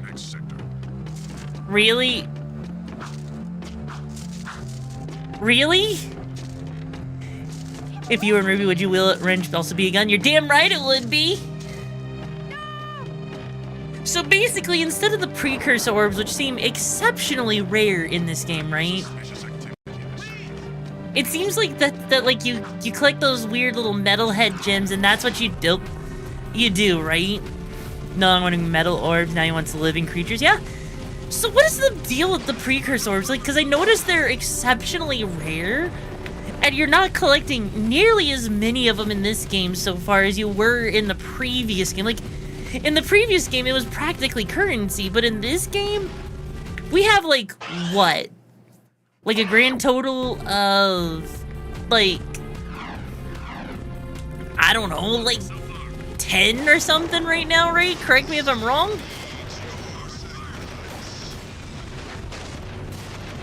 Also, goddamn, these things are hard to pilot. Why are these things? Oh, hey, never mind. You know what? I didn't want that anyways. It was just a piece of scrap anyways, you know?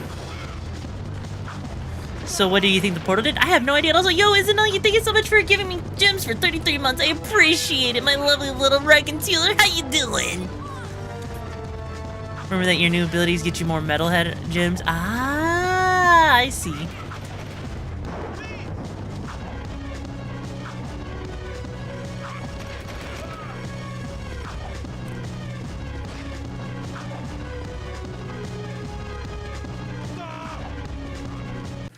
Also, hang on.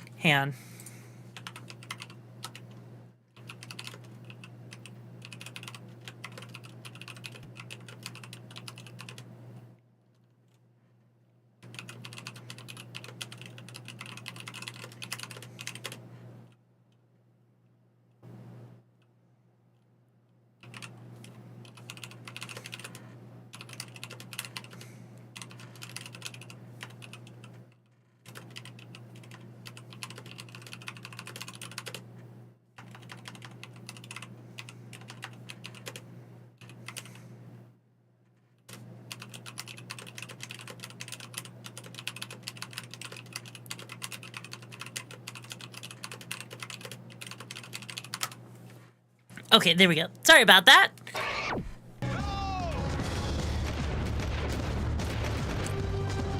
Anyways, let's keep on going, like, because we're trying to go back. Like, I'm noticing right now that there's a lot of back and forth. Like, how much of this game, out of curiosity, is back and forth, chat? How much of this game is actually genuinely back and forth? Welcome to this time on Total Drama Island, where some random raccoon will get yeeted from the trials. Like, yo? Please tell me you're joking. Please tell me that it isn't just like, you know, an entire thing of like, oh, hey, do this. No, do this. No, do this. The demolition duo has returned. One barbecued ammo dump served up hot. We saw something odd about the guards were giving bottles filled with eco to a group of metal. Hey, Jax, is your eye okay, bro? The shadow is your eye okay, bro? Interested to hear that. You know, kids have it easier than stealing grass and a sleeping yakko. His eye's freaking out. On the road, we want to start proving ourselves. One of our suppliers needs his payment delivered. He's tweaking, man. He's tweaking. Get the Zoomer parked out back and drive it to the hip hog. His eye's tweaking. Ask for crew. His eye's tweaking, bro. Don't let the Baron's patrols stop you. By the way, bro's tweaking. Pump crew for information. That's a lively zit. Imagine how much it's gonna gush. Up to. You can count on us. Are you still here? Oh my god.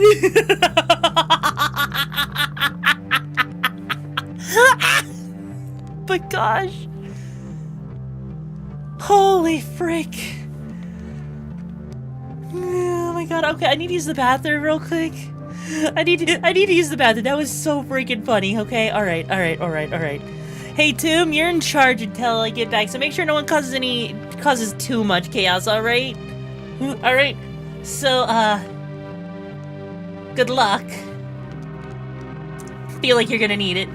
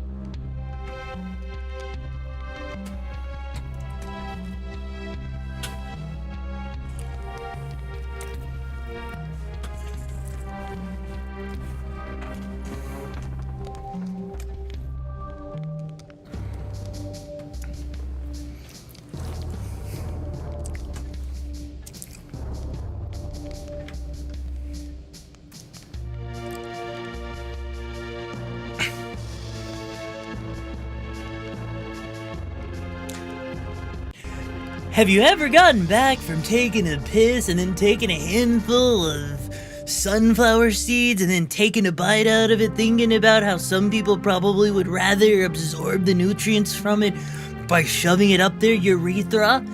That's what it's like to drive a Ford F-250.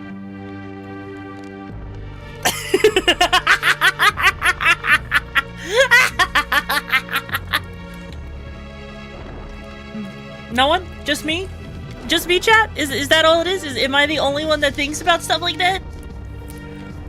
Yes, I washed my hands. Did it seem like I didn't wash my hands? Yes, at F-250.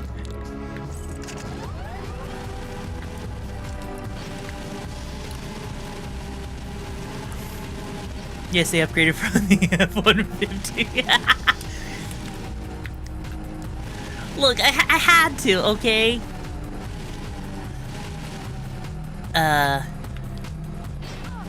What?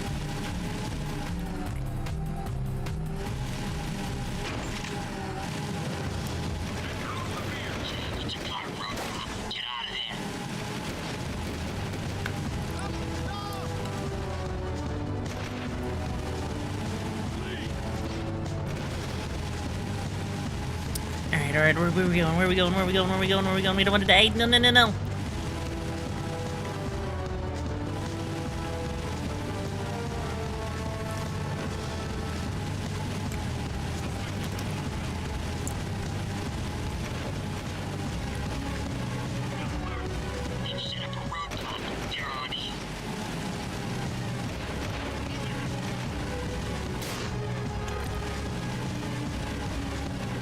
Alright, come on, come on. Oh, jeez.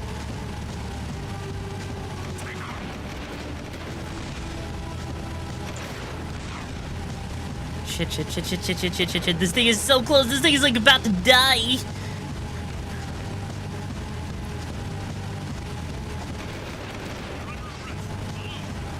Come on. We're so close. Make me beers. Go. Let me handle this, Jack. Watch my finesse and style. Don't forget. You know how to go up or just run like those? Yep. Hey, big guy. Your crew? Well, we shook the heat, and your shipment's in primo condition. That's good, eh? Because a cargo of rare eco ore is worth more than 10 of your lives. And of course, I'd be forced to collect slowly. The underground will take anyone with a pulse these days. And what we have here, the Shadow's mascot of the month. Ooh, soft. Zig, this fur would go well with my silk suits, eh? Listen, tons of fun. Anyone can see that you, and I have the real juice in this burg. We're both players, right? We're both looking for a piece of the action, right? Hey, Yonder, it's been a hot minute. How you doing? Right? We did you a favor. Now it's your turn. Why is the Baron giving eco to metalheads? Questions like that could get a person killed, eh? Zig, be El Capitan here and his friend, Bonus. If you want to see what that baby can do, try the gun course outside. Show me some skill with that hardware, and I'll hire you for a job or two, eh? Hey, yo? They're just giving us a gun? Playing out of here. Oh, nice. Let me handle this, Jack. Watch my finesse and style. Or lack of it, bro. Nobody panic. Hey, big guy. Whatever you do, don't think about crew trying to pole dance in less clothes. Wait. How do you pull the gun out? I've got suspicious activity in this sector. Oh. Oh, gun. They gave me a shotgun. That was their first mistake, is giving me a shotgun. Yes, good. Good. Very good. Very good. We caused chaos on the streets of the shoddy. Boom, boom. You took my pizza. I'm gonna take your wife away from you for taking my pizza. Ow! No! Okay, I feel better. I feel better now.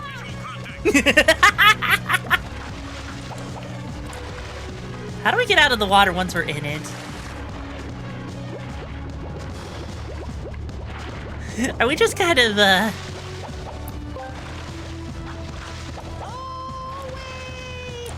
Rixararonomics be in her Sly Cooper fit, be doing the boing boing and ear wigglies while playing retro games, while making cute, adorable gremlin noises as she go on a murder spree, and what's a nine? something like that, yeah. Something like that. Oh god, when you don't have a vehicle, this sucks.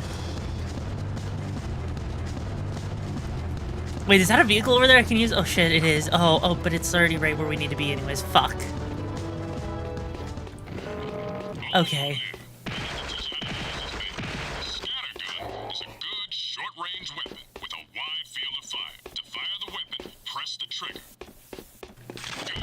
Sidekick, huh? It's not the fastest firing weapon in the world, though. You can put your weapon away or pull it out at any time. Try putting the weapon away. Easy, huh? Now take the weapon back out. Wait, no! My face is not for sucking, it's for devouring pizza, bruh. I don't do face sucking, I don't face suck, the only thing my face is sucking on is pizza, bruh. No.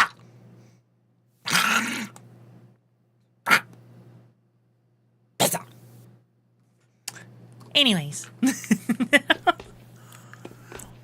Why? Okay. Yes, I can totally suck pizza. You wanna bet, bruh? You wanna bet you can't suck pizza? I can totally suck pizza, bruh. Oh. Okay. Oh.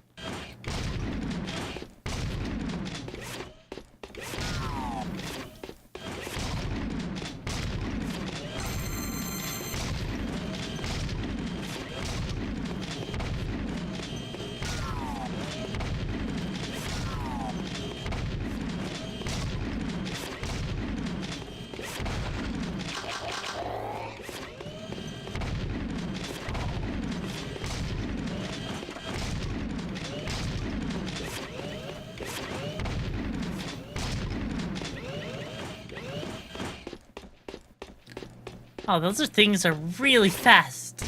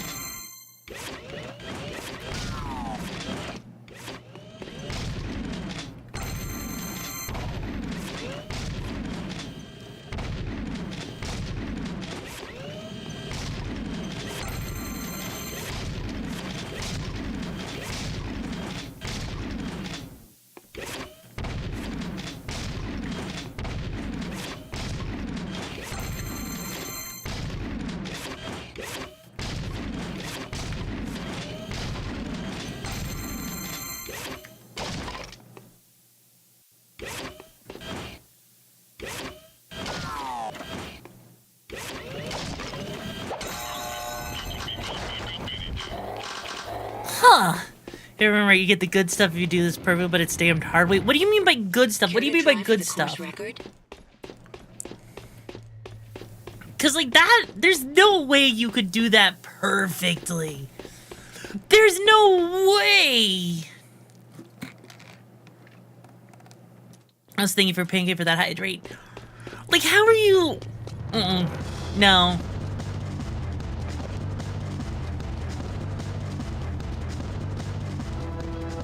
You don't lose any points, that's how... Oh! I mean, I guess that makes sense.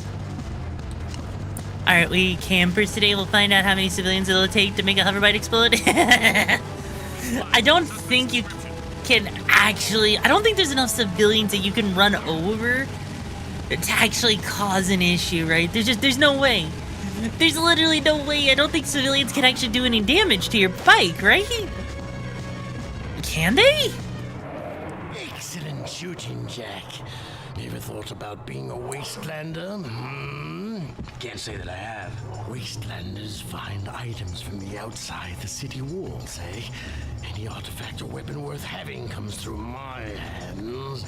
Work for me and I'll throw some of the sweeter items your way. Well, Miss RIXARA, I'm sorry, but I have to get going. I hope that you have a wonderful evening or day, and I also hope you are beating this heat. You two had better run that by me again, because there's no way I'm going outside the city to face more metalheads! Sig will show you the ropes. So you want to be wastelanders, huh, doughboys? Well, we'll see what you're made of when we get out in the thick. Crew wants some new trophies to put butts in chairs at the Hip Hog, so I'm gonna bag him 5 nasty metalheads at the pumping station. Don't wet your fur, Chili Pepper, because we're rolling with the Peacemaker. Woo! I need one of those! Where'd you get it? Don't ask.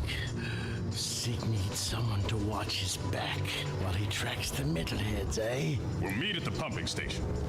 Listen, cherries, don't you leave me dangling in the wind out there. Let's do it. Huh. Oh, you have to get going. Oh, well, take care, Colton. Just make sure you find some good gems for me, alright? Okay.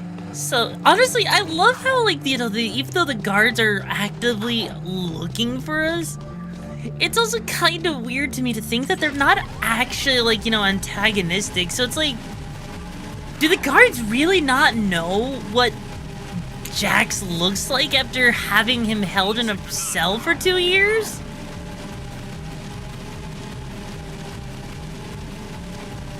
Like, that can't be, that can't be the case, right? I mean, I guess if it's a secret experiment, I guess that makes sense.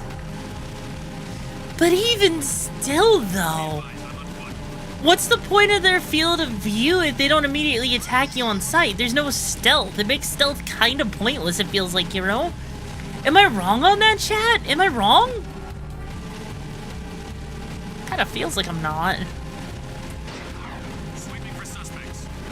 You're sleeping for suspects? Well, I'm sleeping for pizza. Where's the za, brah? Where's the za? Keep.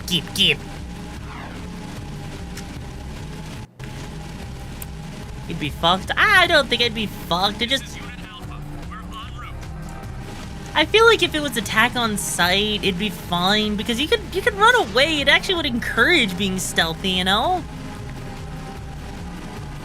threat? No, I mean, I guess in GTA you're not really threatened by the police all the time. But it's the principle of the matter, though, brah. It's the principle of the matter. Oh, we're back over here again. Oh, shit. Okay. Oh, boy. Whoop! Oopsie, I ran over a guy again. Oops, I did it again. It's not like it's that big of a deal. They're gonna forget about my face in 2 seconds anyways.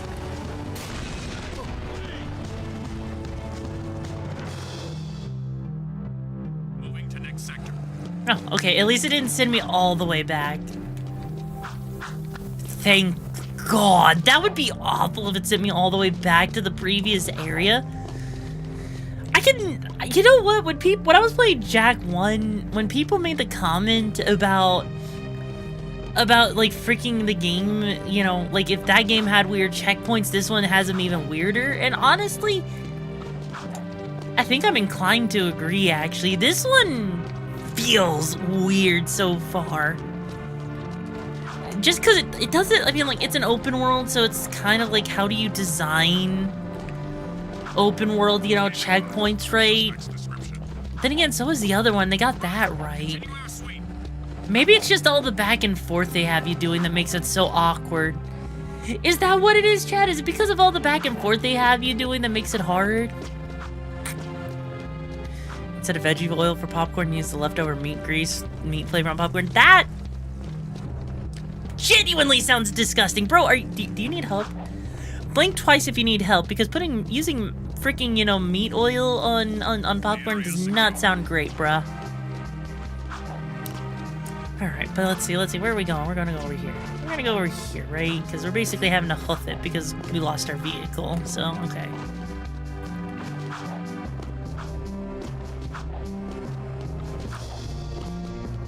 Oh, well, there's a vehicle. Heck yeah. Mine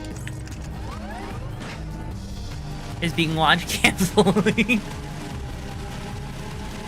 I mean, meat grease is good for, you know, meat. It's not really great for anything. Yeah, meat grease is great for, you know, meat. It's not meant for, you know, freaking anything else, okay? Like, I don't think I would personally want popcorn flavored like that, because, like, my popcorn, I would like to taste like popcorn, okay, Choom? Okay, my lovely little Jim, you know, as nice as it sounds to do something else, no. No, bro, no.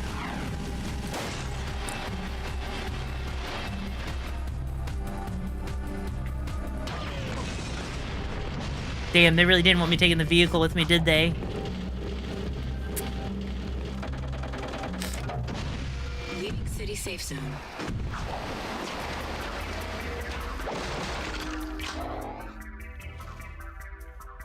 Hello, cherries. Ready to hunt a few metalheads? Follow me, stick close, and watch my six.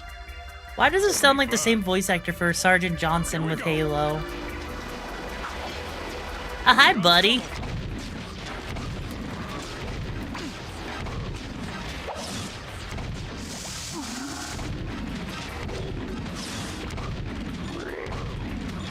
Okay, these metalheads are definitely a lot more difficult. Holy cow, I was not expecting them to actually be this strong.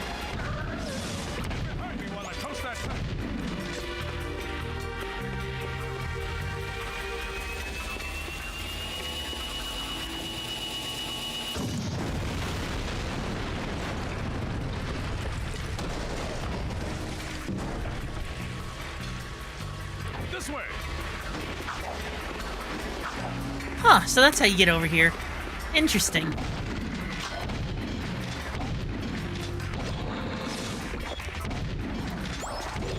You know, at least...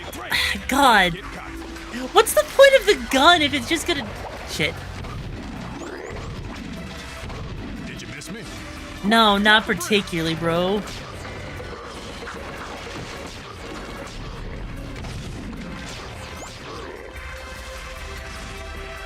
You coming? Okay, cool. Is this a freaking escort mission? Keep the other creatures back while I charge up the peacemaker.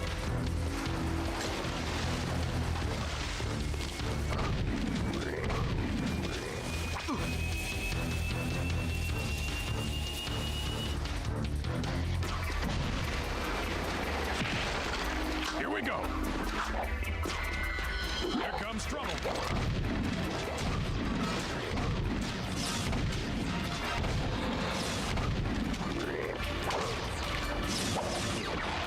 Oh my god, this is so freaking stupid. We have to do this all in one go, don't we?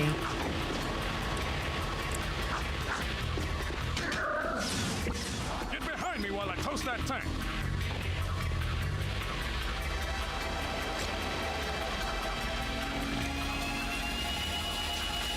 Apparently we're helping Samurai Jack? That's the same voice actor for Samurai Jack. I would never. I would never have guessed that. That's Samurai Jack? No, get the fuck out of here.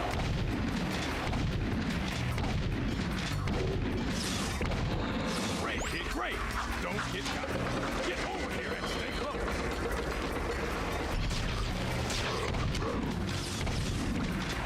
Did you miss me? No, again, I didn't miss you, bruh. That's crazy. While I charge up the peacemaker.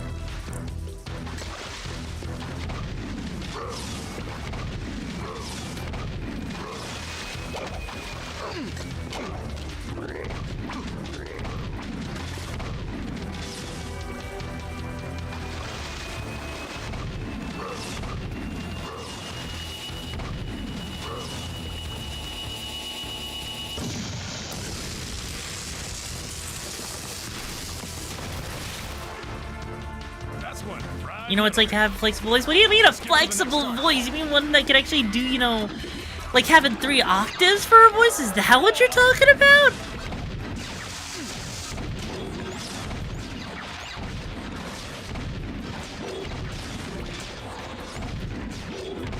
Metalheads, I say shoot first, ask questions later. Stay with me. There's the second scumbag, sitting pretty. Cover me!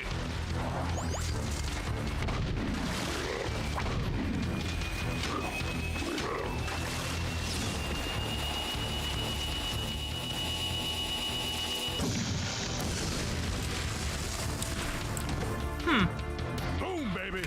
And freaking Baron Praxis is freaking like, that's so insane.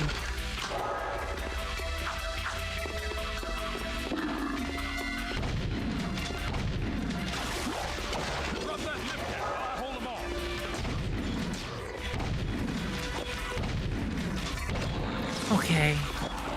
This is basically just a glorified freaking escort mission at this point. That's all this is.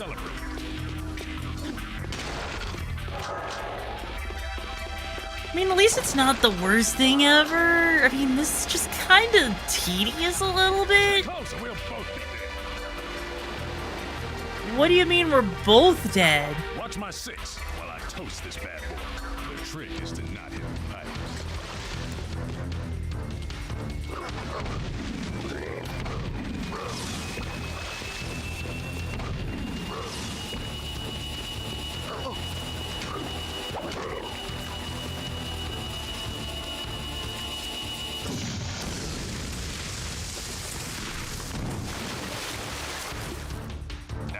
What I call blowing someone's mind. You know what? Out of curiosity, was Samurai's Jack voice actor? Waste the sucker. It didn't happen to be a black dude, did it? Like, I need to know, is the dude that's actually voiced Samurai Jack like black? Because if not, if it is, you know, yes. So basically what we're listening to is Samurai Jack was actually Afro Samurai. Am I right? Samurai Jack had to be Afro Samurai in disguise. That's all it is. That's all it is.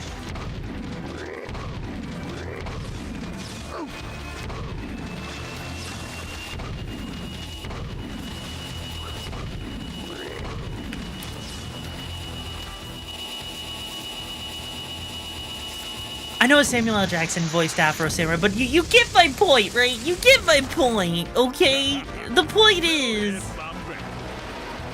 My point is that, you know, Afro Samurai and all of this, it all makes sense. It's all crystal clear, right?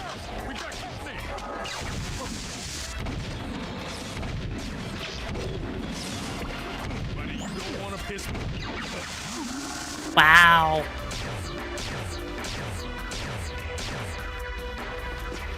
No! You're kidding me.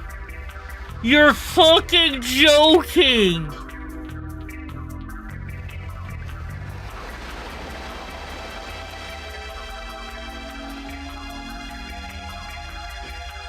Yes, dear, I'm a raccoon. Wow! Here we go. That's so unforgiving.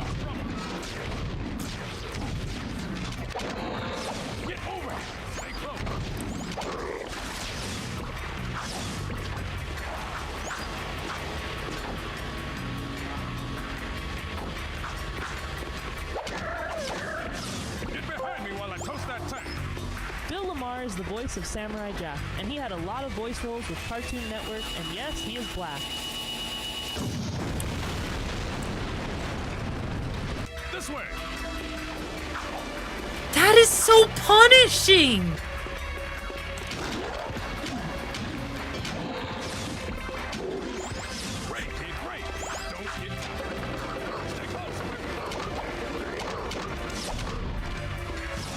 Holy shit! Did you miss me? Let's get across the bridge before they come back. There's our first target. Keep the other creatures back while I charge up the peacemaker. Alright, it's time to...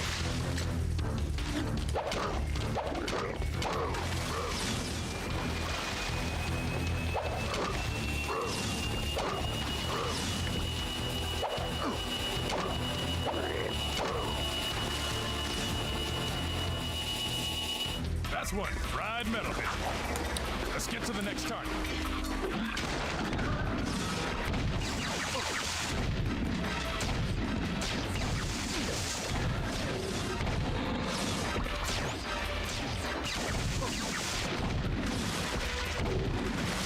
Metalheads, I say shoot first, ask questions later. There's the second scumbag. Sitting pretty. Cover me!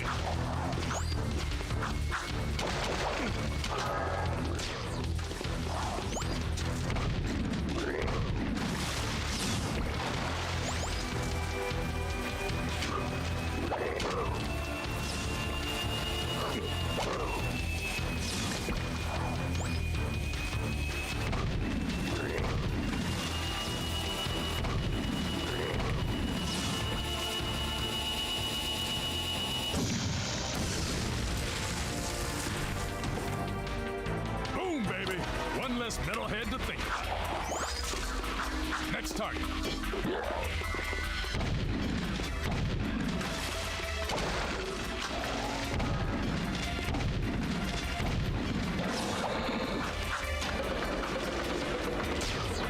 Stay with me. Great. No time to celebrate.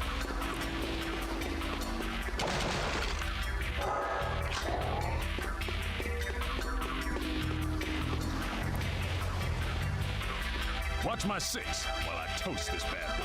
The trick is to not hit the pipes.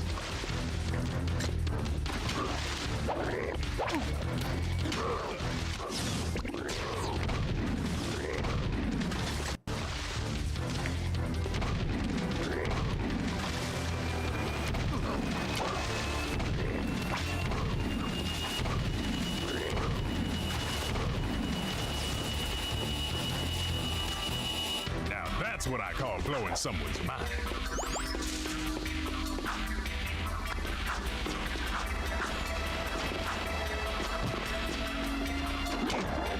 Waste the sun.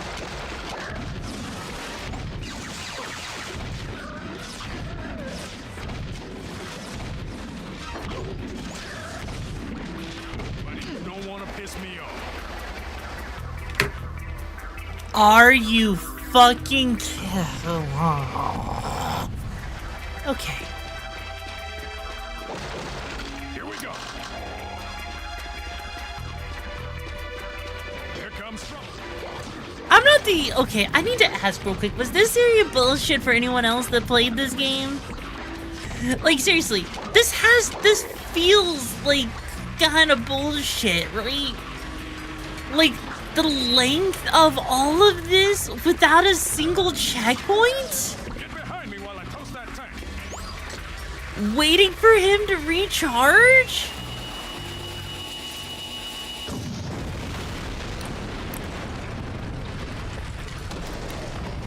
This way.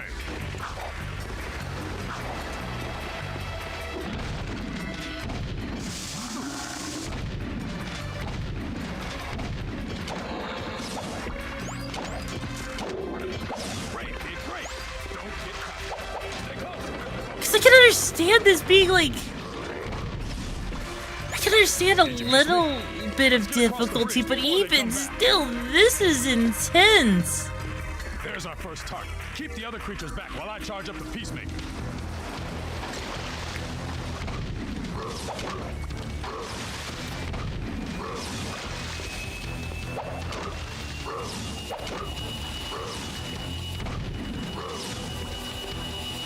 That's one fried metalhead. Let's get to the next target.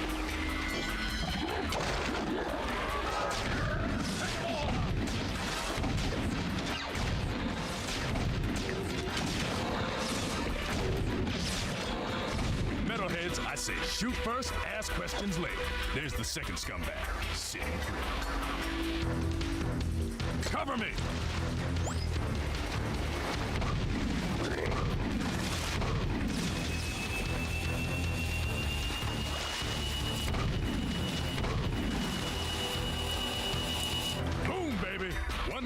ahead to think about.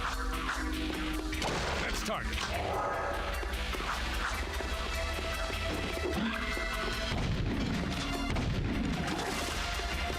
Get over here and stay close. Drop that lift cap while I hold them all.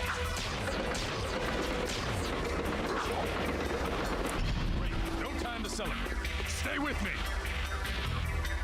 Okay.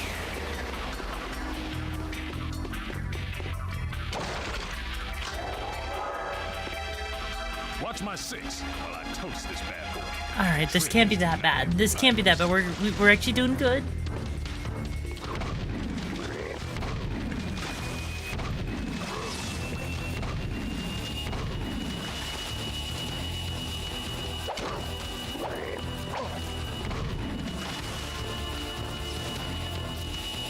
Now that's what I call blowing someone's mind. Just go back down. We're good.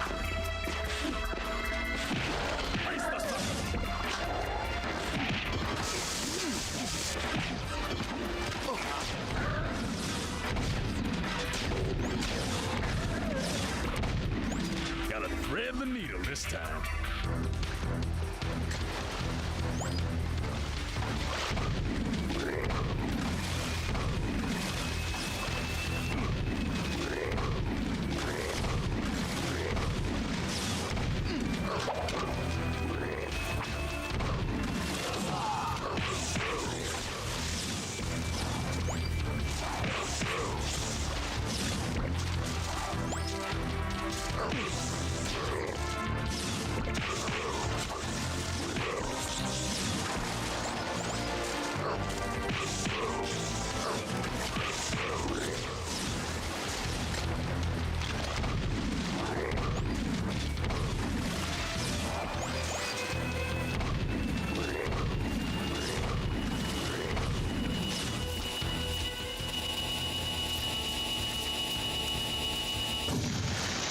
Holy shit, that was hard.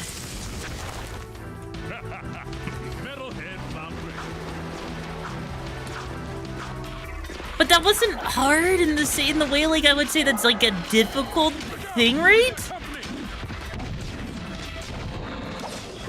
That's like hard in the sense that it's just a clunky mission, you know?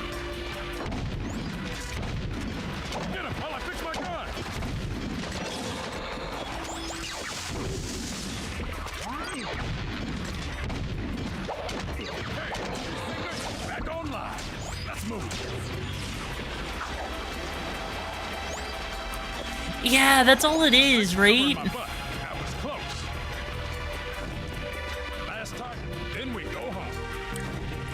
God, the last one? Okay.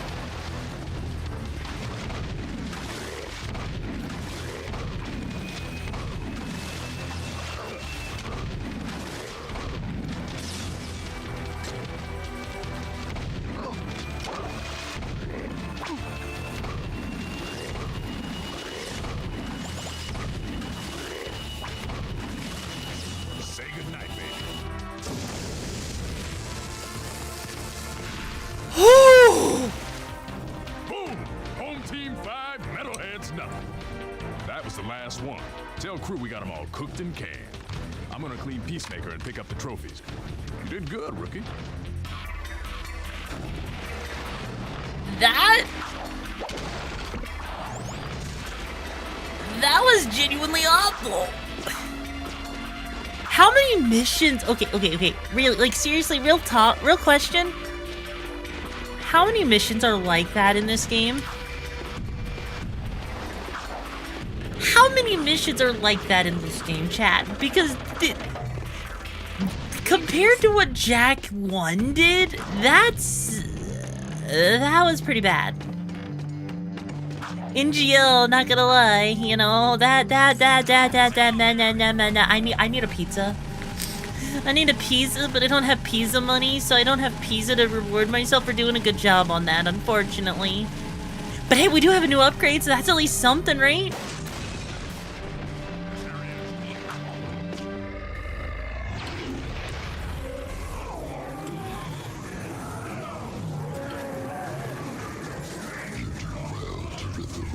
this metal scourge. As a reward, I grant you a dark power.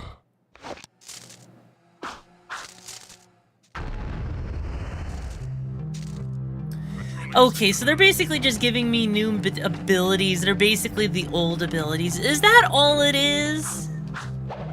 Is that actually all it is? Is like they're literally like, hey, we need a way to make the main character. We need to make Jack have more to make this whole dark form of his actually make sense. So we're gonna make him, you know, get more of those things so that it actually. It's only because it always seems like its only focus is on that, which I mean, I guess it's not the end of the world, you know. Anyways, I guess back to the bar. Jesus Christ, kind of wish this game had fast travel. Does this game actually have fast travel at some point? Please tell me, for the love of all that is good and holy, that this game actually has fast travel at some point.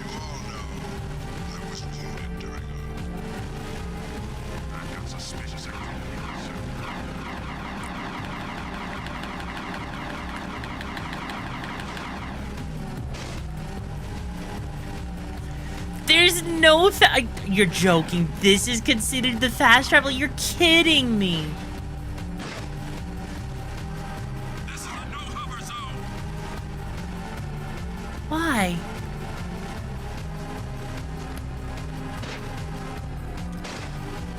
Like, it's not the worst thing ever, right? No. Jack 1 had fast travel.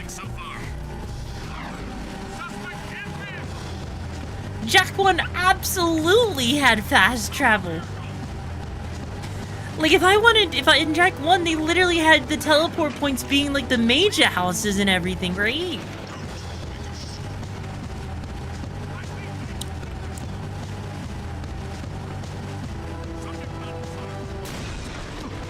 Oh.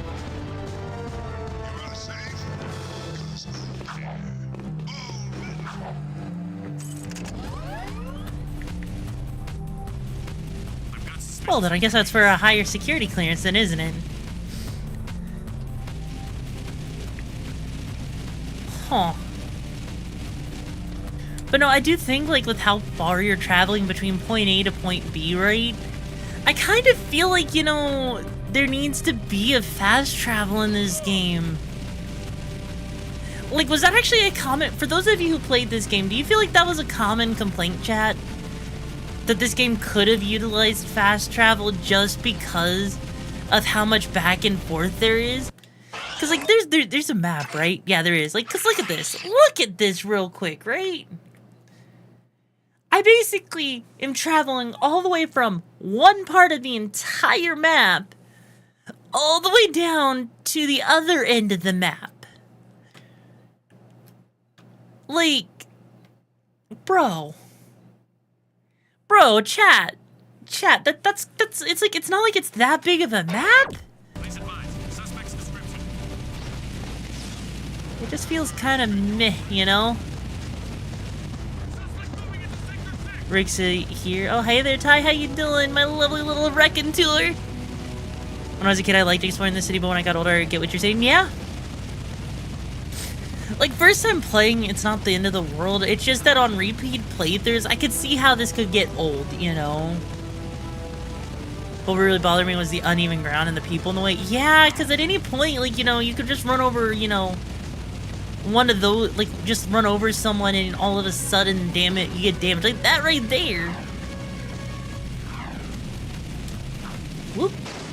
There we go. You boys are turning out to be quite useful, eh? I have another task for you. The sewers used to be a fabulous smuggling route for me before the Baron installed security devices. And before those late-night snack runs kept you from fitting out the front door. I bet you've hatched another brilliant plan in that hungry little brain of yours. So, who or what do we have to shake down, knock out, or blow up? Well, I need someone to go down and shoot every sentry gun in the sewers. And I'll give you a sweet weapon upgrade if you succeed. Let me guess. Dank murky water? Reeks worse than your breath at an oyster fest? Fuller from metalheads than your plate at a one-pass buffet? And of course, weapons more lethal than your ever so tiny whiteies on a hot summer day.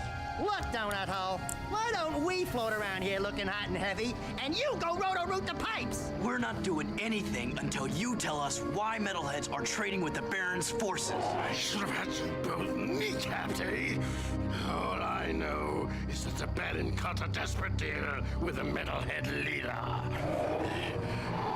Metalheads need eco, so the Baron supplies them with regular shipments. In return, the metalheads agree to attack the city just enough to satisfy the Baron's continued rule. Yeah, but how long can that deal last? Well, the Baron is running short on eco, eh? And the metalheads are short on patience. Baron Praxis needs this war to keep in power. Otherwise, the city would put the true ruler on the throne, wherever that little brat is. Daxter and I will clear your sewers. And we haven't forgotten about that weapons upgrade you promised in return. Bloodsuckers. What? What do you mean ruler, true ruler? Is Jack... Hang on. Because of the way that things went in the sewers, right? Or like when we first arrived here at the beginning of the game, right? The soldiers immediately knew where Jax came out and immediately attacked him, right? Does that mean Jack is supposed to be the true ruler of the city? Is he like a prince? Is he royal blood? I'm kind of curious. Like that, but how would that work? He came from a whole different area. From like, what I assume is a different dimension with the way that that portal was? You can see the heads of a bunch of different metalheads, many of which I think are in the game. Wait, really? Huh. Neat. But I guess for now, what we're gonna do is we're gonna head all the way back over here and drive our happy blood all the way back to where we need to go for the next mission and, I guess, you know, cause mass destruction, including that person's life that is now ruined because we, gave him a hospital bill they can't afford. That's what you get for not giving me pizza, bro.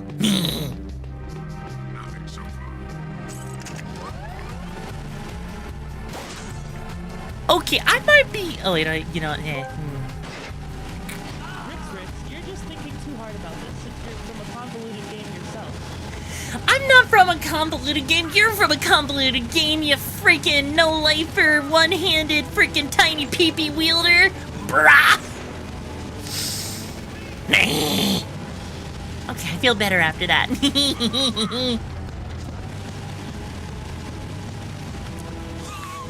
Look, I really can't explain it, but the cars in this game are so floaty. It's like they took the hover bike from the first game, right?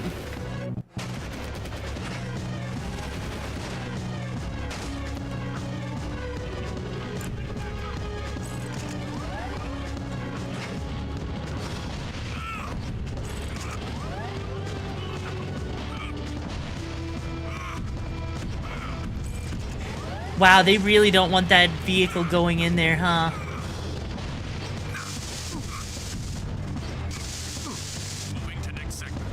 Damn. What about all the other games? The other games, I'm more focused on talking to you guys than I am on fucking playing the game. Okay, I want to know if there's a way to glitch the vehicle in there. There's got to be a way to glitch the vehicle in.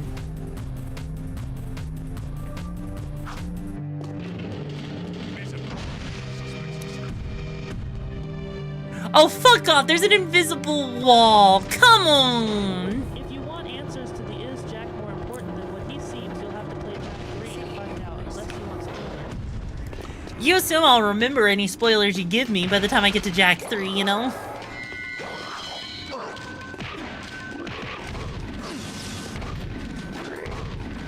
Also, okay, can I ask real quick? What was it with every game in, like, you know, the early 2000s, like in the PS2 era? Shoot the gun, Jack! Why did everyone and their mother want to have, like... I don't know, I don't know if it's just me, but it feels like everyone and their mother needed to make their characters have guns, right? Like, what is up with that?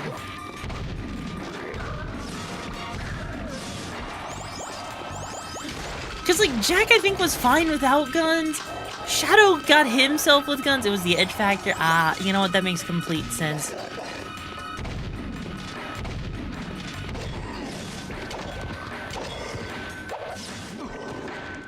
Damn. Because I mean, it was, and I guess GTA was kind of popular, wasn't it?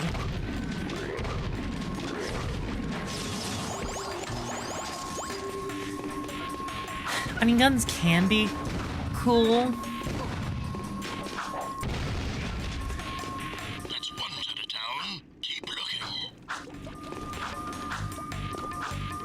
Well, I know it's still a thing, it's more of the fact that, like, you know, you had a lot of popular platformers at the time, right? I think Sly Cooper's, like, probably one of the only ones that didn't do it, and you know, I guess Mario, but does that really count? I don't know, it feels weird. Like, Skyrim was popular, but Skyrim also, that was, like, PS3 era, bro. Wrong era.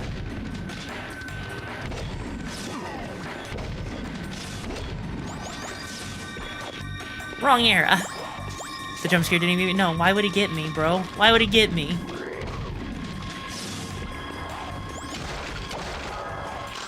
Okay, as long as we get through the sewers, we just need to focus a little bit. There we go.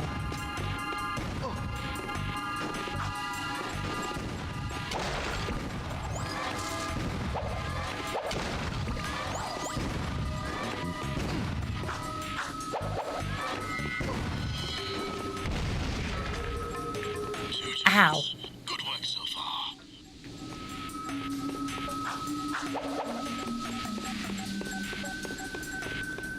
Okay.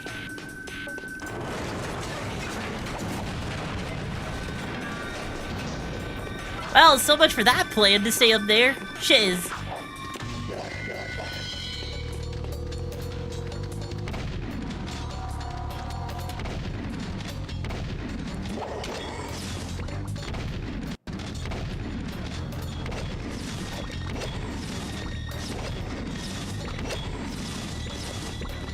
Okay, yeah, just take your time and everything will be fine. You know, it's almost like that's what I should really do, is instead of trying to, you know, split my attention so much, I should probably take my time in these games, shouldn't I, chat? Okay, now where do we go? Oh, probably over there.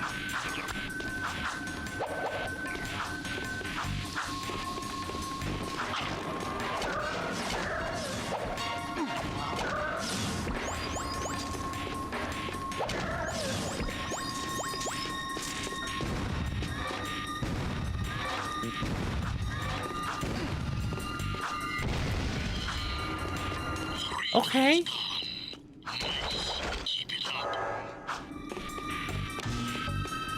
Okay, this is fine. It's just... Ah.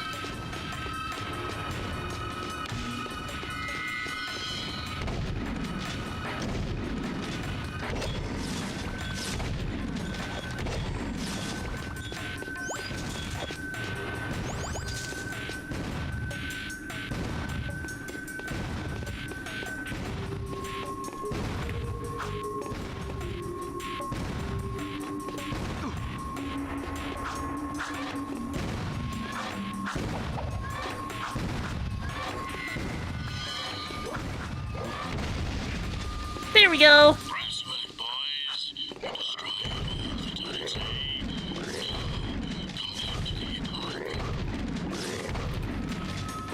Oh, I'm like one hit away from death and I don't want to die. No! I need health, bro!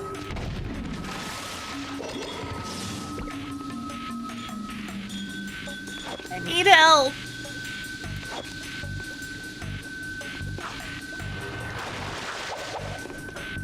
Where do I go? Where do I go? I need help. I need help. I need to heal. I'm at like 1 HP. Oh, there's the box. Oh, please, thank you, thank you, thank you, thank you. Oh, help, we're living, baby. Jak and Daxter using a slingshot. I could see a slingshot with Jak and Daxter. A slingshot feels like it makes a lot of sense, you know? Actually, that makes perfect sense for if they use the slingshot. Oh, that, we just have to go back to the bar. That was, okay. Oops. Wait, you can take people's vehicles from them? Oh, that changes everything. That changes everything. Anyways, okay. Back to the very GT. I can see that it's very GT inspired. Also, I'm surprised no one's backseated me at all. Kind of surprised. Is this like one of those games where, you know, freaking, you know, backseating is kind of hard? Because it's just a platformer with very little to do with it.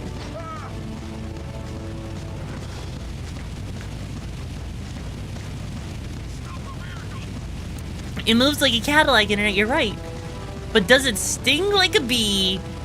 I guess we need to find out. And oh, I guess we're not gonna sting like a bee at all. We're just missing everybody. All right, hang on. Does it sting like a bee? No, it does not.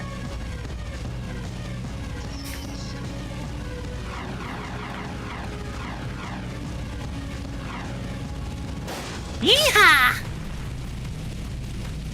What do you mean am I greedy? I'm not a greedy trash panda. I just want pizza, and I don't have pizza. I can't get the pizza, you know, Chad? If I could have pizza, I would, but I can't have pizza because I don't have the months for the pizzas, you know? So I have to dig it out of the trash. That horrible smell. Oh, great! We do your dirty work in the sewers and come back smelling worse than a wet hip hog in a warm barn. This could have a serious impact on the lady factor. No.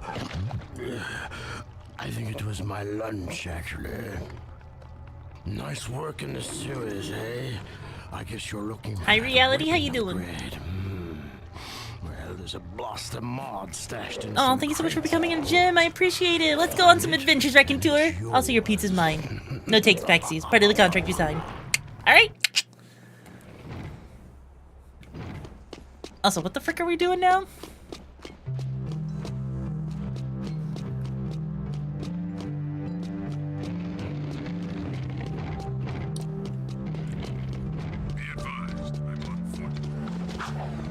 Be advised, you're on foot, and yet I'm still going to kick your butt cheeks.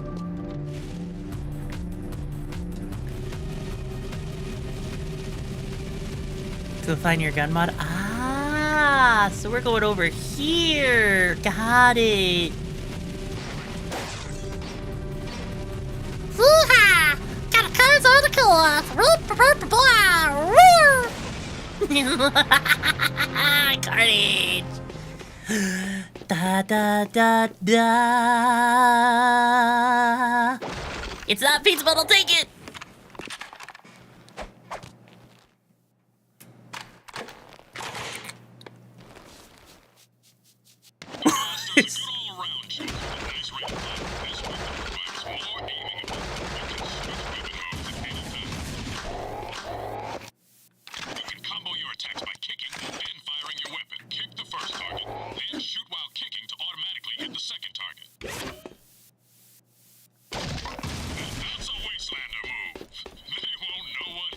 What? You can find yellow ammo in crates. Would you like to test your skills on the gun course? I mean, I guess I might as well see what I can do. Let's do this.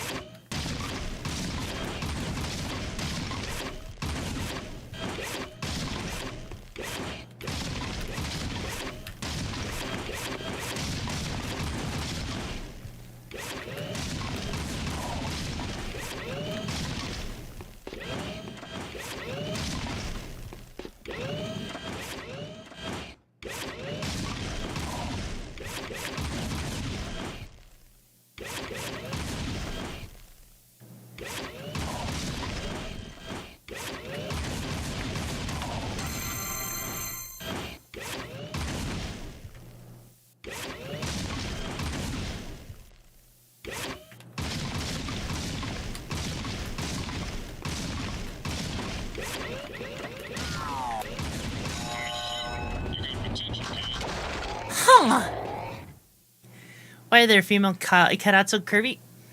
Bro, you want to know why they have the freaking cutouts being so curvy? I'll tell you why the cutouts are so curvy, okay? The reason why the cutouts are so goddamn freaking curvy is because they were catering to a male demographic that knew what they wanted. They knew that the male demographic wanted the ladies curvy. Because they knew that someone was going to look at their cutout and be like, yeah, I'd tap that piece of cardboard because probably no woman will probably touch me at this day and age. But at least, you know, I can dream about a woman touching me. Cardboard cutout or otherwise, at least I'll know that some woman I can fantasize about. One that's within my reach, that I might be able to touch one day. Because I've got no hopes or dreams. That's exactly why they made him so curvy. Am I wrong? Am I wrong? Also tomboys as well. I mean, yes, tomboys as well, but bro, we're not on that logic, okay? We're on the logic of why, you know, they did that, okay? Totally different logic, right? Hopes and dreams are for younglings. So does that mean you're old and decrepit because your dreams are dead?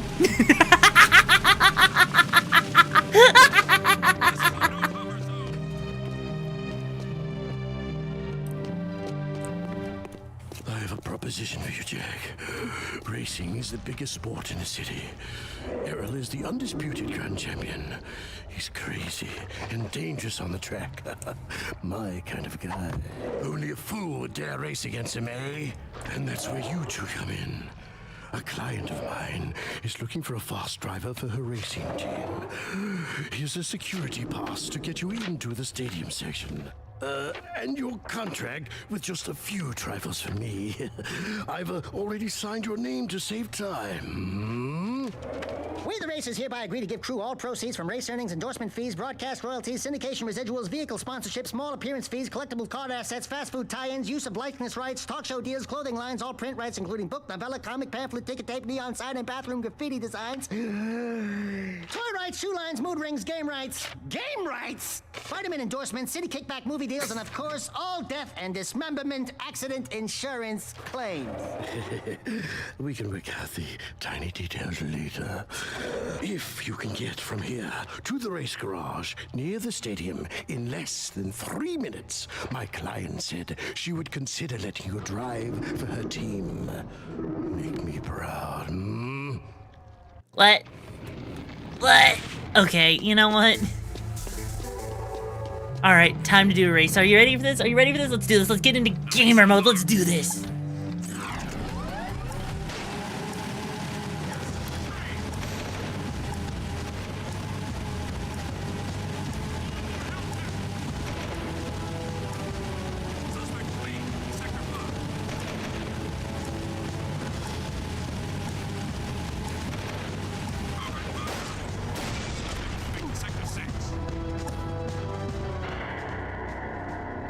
I meant to do that. Did I win? Did I win? Cause I think that's how I won, right? I won! Yeah.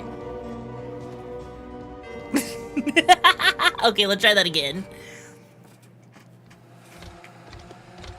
How much did you pay on that tracking? Ow! Alright, let's try that again.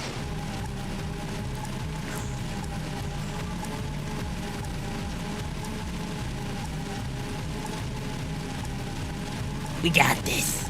For the pizza.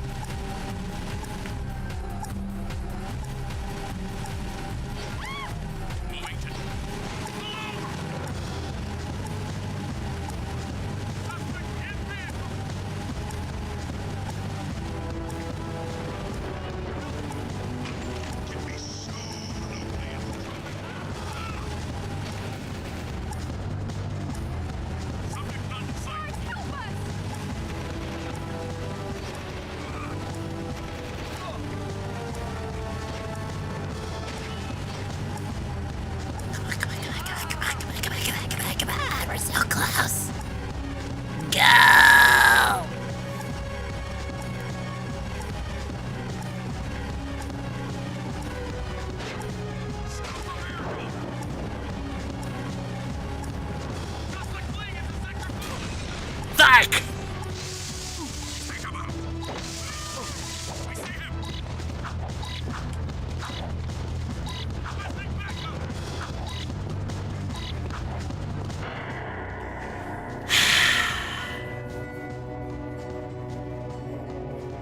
What do you mean what they did to Ted? Come on, we gotta do this. We gotta raid. Okay, let's try that again with a little less dead. Come on, come on, come on, come on, come on, go, go, go, go, go, go, go, go, go.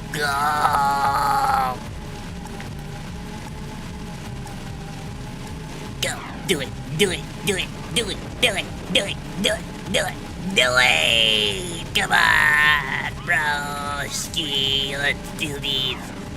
This is too far. I better make a new pizza for this bullshit. Come on. Copy that vote. Really copy that vote. Copy that vote. Come on, come on, come on, come on, come on. Come on. Drive faster, bitch. Railroad buck.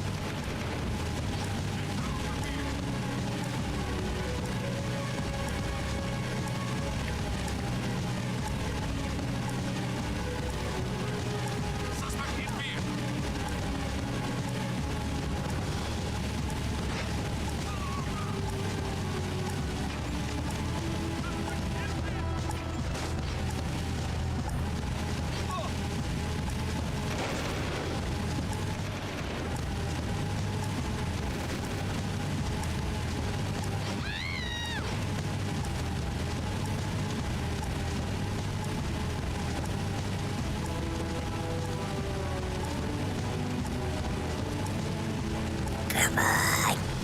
We got a minute left. Go, go, go, go, go, go, go.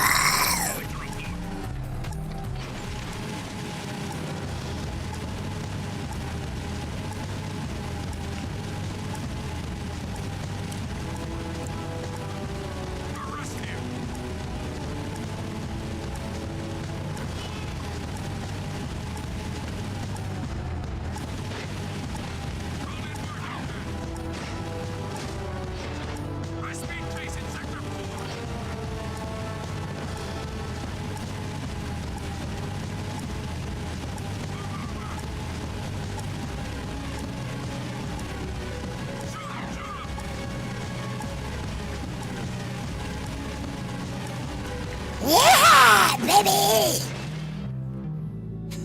Hello? Crew said someone was looking for a race driver? I'm busy right now. You must be Crew's new errand boys. Look, I don't mean to be rude. You did get here fast, but I'm not interested in any new drivers right now, and I've got work to do. Is there anything we can do? No, I'm working on a secret vehicle project. Okay, sorry. Listen, if you think you've got the guts to race in this town, try taking my prototype jetboard out on the stadium course. Beat the stadium challenge, and maybe I'll consider you for my team.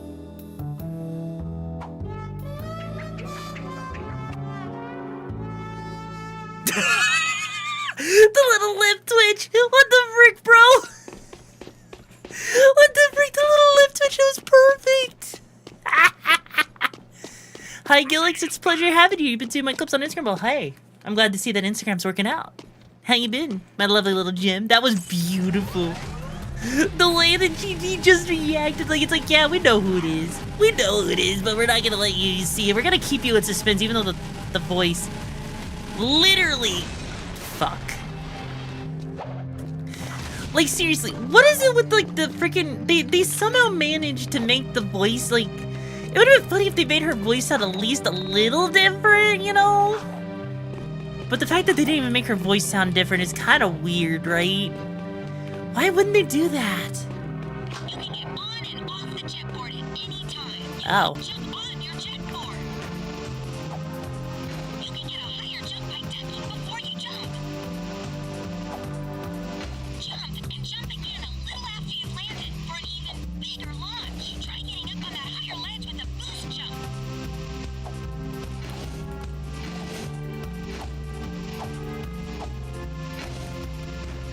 What?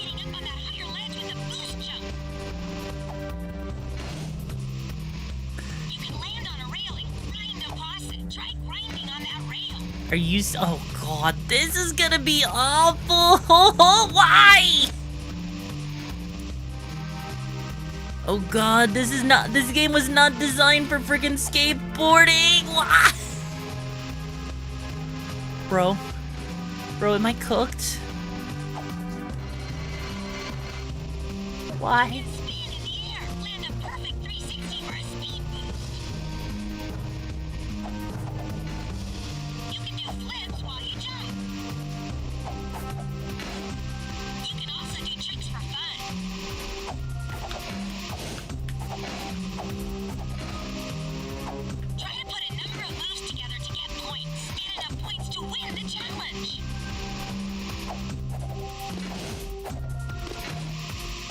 Huh? Oh, this is gonna be awful, isn't it? This is gonna be so awful. Why?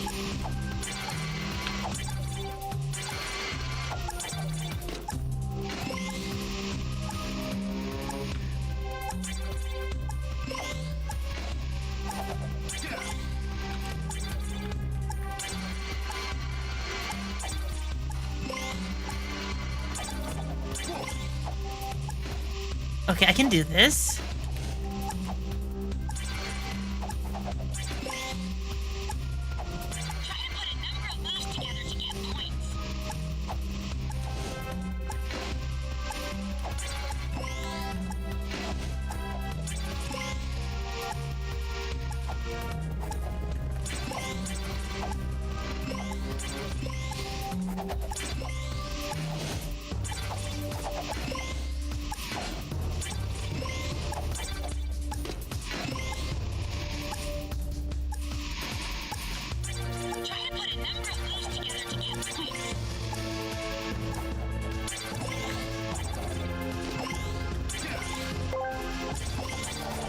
Coming from a raccoon that looks like a 2000 skateboarder, you'll be fine.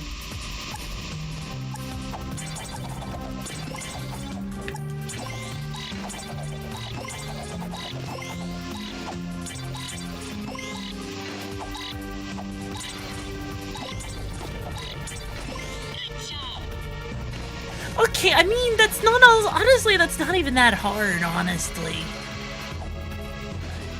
Like, we actually, that, yeah, no.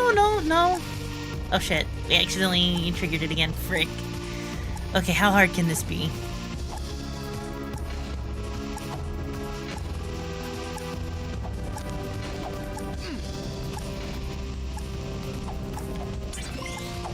Yeah, this actually, you know what, I think we could do it better.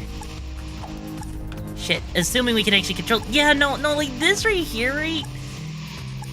The controls are, again, it's little floaty. Try to put a number of moves together to get points. Yeah, it's definitely on the floatier end of things, right?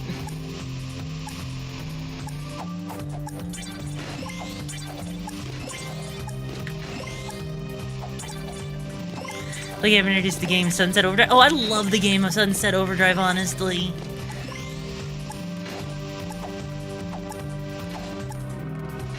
Actually, hang on. Try to put a number of moves together to get points.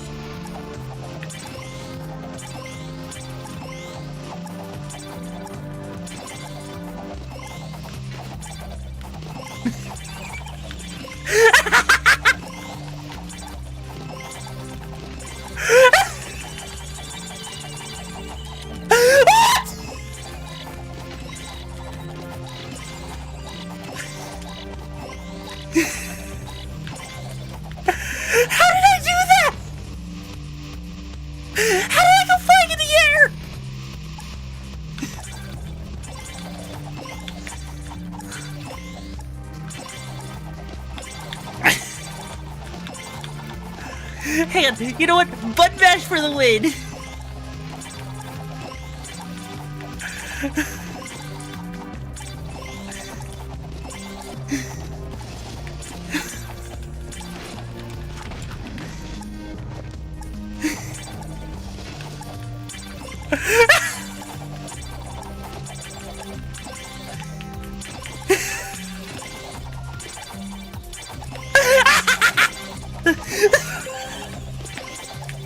Where there's a girl failure raccoon, there's a way.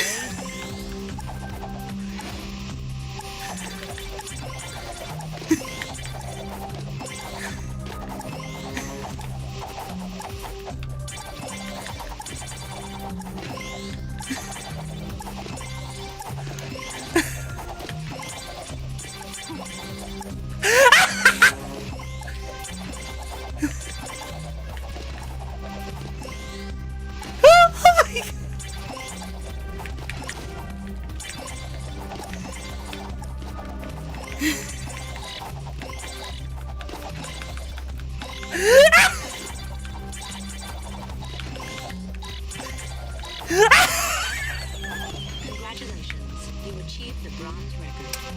Okay. Okay, my thumb hurts.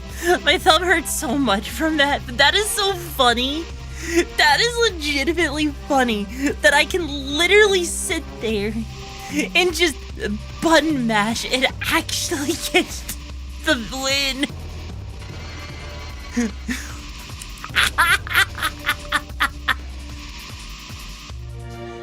Like, let's be real here. That should not be possible, right? Right? Like, seriously. I feel like, you know, getting bronze should have required at least... We almost got silver, right? We almost got silver just by button mashing. And somehow we went flying into the sky, and I don't even know how. Could someone... Can we make sure that got clipped? Like, I'm gonna put a stream marker there in case no one clips it, but can someone go back and clip that, please? But the camera's a bit difficult to control at first. I mean, I wasn't even controlling the camera. I was just going...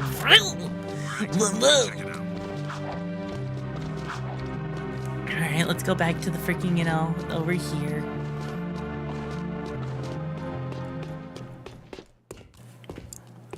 We beat the stadium challenge. Great. People do get lucky. Listen, don't you have someone to collect money from or beat up or something? You don't like us, do you? You work for that slimeball crew. What's not to like? Looks like you've won a few races. Isn't it true the city champion gets to tour the palace? Yeah? Why? Could you get me into the palace? A friendly visit, I gather. Yeah, I'm a real fan of the Baron. Okay, I'll help you out if you stop bothering me. I saw an old maintenance elevator at the base of one of the palace support towers. That old lift might take you up to the palace if you can find a way to turn on the elevator's power. Bro, why are they keeping her hidden behind the curtain? Like, seriously, why? Also, is there a way to go into first person? Yes, there we go. Hang on. Surely we can get a sneaky sneak, right? Surely we can get a sneaky sneak, right? Damn, I don't think we can get a sneaky sneak. Damn. I was hoping that maybe we could have seen a sneak peek at her. Don't know who you're talking about. What do you mean you don't know who you're talking about? Come on, bullshit. Bullshit, bro. But seriously, like, why are they being so coy with showing her off? Is it because they knew a bunch of people were gonna, you know, be down bad for her new design? For her older, she became 2 years older design? Is that what it is? That, I mean, I guess I could see why, you know. Oh, jeez. Hi. Oh, hey, that was convenient. It actually went the right way. Nice.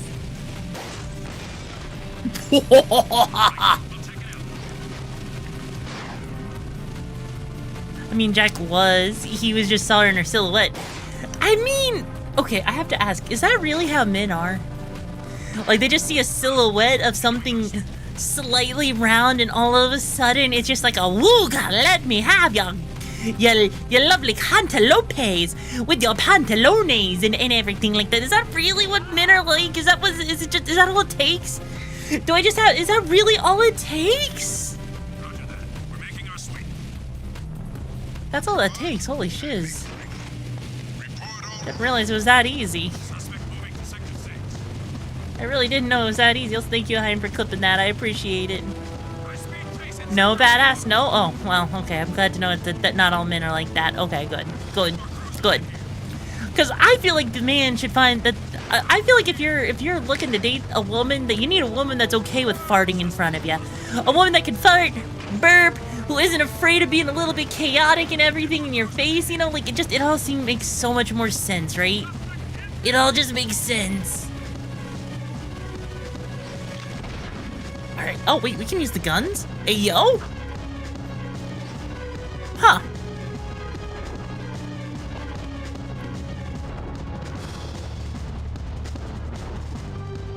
One of the Baron's mining operations is under attack by the metalheads. That's not our problem. It is our problem when the foreman's one of the underground's best informants. His name is Vin, and he's just valuable enough to save. Find the warp gate at the power station and use it to travel to the strip mine, so you can rescue Vin's pathetic hide.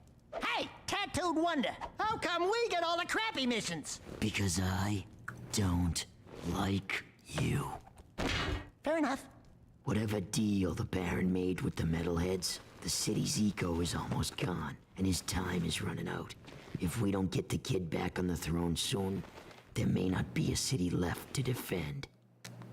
Huh. Like, also, you know what? Yeah, if you have a first date, let me give you a Trash Panda's advice on first dates. Step 1, take them to Taco Bell. That way you can hear them rip the loudest freaking thing you've ever heard come from their bum. Step 2, give them Sprite from McDonald's. That way you can hear the biggest belch they give. And step 3, you take them home, give them some of the greasiest popcorn, and then when they need something to wipe, present yourself your face. That way they can wipe their greasy mitts all over your face. And then step 4, success and you make out with them. And that is a Trash Panda's perfect guide to the perfect first date. Now that would be $50.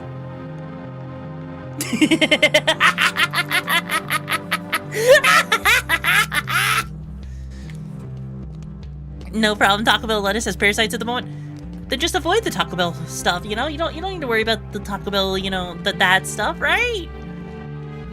You don't need to worry about that. Also, does this game autosave? I think it autosaves, but you know. Wait, there are secrets? You can toggle. If you don't like Jax's goatee, then you can toggle it on and off. Hang on, small head, scrapbook, whatever scrapbook is. Oh my god. No, I didn't know that there was that. This is my first time playing Badass Gibbies. Okay, it's my first time playing, okay? I didn't know. To be fair, it's not like the game explained. What if I want to shave the boy? The boy has a goatee. Like, seriously, what is a goatee even good for, huh? What is it even good for? Showing that, you know, you're a Magic the Gathering player instead of a Yu-Gi-Oh player? Like, actually, now that I think about it, don't, like, a lot of Magic the Gathering players all have, like, goatees or whatever for some godforsaken reason? Huh. Sorry, not paying for trash tips, but what do you mean? I assure you, my freaking tips aren't trash. My tips... Okay, that was weird with the music broke. Look, you're not paying for trash tips or a trash panel. Well, you know what? I assure you that I have 100% sourced my tips from recycled tips. I assure you that the only tips that I'm giving you are tips that would actually help me when I absolutely needed them in the time of need. So how dare you distrust my Trash Panda tips? It's not my fault if you don't get a date because you didn't listen to me. Your fault, not mine. Your loss. Fuck you. You know, it'd be helpful if I could actually figure out how to drive this thing to where I need to go instead of, you know... I know I have the guidebook for Jack 3. There was an in-universe commentary on the vehicles. Was there really? Interesting. Okay, so I do have to ask, since I don't think I've ever actually gotten a proper explanation. What makes the fourth Jak and Daxter game bad? What makes RixaraCH so bad? Is it just that it's a racing game? Is there something else about it? Like, what's up? So what tips to create a trash panda appeals yourself? Just give me pizza. Give me pizza and I'm yours. Plain and simple, give me pizza. Be okay with the unhinged thoughts that happen every now and then. You know the whole drill, right? The story, was the story that bad? It really doesn't fit the whole story in the gameplay, so I have to ask then, why has Naughty Dog let frickin' Jak and Daxter be neglected for so long? Like, people like Jak and Daxter, right? So you think, like, is there a reason? Like seriously, come on, like, isn't the idea is like if people really demand it, bring it back? Is there a reason that they decided to just kill off Jak and Daxter and let it be a dead franchise? I mean, frick, we got frickin' Bubsy back. You're enjoying pizza at the moment? Well, you know what, Yandere? You better share a piece of pizza. I'm hungry for pizza. And I have no pizzas. Woo! Damn, it didn't explode. Hi, sugar. Oh, hello. You new here? Well, what you got that's hot? And wait, I've seen you before. You're with the underground. Shh, I'm Tess. Torn sent me to spy on Crew. Play along, and I may be able to get my hands on a few of Crew's secrets. Ooh, I love undercover work, baby. But two can work better than one. Let me help you out. Wow, there sure are a lot of bottles back here. Woo! Oh, that goes down. Oh boy. Gee, I suppose that's real gold floating in here. How about this purple stuff? Whew! Jak, that's the stuff. I need you and that talking rat to go around and make a few collections for me. Hey there, Five Gins. How's crimes? What's his problem, eh? Nothing. I'm just fine. Mind your own business. I sometimes feel so very, Listen, very I have 6 clients around town who are about to make money drops for me. I need you to collect each money back as fast as you can.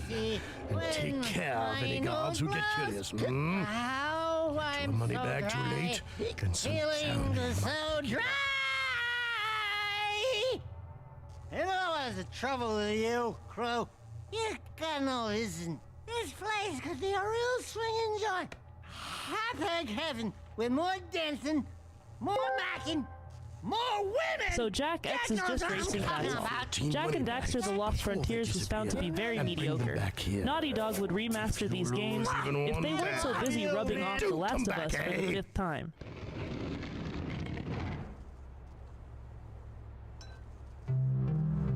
That was a mouthful of whatever just the frick happened there. Like, that was a mouthful. What the frick did I just witness there? And also, you gotta take care of KO talking. And maybe the enhanced graphics on the game. I don't want an HD Jak and Daxter looking like a Sonic movie. No, I honestly think, even if they just enhanced it by making it look more like how Jax 2 looks here, I think it'd be fine, honestly. I genuinely think they actually got things... Oh, shit. Like, I genuinely think they actually did get things going more or less correct here. I think they made it look really good. I am curious to see how this game continues, because this game, I can't even tell how far we're in this game, honestly. Like, that's one thing I will say about the Jak and Daxter games, is they are really good at not letting you know how close to, like, the beginning, end, middle you are, or anything like that. It's kind of weird to me. Like, that's not a bad thing, but it's definitely a little bit on the confusing side when you're trying to figure things out and it just kind of, you know, leaves you, you know, in a weird spot, right? It really leaves you in a weird spot, right? Also fix the tanks control. Yeah, they really need to fix the tank controls, because holy shiz, those tank controls are bad. I don't think I've ever actually seen tank controls like I mean, I'm not the biggest fan of tank controls in the first place. But even then, right?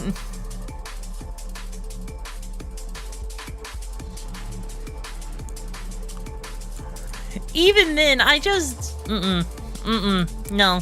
No. One major reason is there's no consistency for identity for the series. You know, yeah, I'm not gonna lie, yeah, it does feel like the series has a weird identity, because, like, we went from, like, cutesy, voiceless protagonist just doing a quick thing, saving a magical world, to now we're in, like, a weird, like, steampunk, cyberpunk city with future tech, and we're away from the all of that. It feels wrong in a way, but it doesn't. It's weird. And so I'm kind of curious how 3 goes. I want to know where like, how 2 goes. I'm kind of curious about X, but I don't know. I'm probably not going to play X on stream. I don't think I could bring myself to do that, right? From a cute protect to a link from Wish. It's literally cute protect to link from Wish.com. You almost forgot what? You almost forgot what, Silver? What'd you forget? Oh, you got your kimono voucher. Heck yeah. Anyways, though, you know, I think that's a pretty good spot for us to leave off. We got 2 missions, so we can pick that back up tomorrow for tomorrow's adventure, right? But for all of you guys who are new here, who are, you know, been around for a while, right? Semi-19, GTA, the my violence much. I mean, they have freaking guns. There's no way. No. Anyways, though, right? Before we go, because we are getting close to that 5-hour mark, so let's, before we go anywhere too hard, right? Before we wrap things up, we got a couple of things left to do, right? So first off, right, if you are new here and you want to keep on, you know, hanging around with the lovely little treasures, the raconteurs in the dumpster dome, make sure you drop a follow here on Twitch, right? And also, if I can freaking type, that'd be great. But also make sure you join on into our lovely little dumpster dome server. That way you can stay up to date with all the latest hip-hap happenings for our adventures, right? As well as be a part of the community nights that we have once a week on Wednesday. But then, of course, it's also a great way to give me pizza. You know you wanna. But then, of course, make sure you copy the raid message that I just posted there. That way, whoever we end up raiding for treasure, we can give them the best raid possible. And until tomorrow, right? When I come back for our next adventures, we continue with Jack and Dax 2. Or Jack 2, I guess. It feels so weird to say that. I have been your lovely little trash panda and ankle biter. And I'll be seeing you guys around, so take care. Now, let's see. Where are we going? Where are we going? Let's see. Well,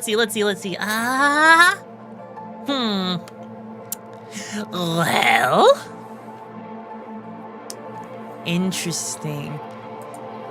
Anyone got any recommendations in chat? Does anyone have any raid recommendations in chat? I will take a raid recommendation.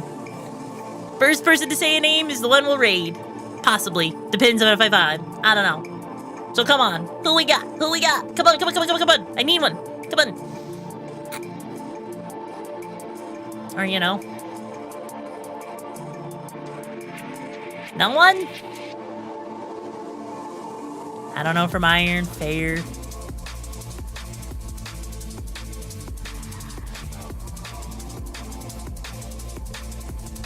No clue, huh? See, I see a J-Chan, Zach Hazard, VG.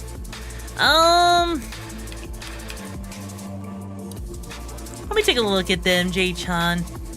They're playing Warframe. I'm not the biggest. I don't vibe with Warframe all that much.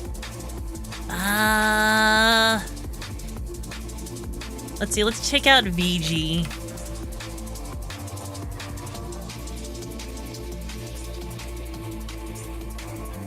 Huh. Doing some sort of tournament. Yeah, I guess we could go after Project Kisu. Let's do Project Kisu. Alright, anyways. Take care.